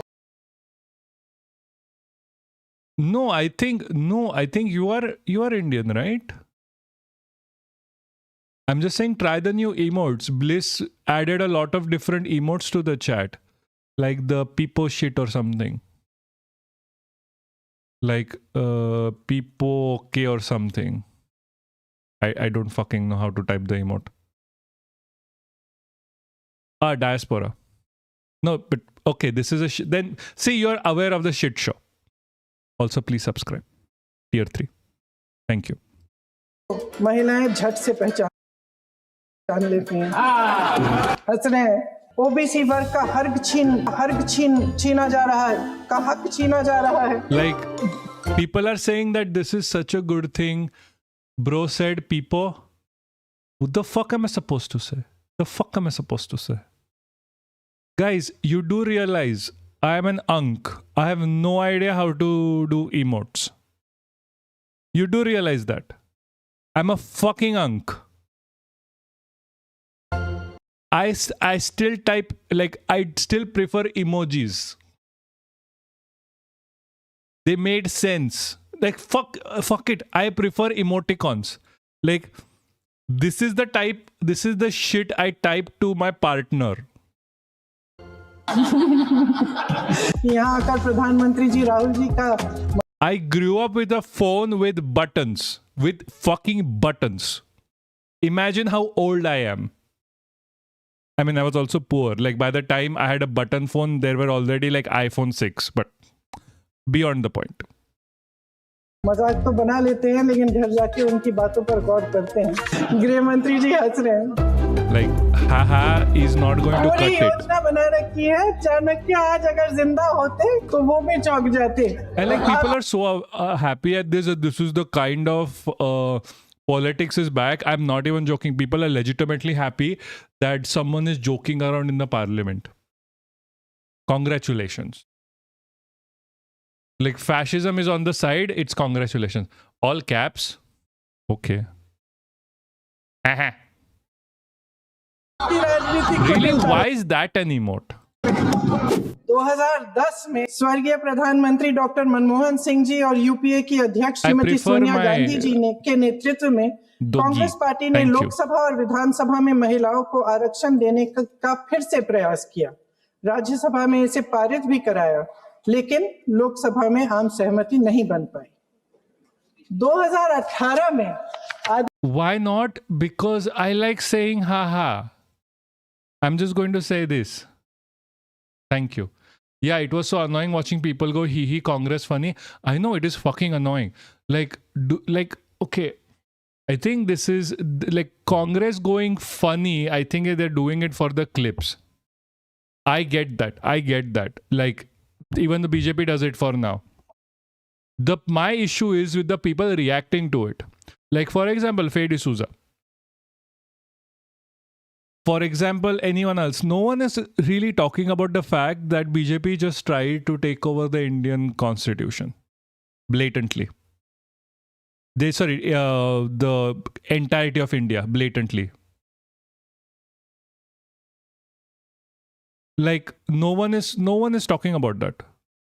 Why is no one talking about the fact that they are literally trying to take over India as a whole to create a fascist nation, and this was the first try in many to come. No one is saying that. Only Thaigan Rajan. Not even kidding. आदरणीय श्री राहुल गांधी जी ने मोदी जी को एक पत्र लिखा और उस पत्र में उन्होंने कहा कि ये महिला का जो आरक्षण है ये 2019 तक लागू हो जाना चाहिए। मुझे लगता है कि यहाँ आकर प्रधानमंत्री जी राहुल जी का मजाक तो बना लेते हैं, लेकिन घर जाके उनकी बातों पर गौर करते हैं, क्योंकि हम आज उसी बात पर चर्चा कर रहे हैं। वैसे आज प्रधानमंत्री जी की बातों से ये लगा कि भाजपा ही महिला आरक्षण के I fucking love Satish. I fucking love Satish. Modi crying, I wanted to plant these mango trees and share 33% of 850 mangoes with you, but opposition people stopped me. The lady saying, can you please share the 33% of 543? Fucking love Satish. Champion, प्रस्तावक और सबसे बड़े समर्थक रहे हैं। इनके पूरे भाषण में यही बात थी, जबकि ये कह रहे थे कि इन्हें इसका श्रेय नहीं चाहिए। कोई भी महिला आपको बता देगी कि बार बार बहकाने वाले पुरुषों को महिलाएं झट से पहचान लेती हैं।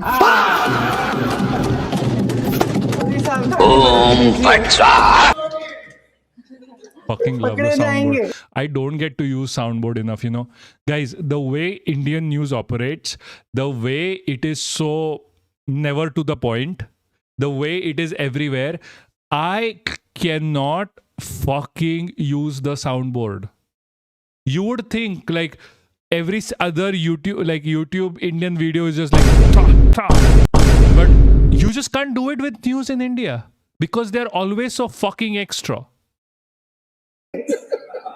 एक तरफ महिला आरक्षण की बड़ी बड़ी बातें तो दूसरी तरफ गुप्त रूप से And yes, my major concern here is the fact that Indian news is not very decent to be shown, first of all, because I don't get to use my soundboard. OBC वर्ग का हक छीना जा रहा है, का हक छीना जा रहा है। कुछ प्रदेशों की ताकत कम करके लोकतंत्र की धज्जियां उड़ाकर अगले चुनाव के लिए अपनी पार्टी की मजबूती का ढांचा बनाया जा रहा है। हंस रहे हैं गृह मंत्री जी, हंस रहे हैं। पूरी योजना बना रखी है। चाणक्य आज अगर जिंदा होते तो वो भी चौंक जाते। आपकी राजनीतिक जटिलता Christ, why are they like this? Okay, please shut up for 5 seconds. Guys, I'm being very serious when I say this. While all of this going on, and like while BJP keeps saying that Congress is the problem, Congress is anti-India, did you know what ABVP did? ABVP, Akhil Bharatiya Vidyarthi Parishad. And this is not a joke. This is what literally happened. This is what literally happened. While all of this shit was going on, ABVP attacked a girls' school, Gargi College.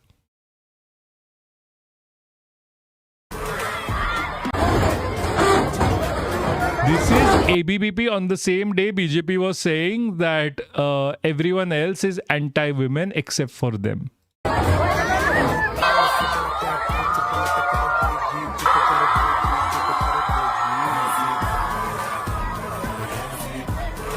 ABVP literally attacked a college, girls' college, over their election in Delhi.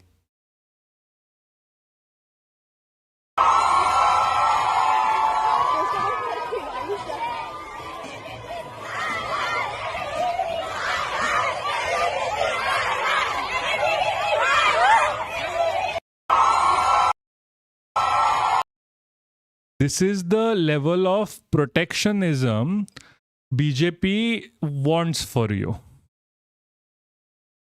Like, on the one hand, they're crying that, oh, we are so pro-women, like Congress is very bad. Their own people are attacking women's colleges. The literal same day. They are going into women's colleges, breaking down the door, and because they don't feel the election in the college has gone according to their will. Make it make sense. Seriously, make it make sense. Does this really make sense for you guys? Does this really make sense for you guys? That organization that is claiming they're protecting women, their own subsidiaries are going out of their way to attack a women's college in Delhi because they want to influence the election over there. Make it make sense. This thing is over here too, if you want to go fucking read. Like, it is just right here. I'm just rushing through this because there's not much to read within the pages itself. This literally says, oh, they were attacked because they wanted to influence an election. Jesus fucking Christ. Like, this is the level of shittiness these guys have. Up until 6 p.m. She showed up at around 2, talked to us for less than 15 minutes, didn't even reach to our demand to abandon the crowd and walked out. And she didn't come back, right?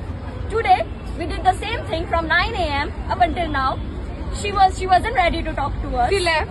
She again left. An email that we sent because it did not have names, or she ignored the email that we sent because apparently Homelander behavior? Yeah, this is Homelander behavior. it is anonymous and she wants representatives so that she can scapegoat those people while we are standing as a collective and all of us are equally involved in this. Nobody is leading this protest. Nobody is representing anybody. We are representing ourselves as one collective. She is not ready to talk to her own students and she is demanding that one or two of us can go ahead and talk to her, which is not something we want. Our girls are being harassed, our girls are being surveilled, which is not right. And the moment we complained, she was like, how can we trust you? We are covering our faces because we are because not of that. We are not safe. Also, Free Palestine, if you miss the reference. They are asking for our IDs, they are asking for our roll numbers, names, and then we are facing the consequences of it.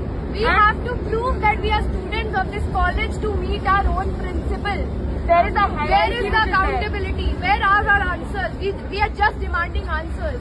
We are just requesting a meeting, a peaceful meeting in the auditorium which she has demanded in the first place. Yes. We did not even have that. With mutual respect being the highlighted part, which was definitely not respected yesterday. Not today either. We also called this a mob, although we've already held a peaceful protest. Yeah.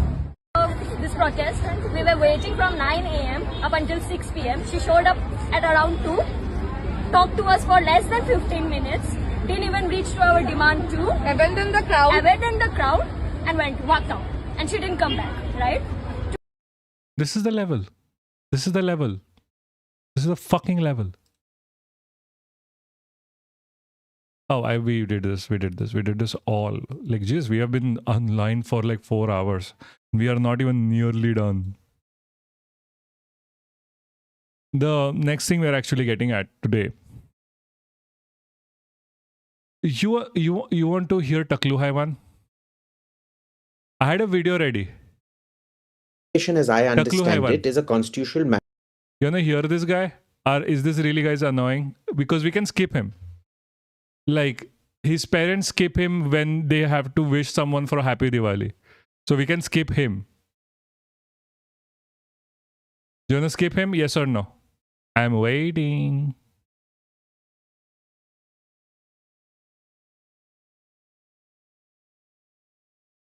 I'm still waiting, actually. Fine, whatever. Mandated process that happens every. Thank you. Skip. We had enough Kangana. Yeah, that is true. But okay. Insult opposition, whatever. Skip, please. Disinformation, cringe. I know exactly. Why this bee swarming Israel? Oh, thank God, we are getting done. Anyway, we need to talk about Hormuz, by the way. Oh, by the way, that reminds me. Trump has said that aliens are real and he's going to release more alien shit. So that means that America is going through shit right now. Like, that literally just means that America is going through shit. It is losing the war because he's talking about aliens and how aliens are real. Last time aliens were real and the whole thing happened when the first time Epstein files came up. There is something coming up. What do we know as to what's happening right now in the Strait? Yeah, interesting as well, listening to the president saying that he's not going to be held hostage by Iran. He did say that he thought things were going. The fact that he's crying so hard about Iran, which means that he's actually losing and he has to give up on the war eventually. When he goes really silent is when we worry. Going along well. I think everyone thought about 5 or 6 hours ago. This is bears on the moon with machine gun shit all over again, yeah. Since then, the Iranians have appeared to attack 2 shipping vessels in the Strait of Hormuz. One tanker just off the coast of Oman, so very close to the Strait of Hormuz, said it was 2 IRGC Iranian gunboats came at it and didn't talk to it on the radio, literally opened fire on this tanker. The crew and the vessel are reported safe. And then about 2 hours later, in the same area, an unidentified projectile hit a container ship. Some of the containers damaged. No fire, no environmental damage. If people are worried why is Iran attacking ships again, is because Israel keeps destroying Lebanon even during the ceasefire.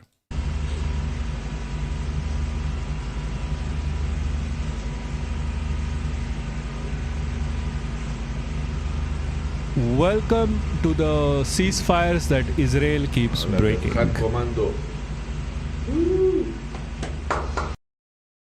Also, they have instituted the yellow line, by the way. Yellow line, for people who do not know, they use yellow line as a land act of control. Like, yeah, it is what the fuck I know. Is a line of control, yellow line that they use. This is like the 20th 9/11. Exactly. It is. They keep doing 9/11s a lot. The issue here is when, like, what they're saying basically Lebanon is that people cannot return to their homes because they are going to be bombed. Israel is literally saying they have taken over land of Lebanon, which is against the ceasefire agreement. But this comes just... Also, the fact that also Western media is still defending Shitrael as always. Yeah. They're literally paid. Like, all of Western media is owned by Israelis. Just hours after the Iranians said they were reversing their opening of the Strait of Hormuz, we've heard a lot of pushback from hardliners in Iran saying that that move essentially was too soft and that they are not responding well to the fact that President Trump said that the US blockade would remain in place. Iran accuses the United States here of not following through on its obligations on the ceasefire. So we've gone from a point of early this morning where things looked like they were moving along well, talks getting close, people talking about potential of talks here in Islamabad in a couple of days, Iranians upping the ante. And I think perhaps that gets to what the president said. He's not going to be held hostage, and he said he's expecting an update on the situation later today. Nick, how much of this has to do with the situation in Lebanon with Israel, or are these events concentrated based on concerns over the strait itself? Absolutely. The Iranians opening the Strait of Hormuz was based on the fact that they saw President Trump and the Pakistani negotiators, the field marshal here, Munir, get this ceasefire in Lebanon. That was a big part of moving things forward. But the Iranians, they then did a quid pro quo and opened the Strait of Hormuz because, of course, they wanted that ceasefire in Lebanon. They thought there'd be a positive response from the White House. That's what they're saying. What we've witnessed is a negative response in Iran to President Trump's response. We've even seen Trump has been accused of U.S. ceasefire violation, by the way. They keep saying US has violated the ceasefire, but we all know it's Israel. The reason why RG says US is so US gets into the crossfires of this, and then US can force Israel to shut up and keep down if Trump gets attacked a bit more. That's what they're expecting. I do not know how much Trump is actually going to force Israel because, again, Epstein files. There's blackmail if he doesn't do shit. But again, he's also a Zionist. In Iran between the hardliners and the moderates. The moderates are the ones who were in the negotiations. The hardliners had been saying that, had been threatening to reclose the Strait of Hormuz. They've gone ahead and done that. Their gunboats appear to be attacking maritime vessels, tankers, container ships close to the Strait of Hormuz. So the two things are interlinked, but we're now back to the bigger issue here of US-Iran tensions. Do we the talks, or does this latest escalation at the Strait of Hormuz, does it scuttle all of that? The president said that we'll know more later today, and I imagine that will be the case. Nick Robertson in Islamabad, thank you for that report. This latest escalation could mean big issues for oil and gas prices. So let's discuss now. This is extremely important for India as well, because Indian oil is completely affected. As much as next week or next to next week, we are going to be hit bad. Finance correspondent Ben Worschel. Ben, good morning to you. Obviously, the impact, the consequence of these Iranian gunboats firing on a tanker go beyond that exchange. It's the chilling, as Nick said, of any willingness of any of the other companies to send their vessels through. Fit this piece of the puzzle into what has been clear as mud over the last 24 hours about the Strait of Hormuz. Yeah, I think chilling is the right word here, and this is a chill that's been in evidence even through all these ups and downs from the shipping industry, even with this announcement of an opening of the Strait of Hormuz. These latest developments in the last hour will clearly amplify that further. But the shipping industry has been very wary, even as oil prices have come down, of increasing their shipping. Capitalist media will defend the ships like they're people before they defend people in Lebanon being bombed in classic. Yeah, but it's not just the ships. The reason why they are not defending the people is because Israel has said not to defend the people. Shipping through. We've seen ships start to... Like, you need to understand how much control Israel has on media in America. Come through and then turn around. We've seen a few, as Nick mentioned, a cruise ship getting through, but that is kind of more of the exception rather than the rule at this moment.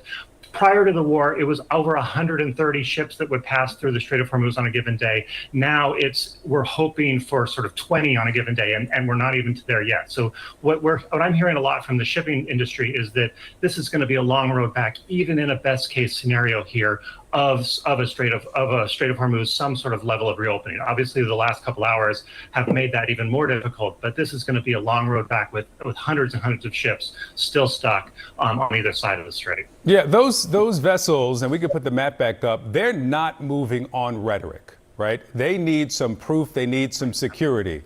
The oil prices yesterday. This is not just America either. This is from America, branches out all the capital. So yeah. Today certainly moved on rhetoric. Brent crude down 9%, around $90 or so a barrel. I wonder, is the expectation that after what we saw today, that the inverse is going to happen?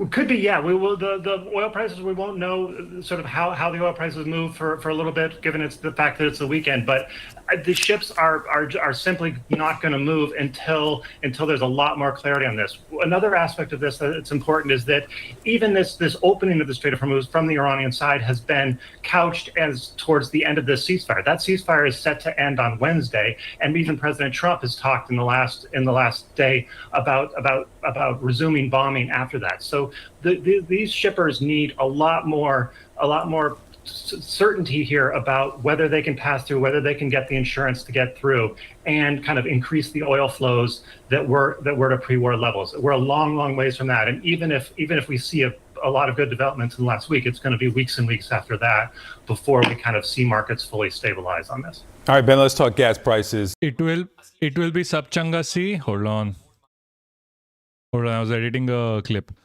It will be Subchanga C till voting date after 29th is when we will know how bad the oil thing is. Yes, exactly. The president was in Nevada talking up the economy. By the way, $4.99 a gallon in Clark County. Nationally, the average this morning, according to AAA, is $4.06. Here's the president talking about the economy, his narrative on gas and the economy at large. Well, they're not very high. If you look at what they were supposed to be in order to get rid of a nuclear weapon with the danger that entails. In the report released last week, core inflation was down to the lowest level in 5 years. And very shortly, we're going to be probably 8 or 9 years. Don't forget, we're having some fake inflation because of the fuel, the energy Seriously, doesn't it feel like Modi is talking? prices. We had the best economy in the history of our country in my first term, and we're blowing it out now. We're blowing it away now. And despite our little diversion to the lovely country of Iran. Yeah, and the president also saying that, prices on gas are going to come falling down. The initial narrative from the White House was short-term pain for long-term gain. And now it sounds like it's shifted to what pain?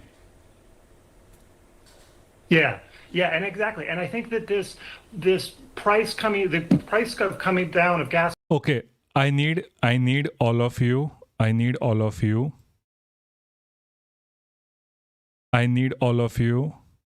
to go check the clip.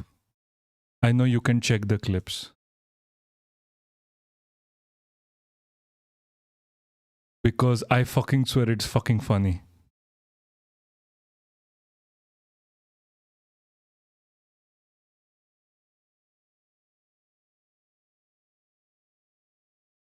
Hold on. Fucking hell. I fucking swear. This is something. Oh, I fucking swear. Did it render? Hold on. Let me. Jesus fucking guys. Check the latest clip. I fucking swear. Check the latest clip. I fucking swear. You're gonna fucking love this. Because I fucking love this. I honest to God fucking love this. I'm going to just share it everywhere.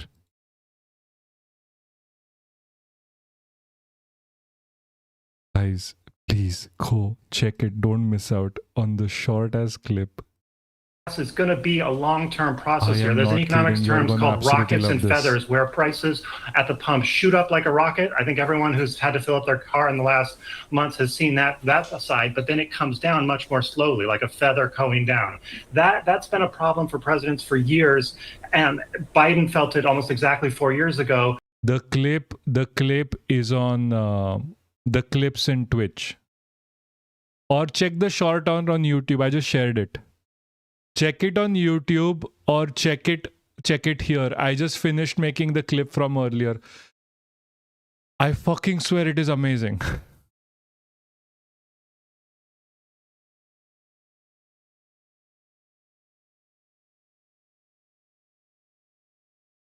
I fucking love this. That was so on fucking point. Yeah, I watching with Arun. Haha, like nice. Comments were roasting him. What? Why was comments roasting Arun?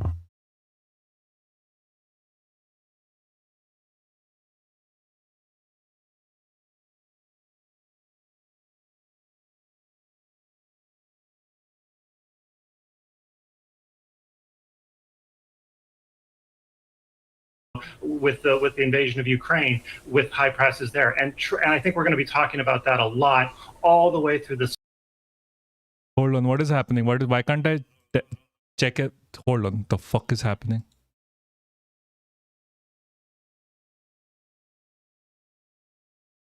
Okay. Comments are roasting him here, chat. Thank you. Oh, hold on. This is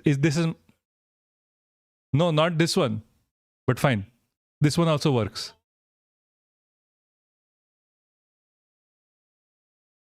Oh, roasting Modi. I mean, yeah. True. We were watching it as well. We were roasting Modi from here.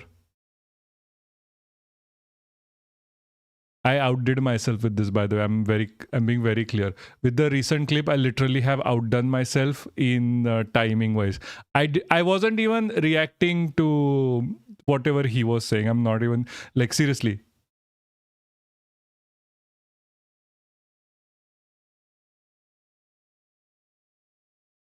Hold on. I'm just going to share it with everyone. I'm so proud of this clip.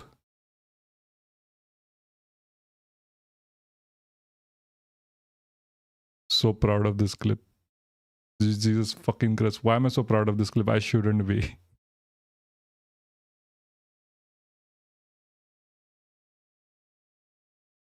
I am talking about where's this? Why I'm open? Hold on, I need to open my own shit.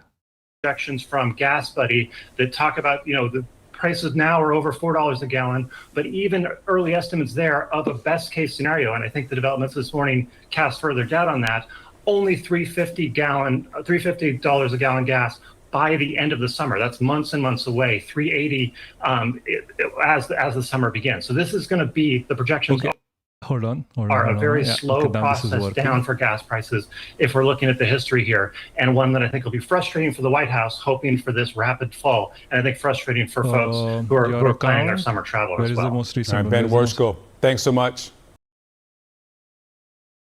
Okay, it's still loading on YouTube. Okay. So guys, seriously, I fucking love this clip. I know this is not the point, but I'm loving this clip. मार दिया। आज सच में India की democracy के लिए एक बहुत sad day है। महिला सशक्तिकरण की खोखली बातें करने वालों का असली चेहरा यही है। अगली बार जब ये आपके पास वोट मांगने आए तो इनसे ये सवाल जरूर पूछना। That's literally him. इस हक को मार दिया। I don't know why I find this so funny. I just fucking find this funny. This was early in the morning. It is so fucking on point. I'm not even kidding. This is earlier in the day. There's also a very good clip of this before. Jesus fucking Christ. Guys, seriously, go like it. Yeah. We need help with the YouTube, by the way. We are live here as well. Like, I'm not kidding. YouTube is being suppressed. Like, YouTube is seriously being suppressed. So please go like, subscribe and share. If, like, just do the Twitch better, I guess. But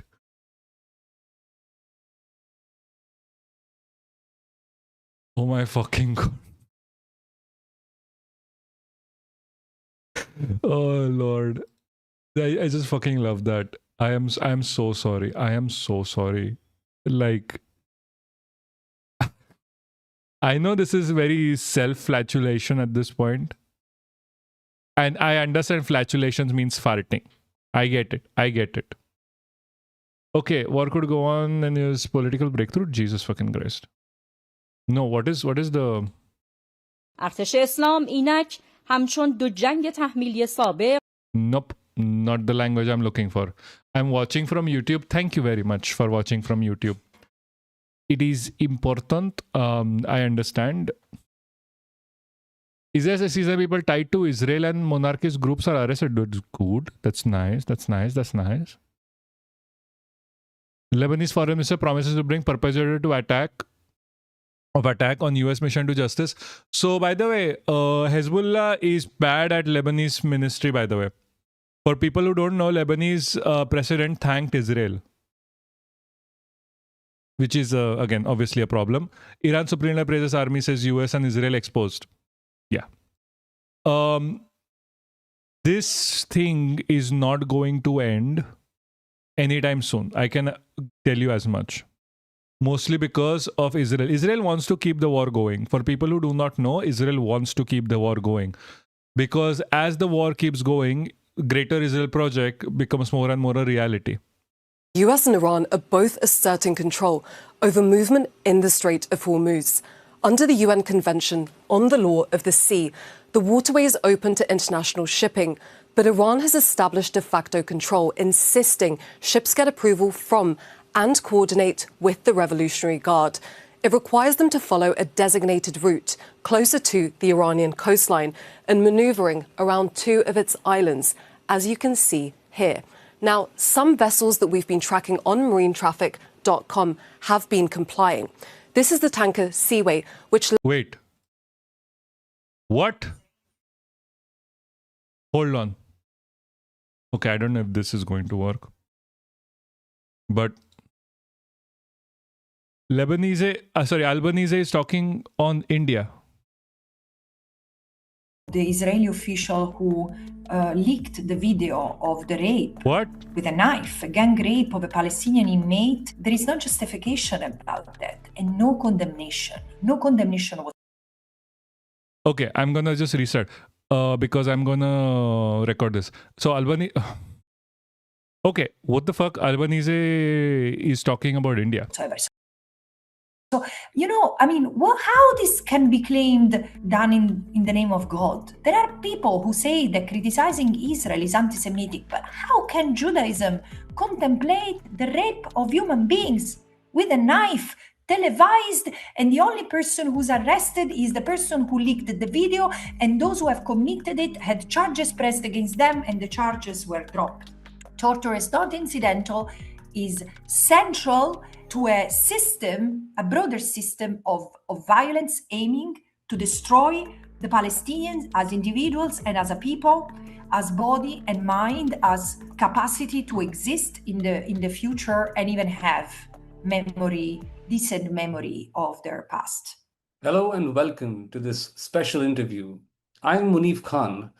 On the 23rd of March 2026, Francesca Albanese presented her report, Torture and Genocide, to the UN Human Rights Council's 61st session.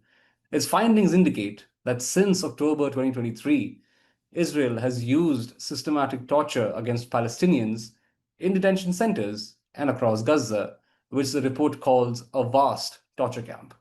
It also documents over 18,500 arrests, including 1,500 children, and more than 4,000 enforced disappearances since October 2023. In many cases, those who disappeared are likely dead.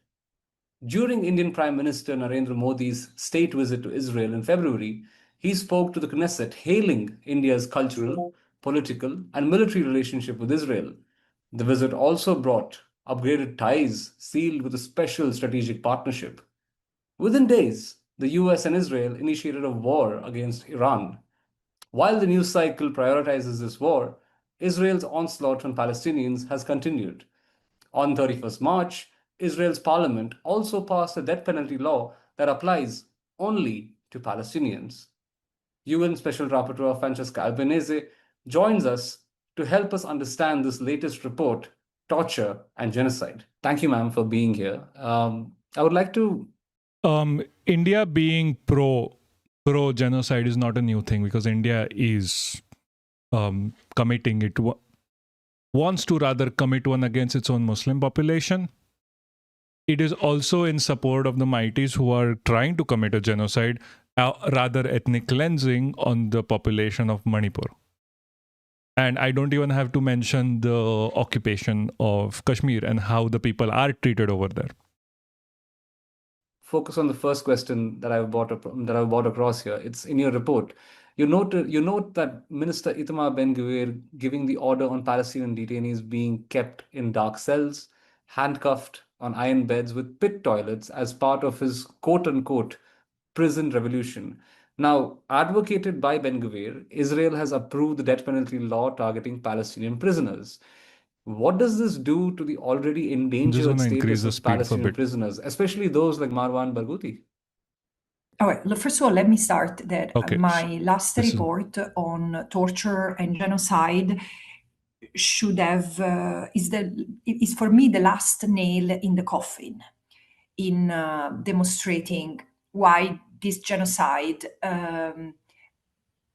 aims to the destruction of the Palestinians as a people, because what Israel is doing in the dark, away from public eye and public scrutiny, tells all about its intentions toward the Palestinian people. Because Israel has been able to do under our watch in Gaza is brutal. What is happening? Is that them or is that us? Defense has limits and even worse, have rules. And Israel has violated all. But what it's doing to Palestinians, to Palestinian women and men, children, and elderly people has no excuses.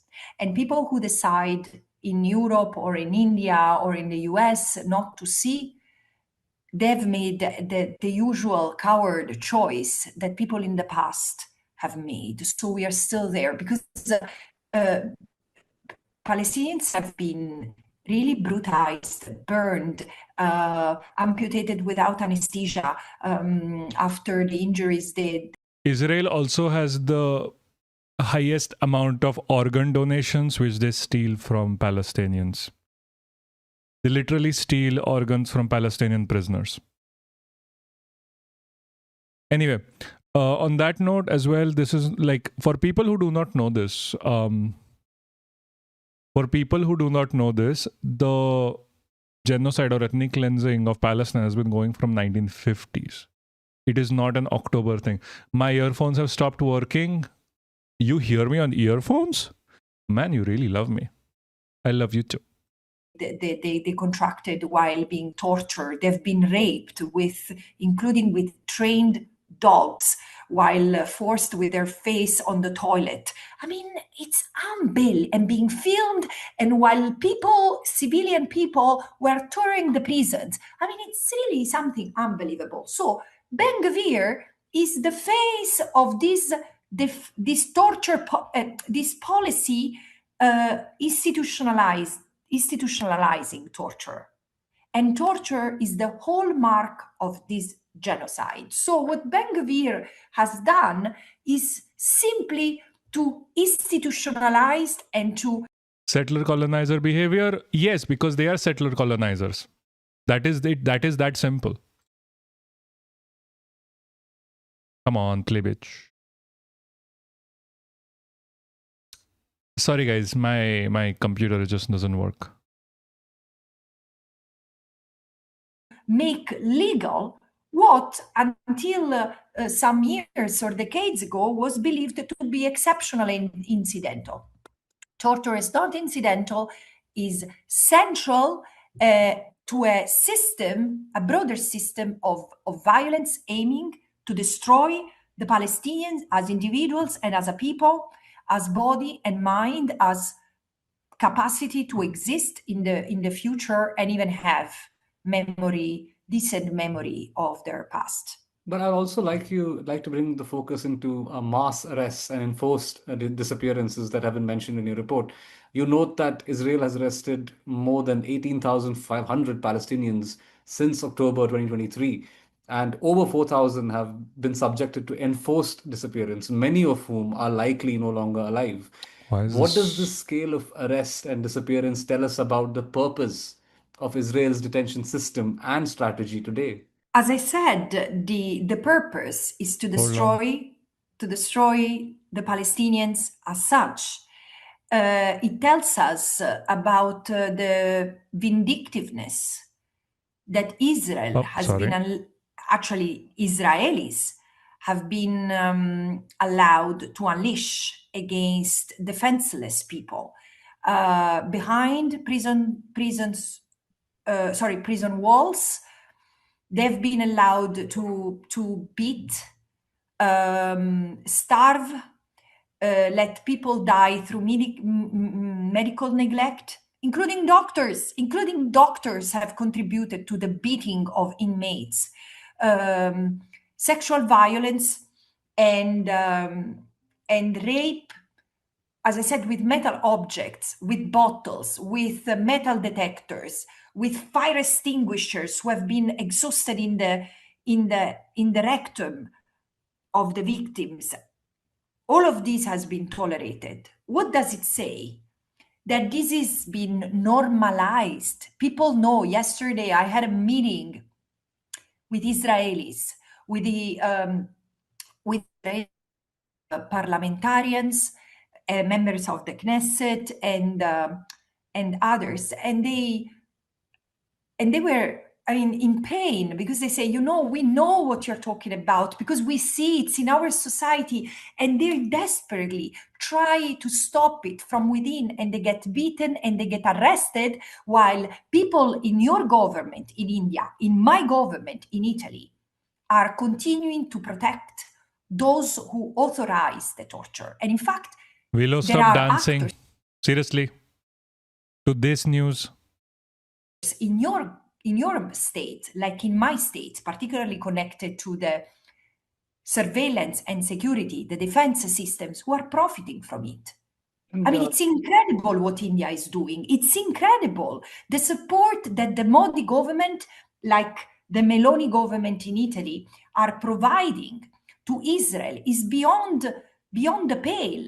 But you know, in Israel, because this is the difference between India and Italy. In Italy, we have not reached the level of institutionalized violence that can be used against citizens that you have in India, because I follow what happens and I follow the level of... And she's perfectly correct. India has been brutalizing its citizens for speaking out. Palestinian protesters have been brutalized continuously. You can talk about the murders that happen for Muslims for just praying outside. You can talk about mighties killing cookies. Again, you can talk about the multiple genocides that happened throughout India. What happened in Godhra? Our Prime Minister is literally the butcher of Godhra. Repression. I know that many journalists do not have the courage to do what you're doing. But yeah, I mean, in Italy, people are protesting and they are forcing the government to backpedal. This is what I would like to tell to the Indian people. I know that you have bigger issues, and I know that now with the petrol crisis, the situation for vulnerable individuals in India is going to be worse and worse, and many have little coping mechanisms. But this is part of the problem, because they have made us, individual, ordinary citizens, so vulnerable that we cannot stand for one another. I know that the average Indian person would empathize with what's happening to Palestinians. And I think that is the issue with Albanese's understanding. Sanghis will never. Israelis who stand against genocide. Like, Indians are literally people who were colonized. It is very horrific for us to ever say we support Israel, because Israel is literally the British colonizers. They are literally the same shit. Occupation and apartheid, but they have their own families to take care of. They have to meet ends on their own end, and they don't have the means to be in solidarity. This is precisely what the system is devised for, so that those who control the big capitals, finance system, the military system, and the algorithms can continue to become richer and richer. There is the 1% of the population with, I think it's 60,000 people. No, actually it's the zero. Let me check, because I would like to give you this data. I mean, the 0.001% of the population, meaning 60,000 people, own the equivalent, or actually 3 times what is owned by the lowest 40% of people in the world. We are talking of millions. And I do want to bring the question to India, that now you mentioned it. Your report says third states enable Israel's torture regime through weapons and support. Now, India exported rockets and explosives to Israel during Gaza's siege. This is according to an Al Jazeera report in June 2024. While the Indian Supreme Court dismissed a plea to halt these exports, according to a Middle East Eye report in September 2024. How do you view India's legal and moral responsibility by association with Israel's illegal war of occupation? International Court of Justice. India literally exported its plan how to take care of Kashmir from Israel's plan to how to take care of Gaza. There's a reason why they can't say, oh, Israel is wrong, because India is literally doing the same things to Gaza. To Kashmir. Occupation illegal, to be dismantled totally and unconditionally, and it has imposed an obligation on states not to trade, not to transfer weapons, not to buy weapons with the state which is accused of maintaining an illegal occupation. All the more in the context of a genocide for which Israel is before the International Court of Justice, all the more when Benjamin Netanyahu is accused of war crimes and crimes against humanity. So India is violating its obligations under international law and might even be facing responsibility. I mean, in an ideal world, if there was a court capable of dealing with all member states who have violated the law to support Israel, causing harm to the Palestinians, probably the Indian government would face this court as well, like the Italian government. In Italy, there are lawyers who are initiated legal action against the members of the government because there is also criminal liability for individuals who authorize these kind of endeavors. This is the beauty of belonging to a rule of law system. Of course, people like Benjamin Netanyahu, Donald Trump, and others, their affiliates, are twisting the arm of the system, are making lawlessness so widespread and systemic that it's become contagious. But then there is something that it's even, for me, it's as bad as the legal responsibility, which is the moral responsibility of a country like India, which of course it has still its own contradictions to resolve. Its caste system that might have been abolished in the law, but is still present given the discrimination among its people. But there are so many intellectuals in India that I admire, and not just past, but also present. So, there are so many voices, including judges and lawyers in India, whose advocacy for justice and whose work for justice echo the pride of people who have emerged from a colonial past. It's really a struggle for justice that speak to a profound aware and reckoning with the past. And it seems to me that there is a betrayal of that past in India's association to Israel. Because the reason why that is because the Modi government literally works for America and Israel. We keep saying Modi is literally in the Epstein files. Anil Ambani was ordering young blonde women from Epstein, and setting up meetings with Modi. There's a reason. There is shit missing. Do you really think the Indian government, especially the BJP government, the RSS government, is not affiliated? Do you really think the government that has been continuously accused of being a CIA plant in India? We wouldn't have the legal framework we have hadn't it been also for the great thinkers and leaders of India during the decolonization period. It seems that India has turned to the other side through its leaders. This is what I see.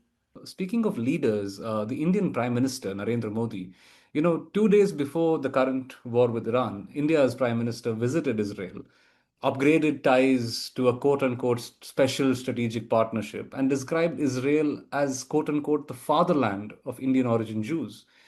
How does India's decision to call Israel the fatherland and upgrade ties to what it calls a special strategic partnership fit into your report's warnings about third states enabling Israel's torture regime, and especially with Narendra Modi's visit? I mean, I can tell you, I have no energy to explain nonsense. So Israel was created in 1948, during the time where India was fighting. I mean, it was emerging from its anti-colonial struggle. No, actually, India and Israel, or historical Palestine, have one thing in common, that their territorial breakthroughs have been provoked by British colonial rule. Both of them have emerged from British colonialism. Israel was created inside Palestine during the years of British colonization. Now Israel exists as a member of the international community, as a member of the UN, and needs to behave as a member of the UN, and India too. While it seems to one thing I'm going to say she's wrong about, that India and Palestine are similar. The only difference here is Palestine's land was then sold to the Rothschilds, while India got to keep its land. That's the difference. Palestine was also supposed to be free at the same time. That's why India did not recognize the state of Israel until the 1980s. when the first BJP right-wing government came into power. It is only since then India has been closening its ties with Israel more and more. To me, that in the current present, India and Israel are contributing to degrade and to bring to a level of decay the international system that our forefathers or foremothers painfully built. And what would you have to say about the Indian Prime Minister, Narendra Modi, and his actions? Because I'm very curious to know what you have to say about him. I mean, when I speak of the government, I speak of his prime minister. So I think that it's time for him. I mean, I trust the Indian justice system, but he should. I mean, there should be. At this point, the Indian justice system is more fucked than the American one. Let's just get that straight. Full consideration for its foreign policy. And if I can bring back the conversation to other parts of your report, and this has to do with the starvation and surveillance aspect of it. You know, the report says surveillance, facial recognition, checkpoints, and drones create a constant terror as tools of spatial control. Now, how do these non-custodial methods show torture extends beyond prisons to destroy Palestinian society as a whole? I think that I mean, if you go to my July 2023 report, my second report as a special rapporteur, this was an investigation, a deep investigation in the Israeli carceral system of Palestinians. And I said that Israel deprive Palestinians of freedoms and deny their basic rights behind bars and beyond bars, in a sense that Israel has, through its fragmentation of the land, the creation of Bantustan checkpoints, closed zones for Palestinians. It has created just possibility for the Palestinians to live in an archipelago, not in a land from which they cannot even go out. It's like, you know, kids play the floor is lava.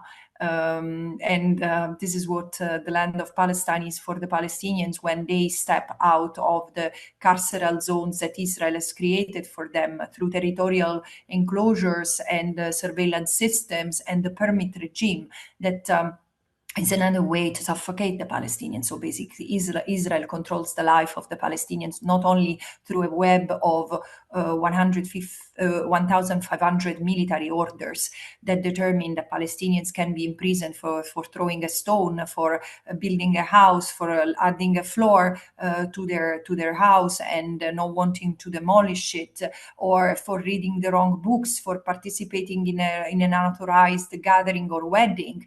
But then, if to decide without asking Israel's permission where to live, where to take residence, where to build a home, where to go to university, whether to leave the country or to return to the country, they can be held hostage, imprisoned, fined. So it's a hell of a life.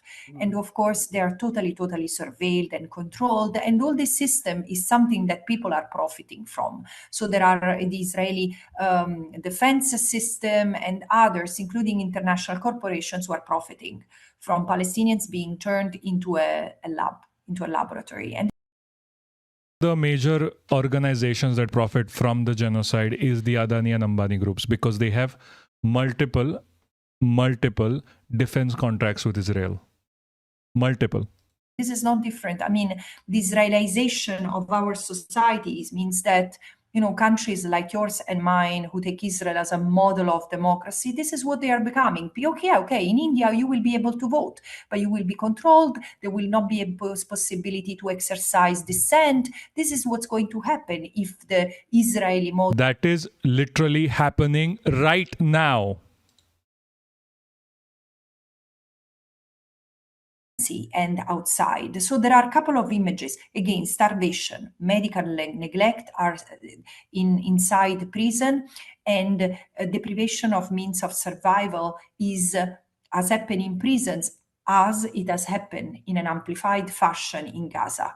People have been kept in the dark. People have been kept without medication, without shelter. The point is that now nearly 1,900 thousand Palestinians in Gaza live in less than 50 squared kilometers, and they are so in such a misery without hygiene that even there is an epidemic of rats which are aggressing human beings, and there is no way to protect themselves. They are eating up babies and adults' flesh in the night. I mean, if this is not torment, what is it? So, and it's brutal. It's really brutal. I mean, Gaza is even worse than a concentration camp right now, as we have imagined it, in the sense that they're really a level of misery which should not be possible in 2026. I mean, these people are condemned to leave because even, there should be hundreds of evacuations, and there are less than dozens and every day, and there should be hundreds of trucks. Gaza, there are a few dozens. It's brutal. And besides outside bars, this is what's happening. Starvation. I mean, in the West Bank, where there are violent settlers storming Palestinian land. I mean, you can be upset. I mean, the Indian government can lie to its people, but the reality is under everyone's eyes. Look at what's happening to the Palestinian at the hand of violent settlers who spread terror day in and day out to kill people, who burn orchards, burn homes, means of sustenance, means of survival. And there is one image that tells us all. Palestinians have been tormented with this idea of their annihilation, the destruction of Palestine in jail and outside jail. So Ben Gvir, exposure, the display of images of destroyed Gaza inside the jails, so that the Palestinians could know that everything had been, the detainees could know that everything they had been destroyed, including their homes, their children had been killed. There was, in order to kill the hope of them returning to life. And the same thing has been done in the West Bank, because there are posters in the West Bank that have been ordered by Smotrich depicting the new Israel inside the West Bank that has no space for the Palestinians. So it's really cruel. It's really a torturous environment, I've said in the report. And another torturous observation, which I did notice in your report, was your report documents obstruction of legal. I know you did touch up on this before, but it documents the obstruction of legal access through intimidation and bans, complicity by prison doctors falsifying records, and torture of over 50 UNRWA staff questioned specifically about their work. It says doctors, journalists, activists, and human rights defenders were specially targeted. And I mean, how do these institutional failures and selective targeting prove torture is a state policy and not individual acts? It's more than a state policy. It's a system of collective torture embedded within a genocidal process. Think about when the Indian army tied up a person in front of a car. Because I said I said it in my report. Doctors have authorized it, and there are rabbis who have celebrated it. There are ordinary citizens who have gone touring prisons in order to see how the Palestinians were mistreated. It's an entire society who's aware. I mean, actually, the only person, I think her name is Iftal Yerushalayim. Please check the name of the Israeli official who leaked the video of the rape with a knife, a gang rape of a Palestinian inmate. There is no justification about that, and no condemnation whatsoever. So, I mean, how this can be claimed? Why is my thing acting up again? Really done in the name of God. I mean, to be fair, in the name of God, even India does a lot of shit with killing Muslims in the name of God. Like, that's literally all of RSS. That's literally all of RSS and Bajrang Dal going out killing Muslims. They do it in the name of God. Why do you think they dance in front of mosques?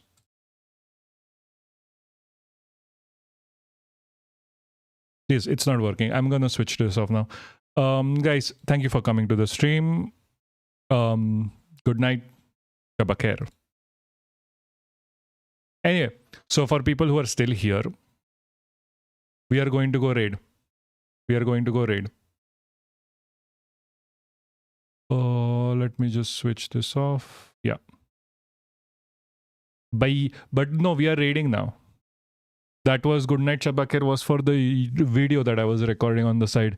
Guys, wait the fuck. No one is going anywhere. It's 5 hours in. That was for the YouTube video I was making. Like, y'all really thought I was doing nothing? Guys. Seriously. Where the who is online right now? Here we go, lol. We hear lol. Yeah, but who is online?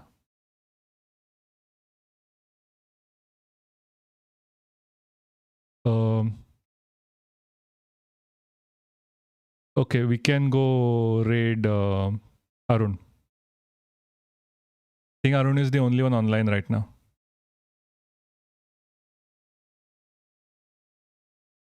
Who is this? How do I fucking raid again?